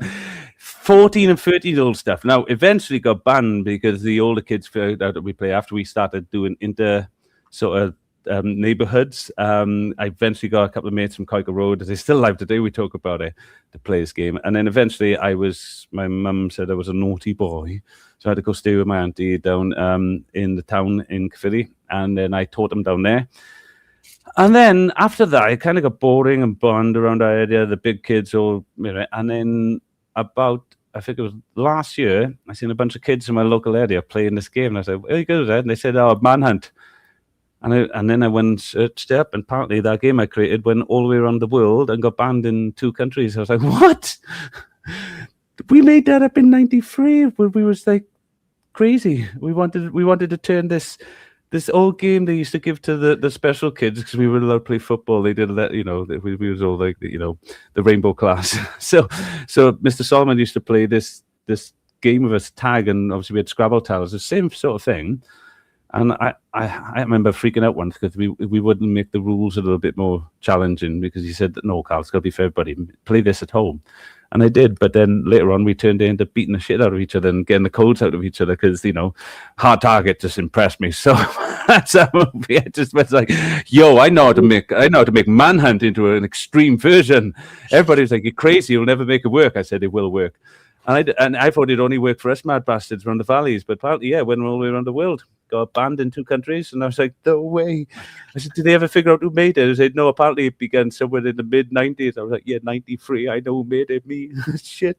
So I'm the man behind Extreme Manhunt, so there you go. Unless, of course, you think we had internet and stuff there, and I could somehow plagiarize it and copy from someone else. Because all the original people who played it are still alive today. They'll talk about it. They want me to do a little documentary on it, don't they, babe? Let's go do the man who behind Manhunt, show them where we came from, what it created, how I want to relate to some of my bullies and make friends and stuff, and just interconnect neighborhoods playing a game because we were just all bored all the time playing the same Bulldog and runouts, same bullshit. And then I just came up with this new game one day where there was grounded. I stole the Ken, the video guys, pirated DVD, my fucking ass, my VHS. They're watching. They think, fuck it, now I'm grounded. Friday night, everybody's out. They'll all be in about 2 hours. So I just watched Van Damme there for ages, knowing we weren't going to allow to watch it because it was underage. And then I watched that, and then I came up with Extreme fucking Manhunt. I thought it was brilliant. It was a year before anybody else ever heard of it, and then apparently went on the world. So. Yeah, so you guys just met the mystery guy who created it. Can I just ask what are the rules? What are the rules of Extreme Manhunt? Well, Manhunt like originally... survival game. Yeah, it was right. So Manhunt originally, I learned, I don't know where the name came from. I think it came from an old 70s show or something, if I remember Mr. Solomon saying. But the idea was, they played objective-based games. So in school, he played this game called a Manhunt, which was basically a tag game, one team tagging the other team. And every time we tagged them, they'd have to give you a Scrabble piece, which was part of their code, which they'd make before playtime. And once you got all their codes, you brought it back to the teacher who was playing it all, and then you'd have to like cryptum factor or crystal maze shit and work out what the code was, and we'd love it. It really stimulated us. We didn't care about football and all that. We'd love this chasing, tagging, game codes. We loved all that stuff. So we played that from about 8 years old. But then when I was about 13, something like that, I seen Hard Target, and then I thought, you know what? I could turn that into something else. You came up with a word there, so football. So if it was like Man United, they had Liverpool, for example, or something like that. Each person on their team would have a letter each. And then your team would then run around the neighborhood. You'd already have determined markers. You'd say that you can't go past the Garth or Wynn's place and stuff like that. That you couldn't go past there. You can hide anywhere. The other team will then chase you, and basically within the night, the time limit, we have to hunt you down. The time ended about 9 o'clock. Your prey had to stay out and hide in their domains until 9 o'clock. You had to catch them down and get as many of them as you could, and like. If you're the big lad, you just chuck yourself at the lads. You just run and hide, and they would just come and hunt you down, like big pack of them, like it was a proper hunt team. And we'd all be hiding in bushes of trees and everything. They find you run, and I mean you run because when they get you, they want that letter. They know they have to stop. So the pain is how much you can take. Some of the guys were just really... Was there ever weapons or torture involved? No. Right, you're kids, right? You're talking Chinese burns, right? And so we had a code of conduct. You start. You wanted it. Right? You weren't there to really hurt. You had to play a game, wasn't you? You know what I mean? We gave you down. You give us a letter. Give us it. No. Bend it down. Give it a letter. Oh yeah. And then you twist in there and David, and then hit him in the leg for ages. Give me the letter. And then someone like Kelvin be there for ages trying to stamp in on him in the end. Right, with respect, we didn't stamp on your heads or anything like that.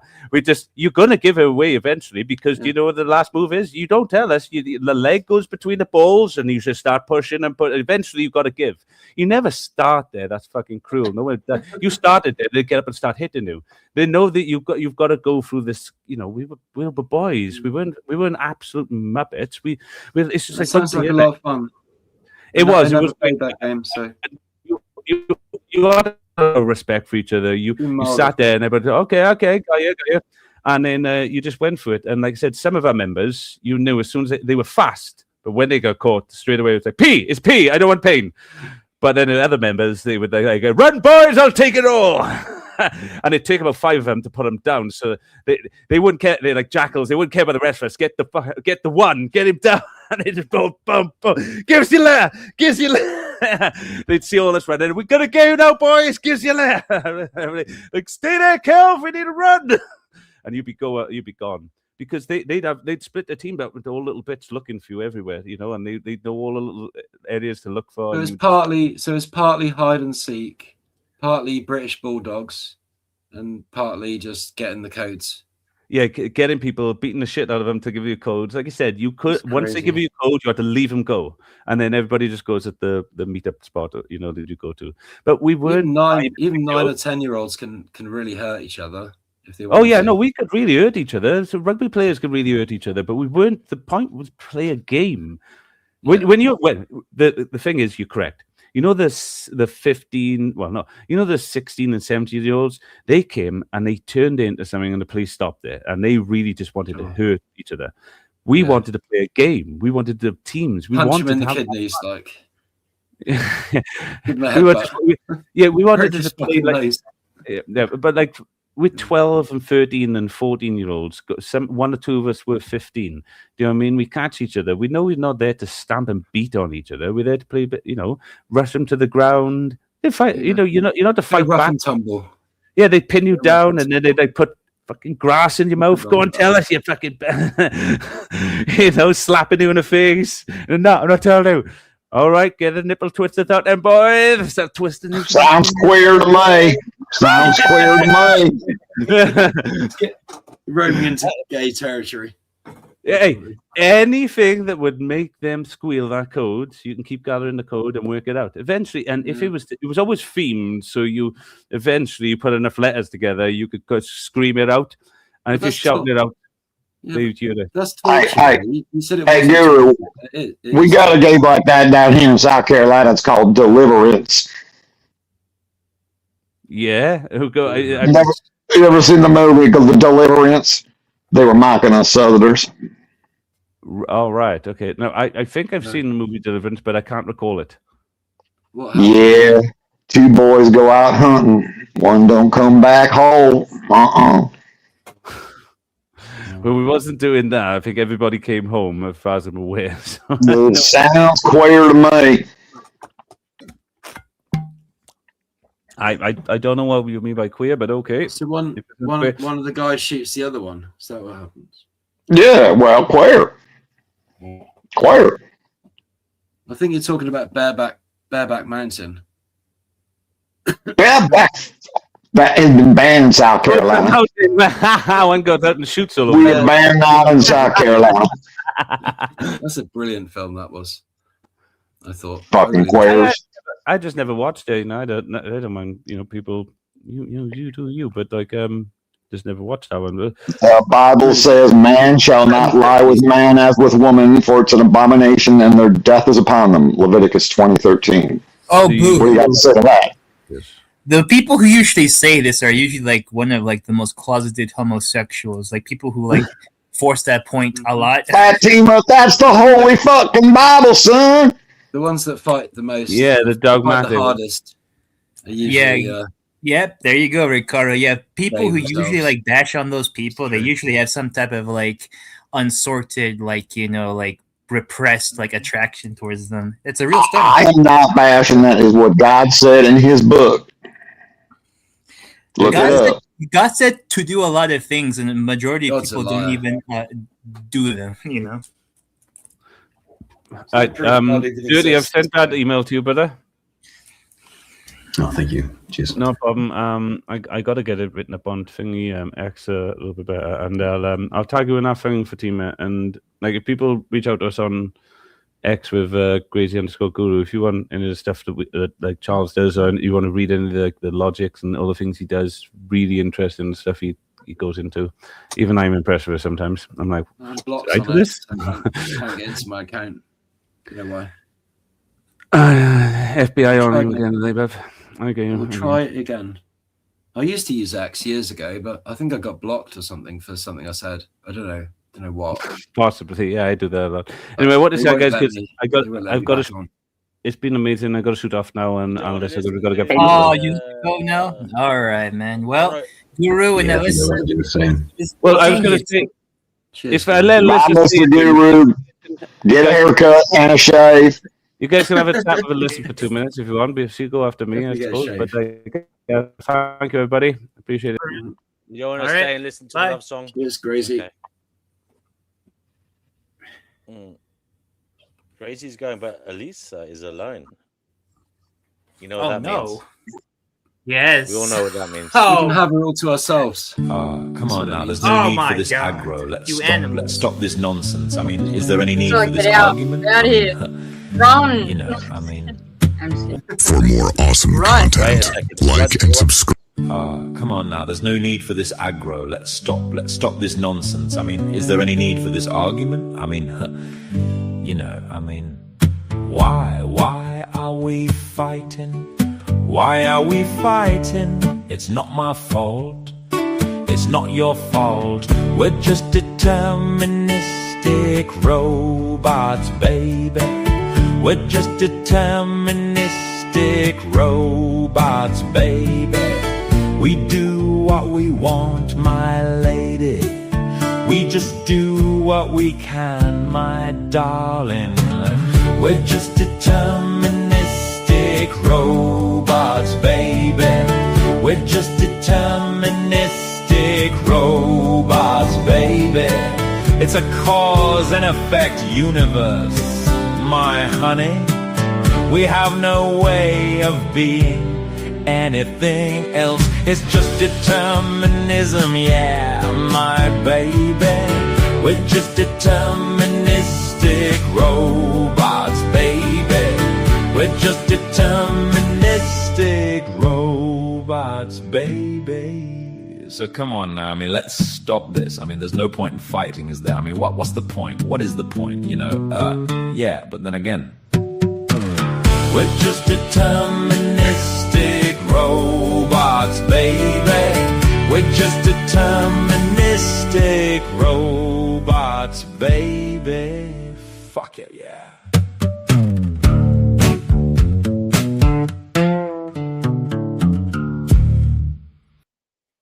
So when's the album out, babe? Well, they are old tunes I did on my ukulele, remastered using AI, you see.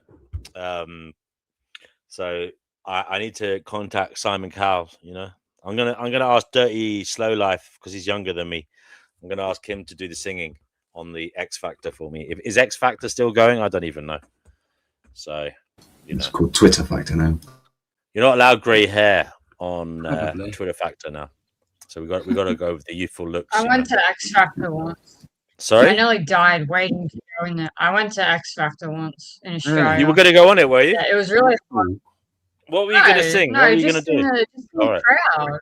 No, just in the crowd, dude. No way. No. I've been to Australian Idol as well, like when I was like in year 6 or whatever, and the Kids' Choice Awards, you know. I just watched But anyway, yes, of course. I'm not talking about like. No, we just went in the crowd and got like autographs like after the. Well, that was Australian Idol. I got autographs, but anyway, that was like Ricky Lee and Guy Sebastian days. Like, yeah, I met all them. Like Casey Donovan out the back. Yeah. Anyway, yeah, but X Factor, I like literally was waiting, and it was so hot, waiting all that time, and I like nearly died. But someone gave me water, and then I was okay. But yeah, I was about to lose consciousness. Like, yeah, I was fucked. But yeah, I'm not really into that type of.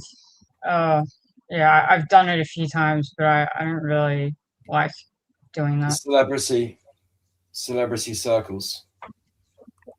Yeah, I'm not that into it, to be honest. I'm not into it either. It's really. too much. It's all a Too many bit people. fake and empty for me. And some of the music's good, don't get me wrong. Yeah. Oh, I'm all about the soul.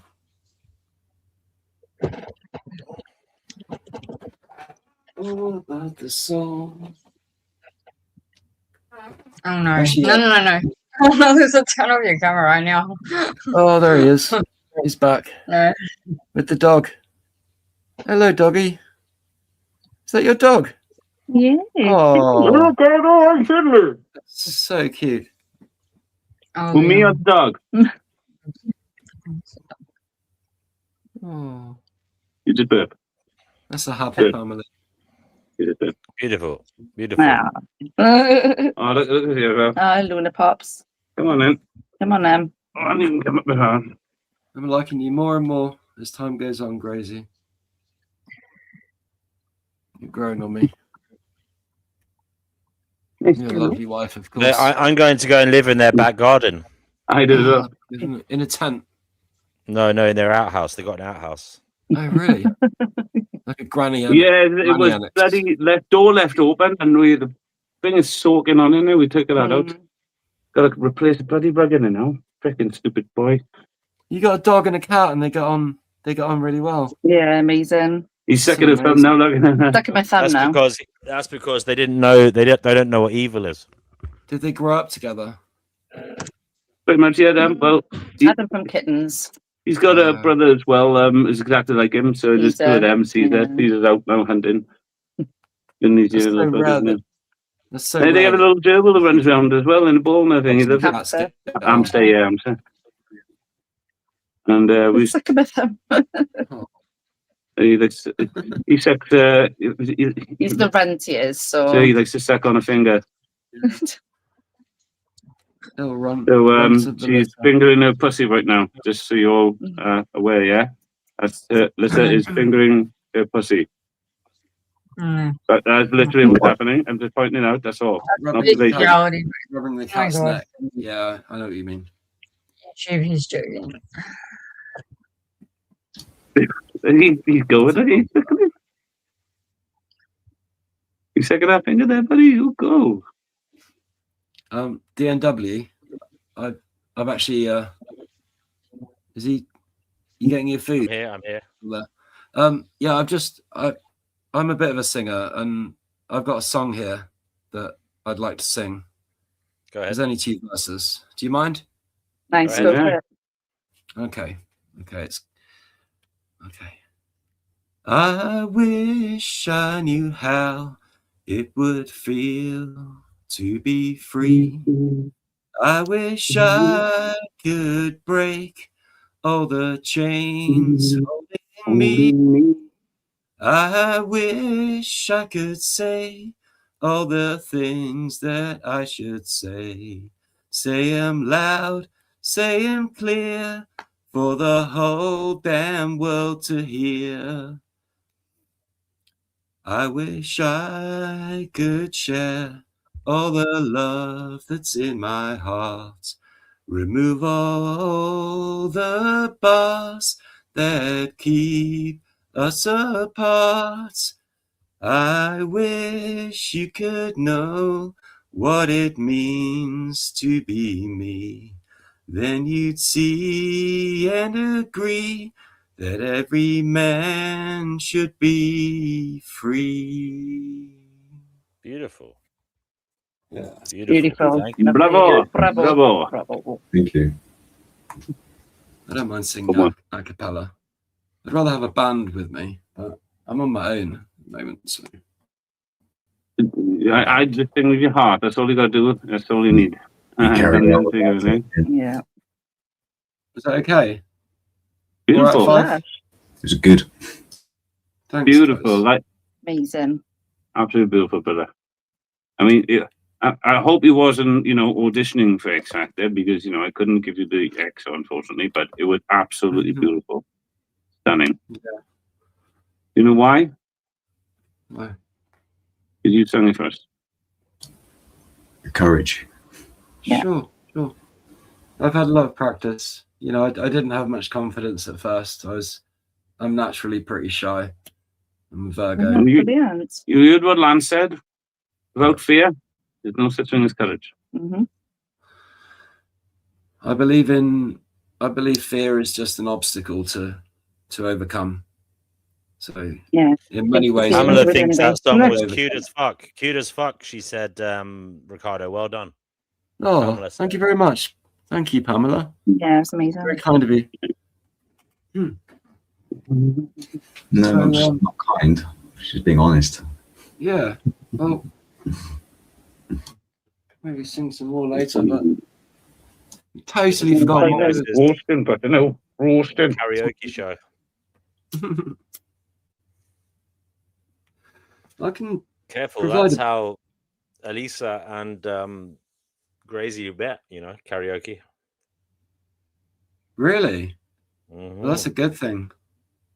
Because obviously you both love music, and love brought you together, and love keeps you together. So it's all about love. Are you puking? Says not easy to do that, Ricardo. Respect, brother. Yeah, absolutely. It was actually really nice. It was cute is the right word. I don't like using that word, but it was cute. Yeah. Or lash. Yeah, I was gonna say lash. It was very nice. It was a very nice song, sentimentally touching. Thank you for that. Yeah. Like Lighthouse Family song, I don't know. The Lighthouse Family?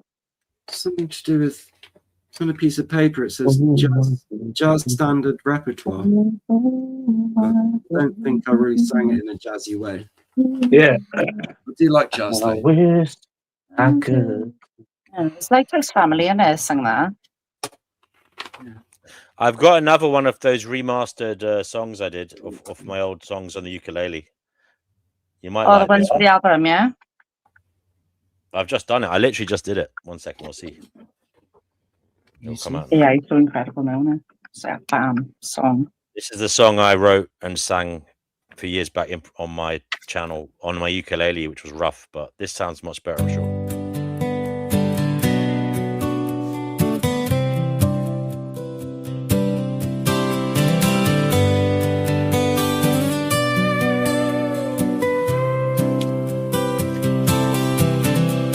Somewhere in between,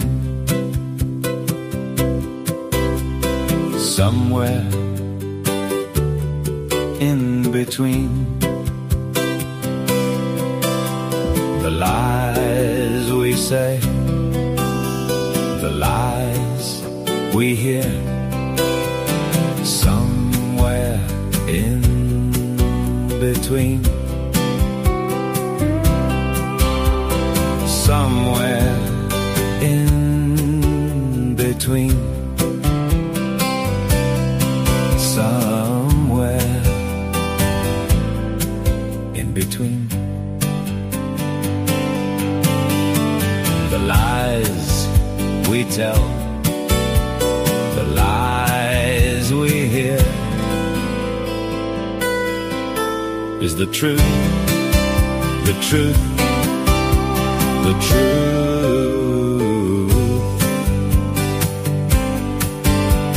Somewhere in between,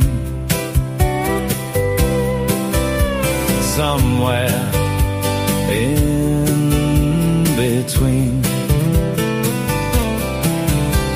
the lies we say, the lies we hear, somewhere in between is the truth, the truth, the truth, the truth.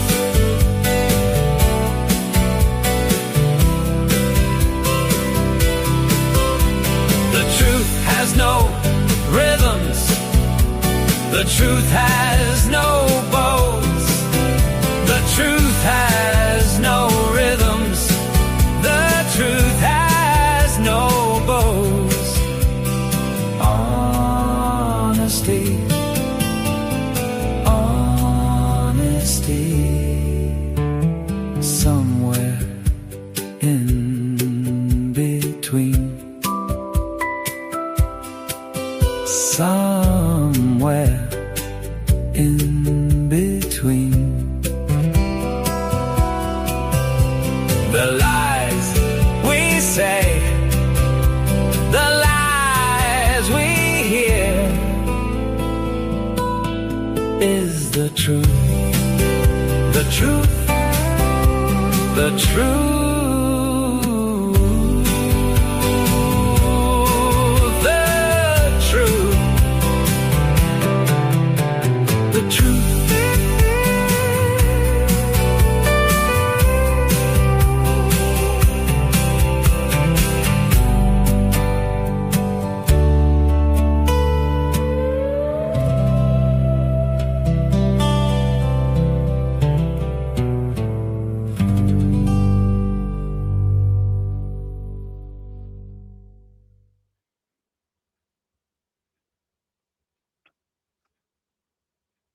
No, brilliant.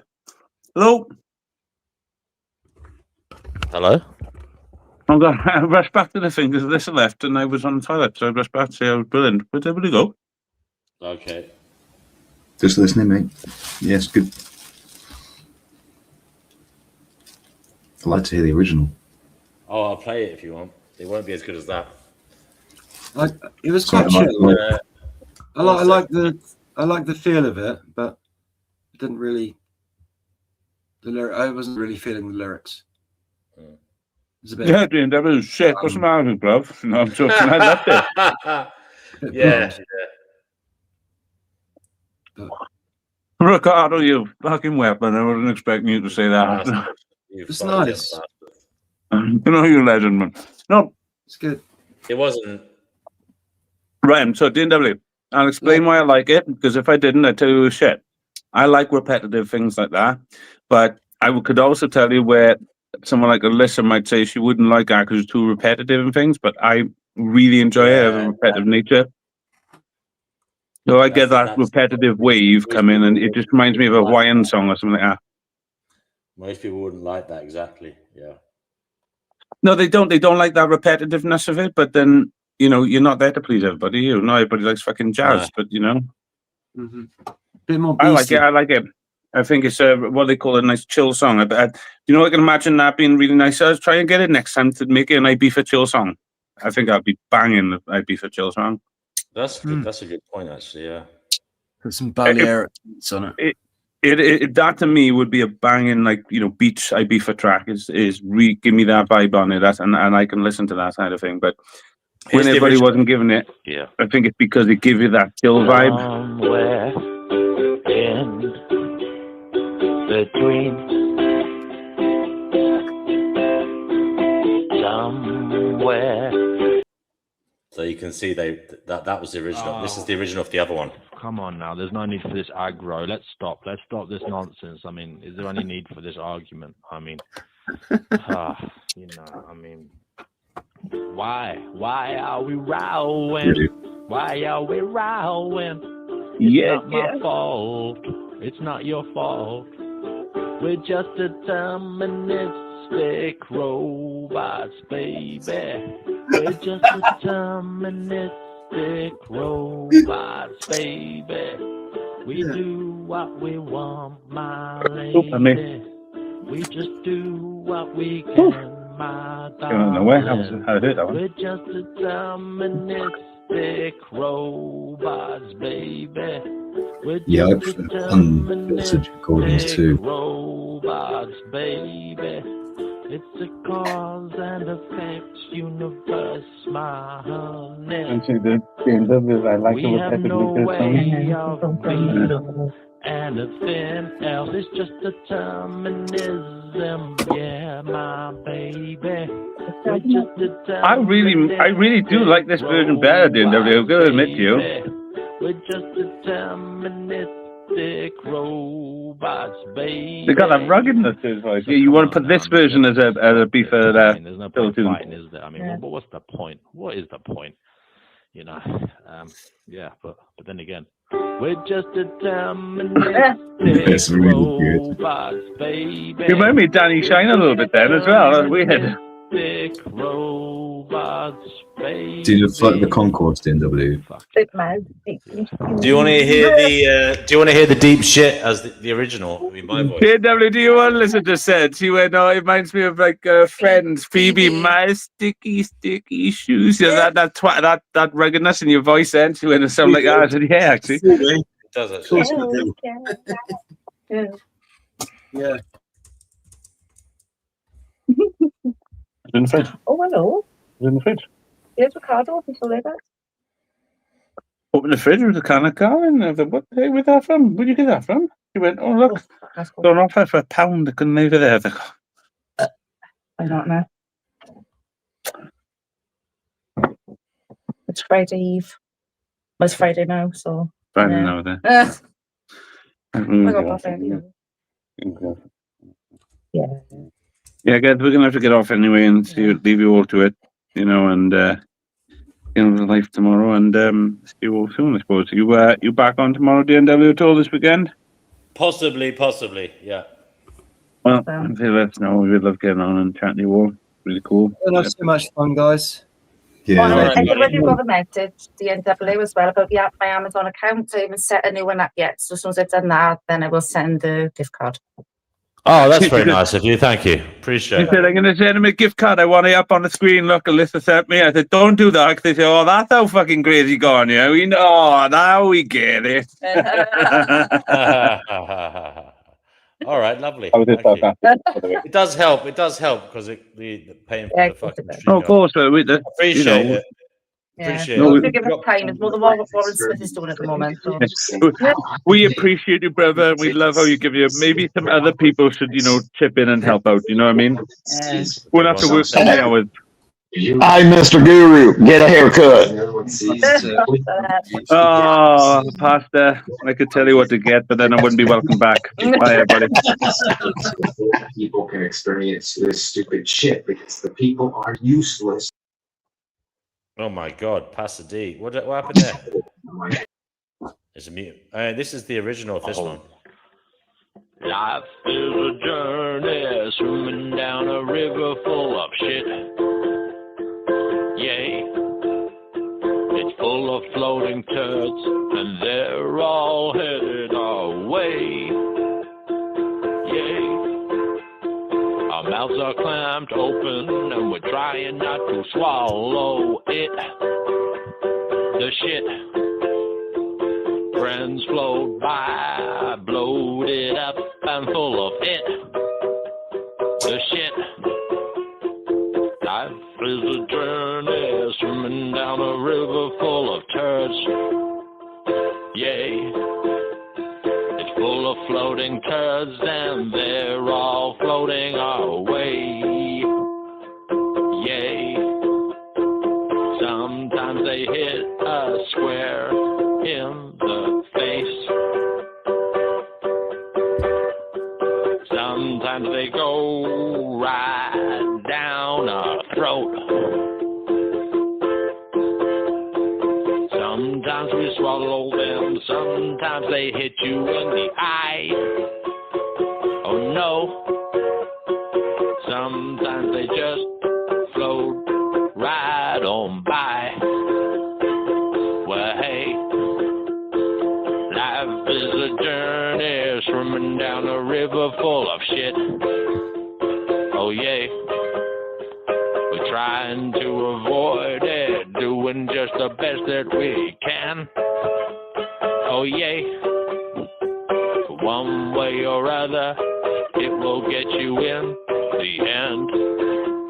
Oh, no. But one way or other, it will get you in the end. Oh, yay. The end. The end. The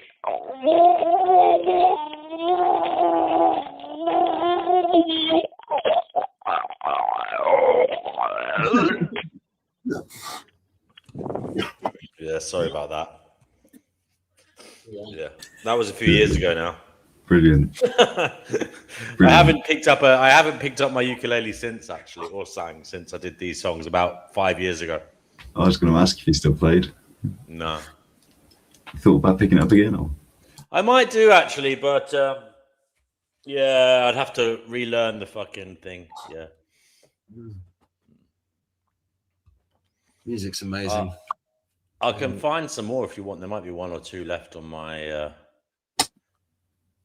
my computer if I can find them. Let me just check.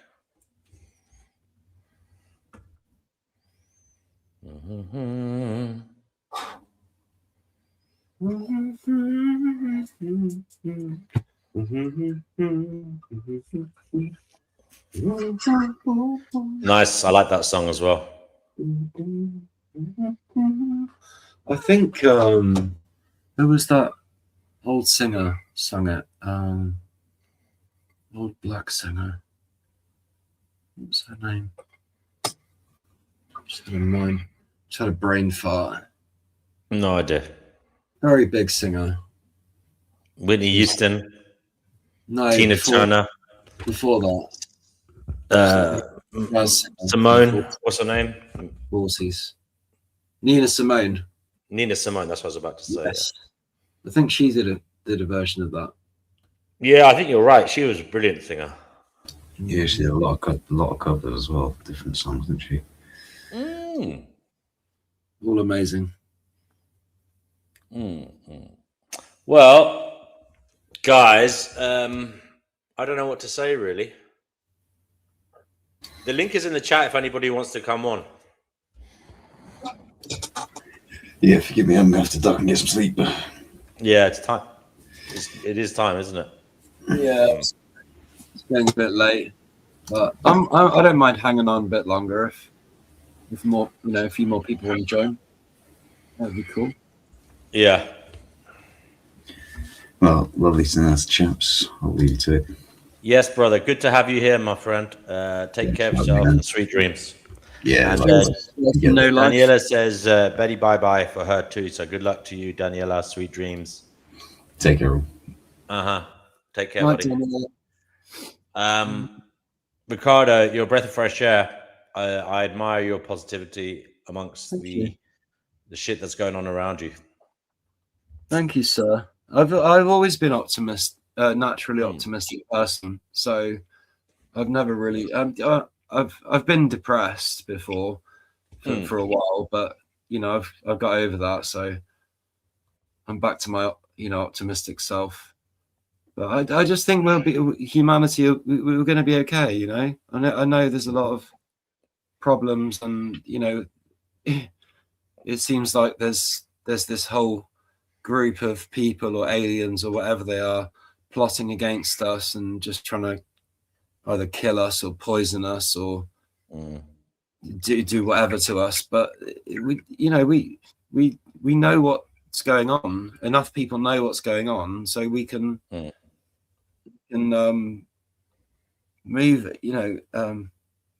What's the word? So we can circumvent and make moves like chess. We hope so.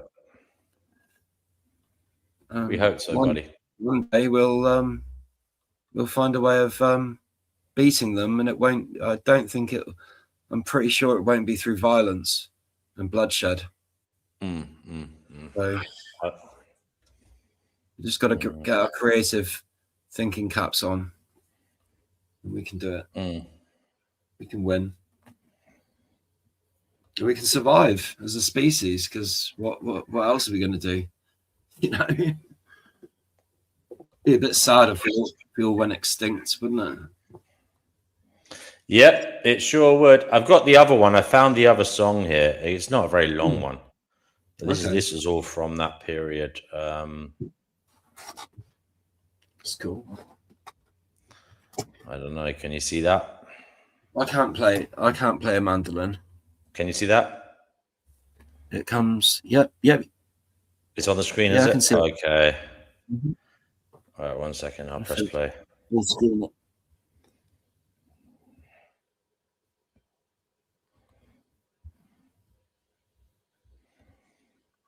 Yeah. So a long old dusty road.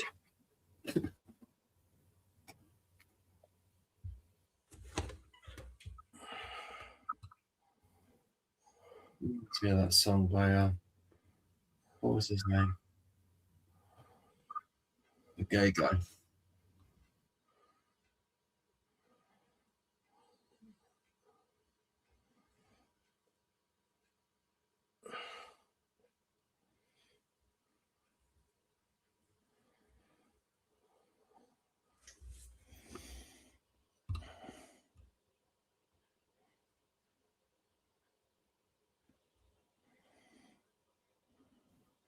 We're playing it. Oh, you can't hear it? No, there's no audio. Oh, sorry about that. Right, here was me. Thought you could hear it. 1 second. It was a bit quiet. Never mind. Oh.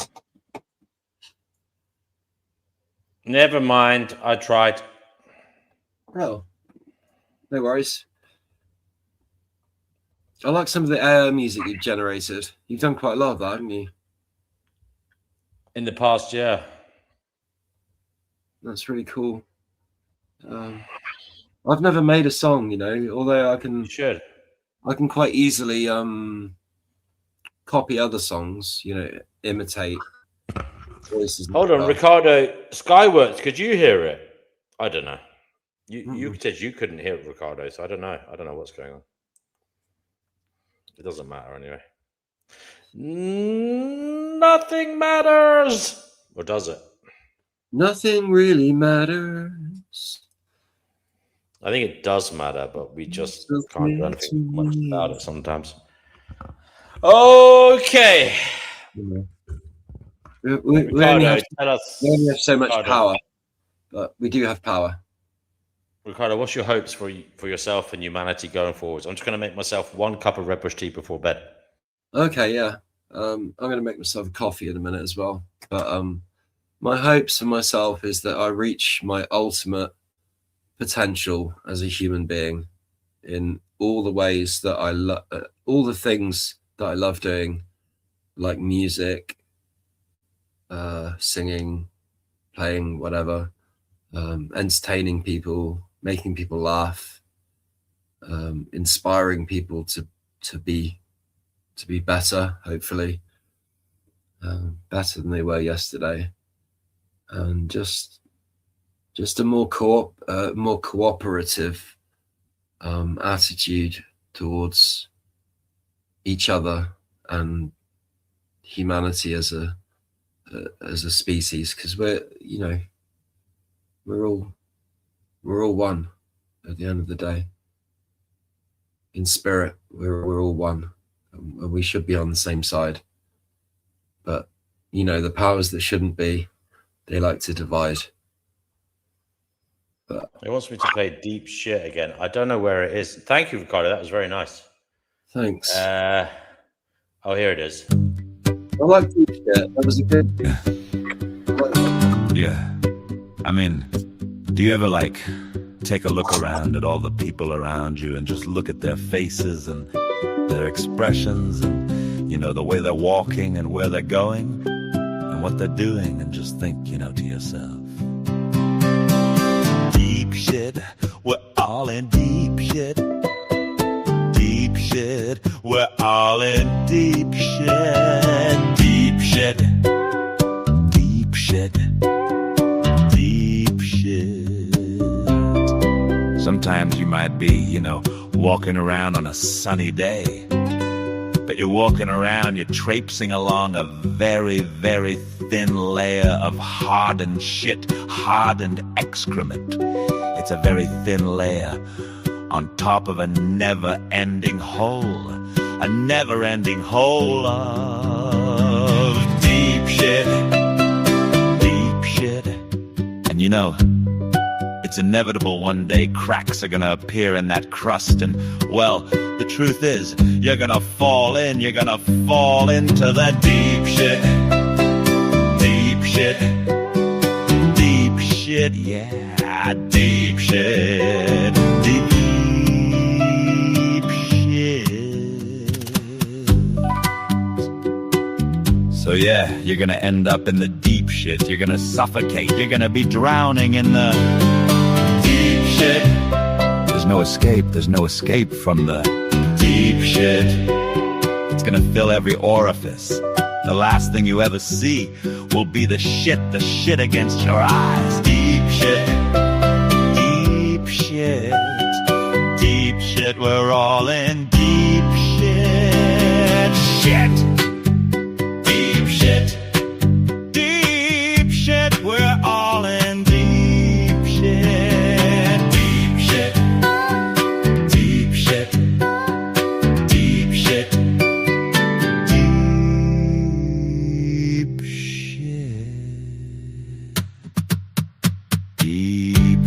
shit. Deep shit.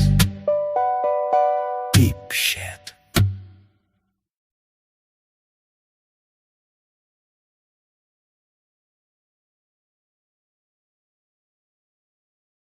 Yeah, as I just lay here in my bed, my pillow underneath my head, I look up at the ceiling, the lampshade so blue, and I wonder what will happen to you when I'm gone, when I'm dead.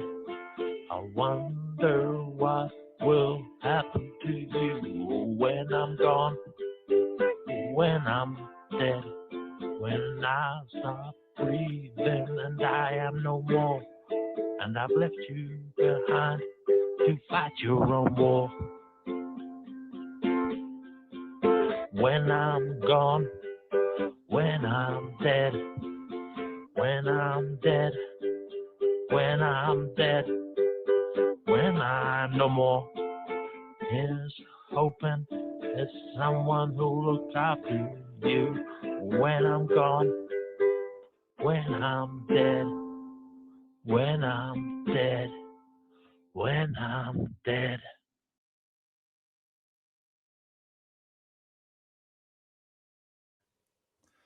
There you go. They were a few years ago now, about 5 years ago, messing around. That was nice. I like that. Okay. Did you say when I'm thin? Did it say? Sorry? When I'm thin. When I'm dead. When I'm dead. When I'm dead. Will there be Okay. someone who'll look after you? I wonder what will happen to you when I'm dead. That's the song. That's really cool. So it's basically the lyrics are something like, when I lay here in my bed, looking at the lampshade so blue, something like that. And then it's like, I wonder what will happen to you when I'm dead. You know, that's the song. So I like that.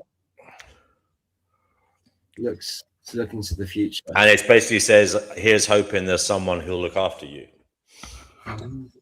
Yeah, that's it. Yeah, like I'm looking after my mum, or I'm pledging to, look after my mum as much as I can. Now my dad's gone. It's just her and the cat. I hear you. She's got a few friends. I mean, like people she knows around the village, but she'll probably move eventually. She prefers where we grew up, which was Gloucestershire. But Devon was where my dad was from, so it was probably mostly his decision to move there. But it wasn't a bad one because it's closer to where I am in Bournemouth. So yeah, nice. You're not far from what's that Durdle Door? What's it called? Durdle Door, yeah, that's the rocks. I'm thinking of going there soon, actually. So there you go. Out on the beach. That's amazing. You're not far from there, are you? So not that far, no. A few miles.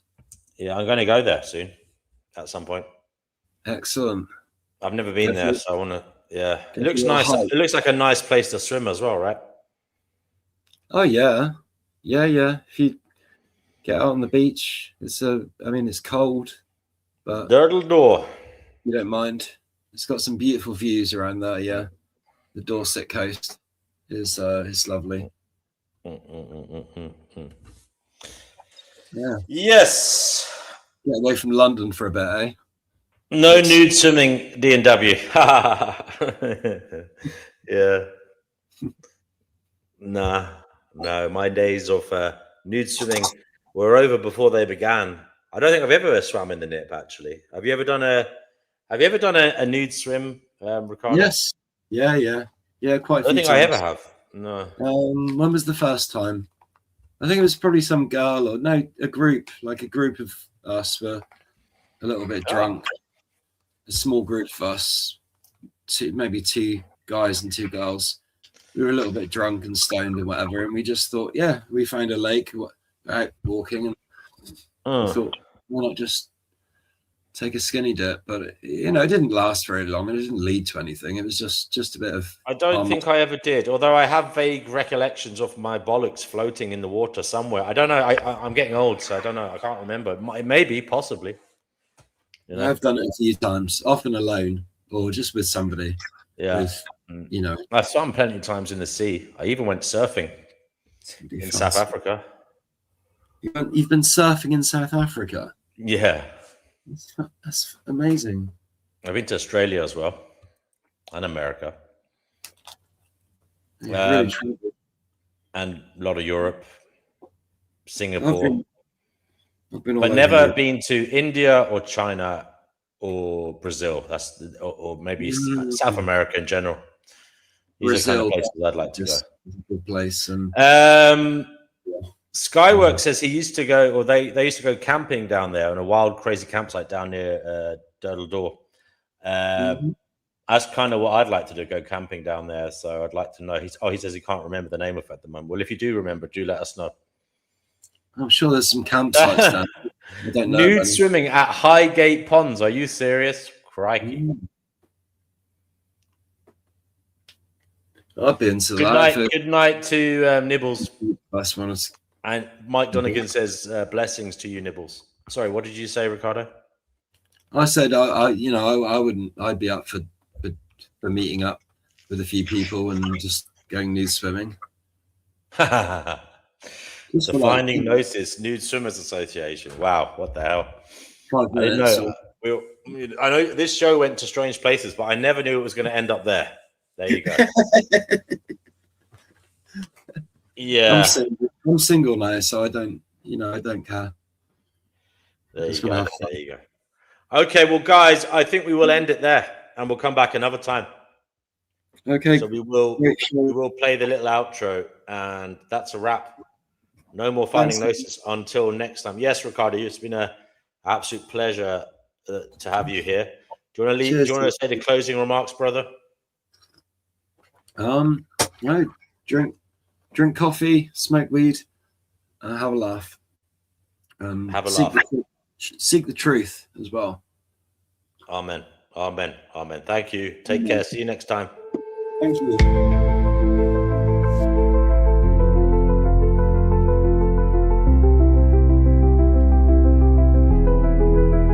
Truth is fleeting, shadows call. We search for meaning, we question all. The path is winding, the veil is thin. Beyond illusion, let the journey begin. Seeking knowledge, breaking chains. Through the echoes, through the pain. One more question, one more spark. We chase the light inside the dark.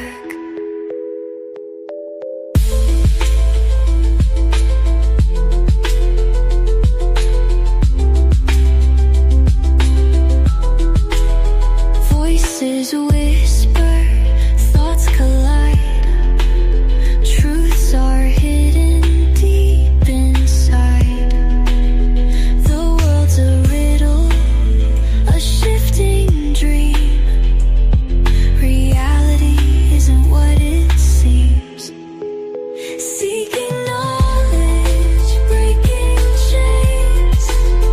Through the echoes, through the pain. One more question, one more spark. We chase the light inside the dark. Until next time, keep your mind wide. Stay curious and let wisdom guide you. Let us hope we each seek what we're meant to find. Make Gnosis bring you peace of mind.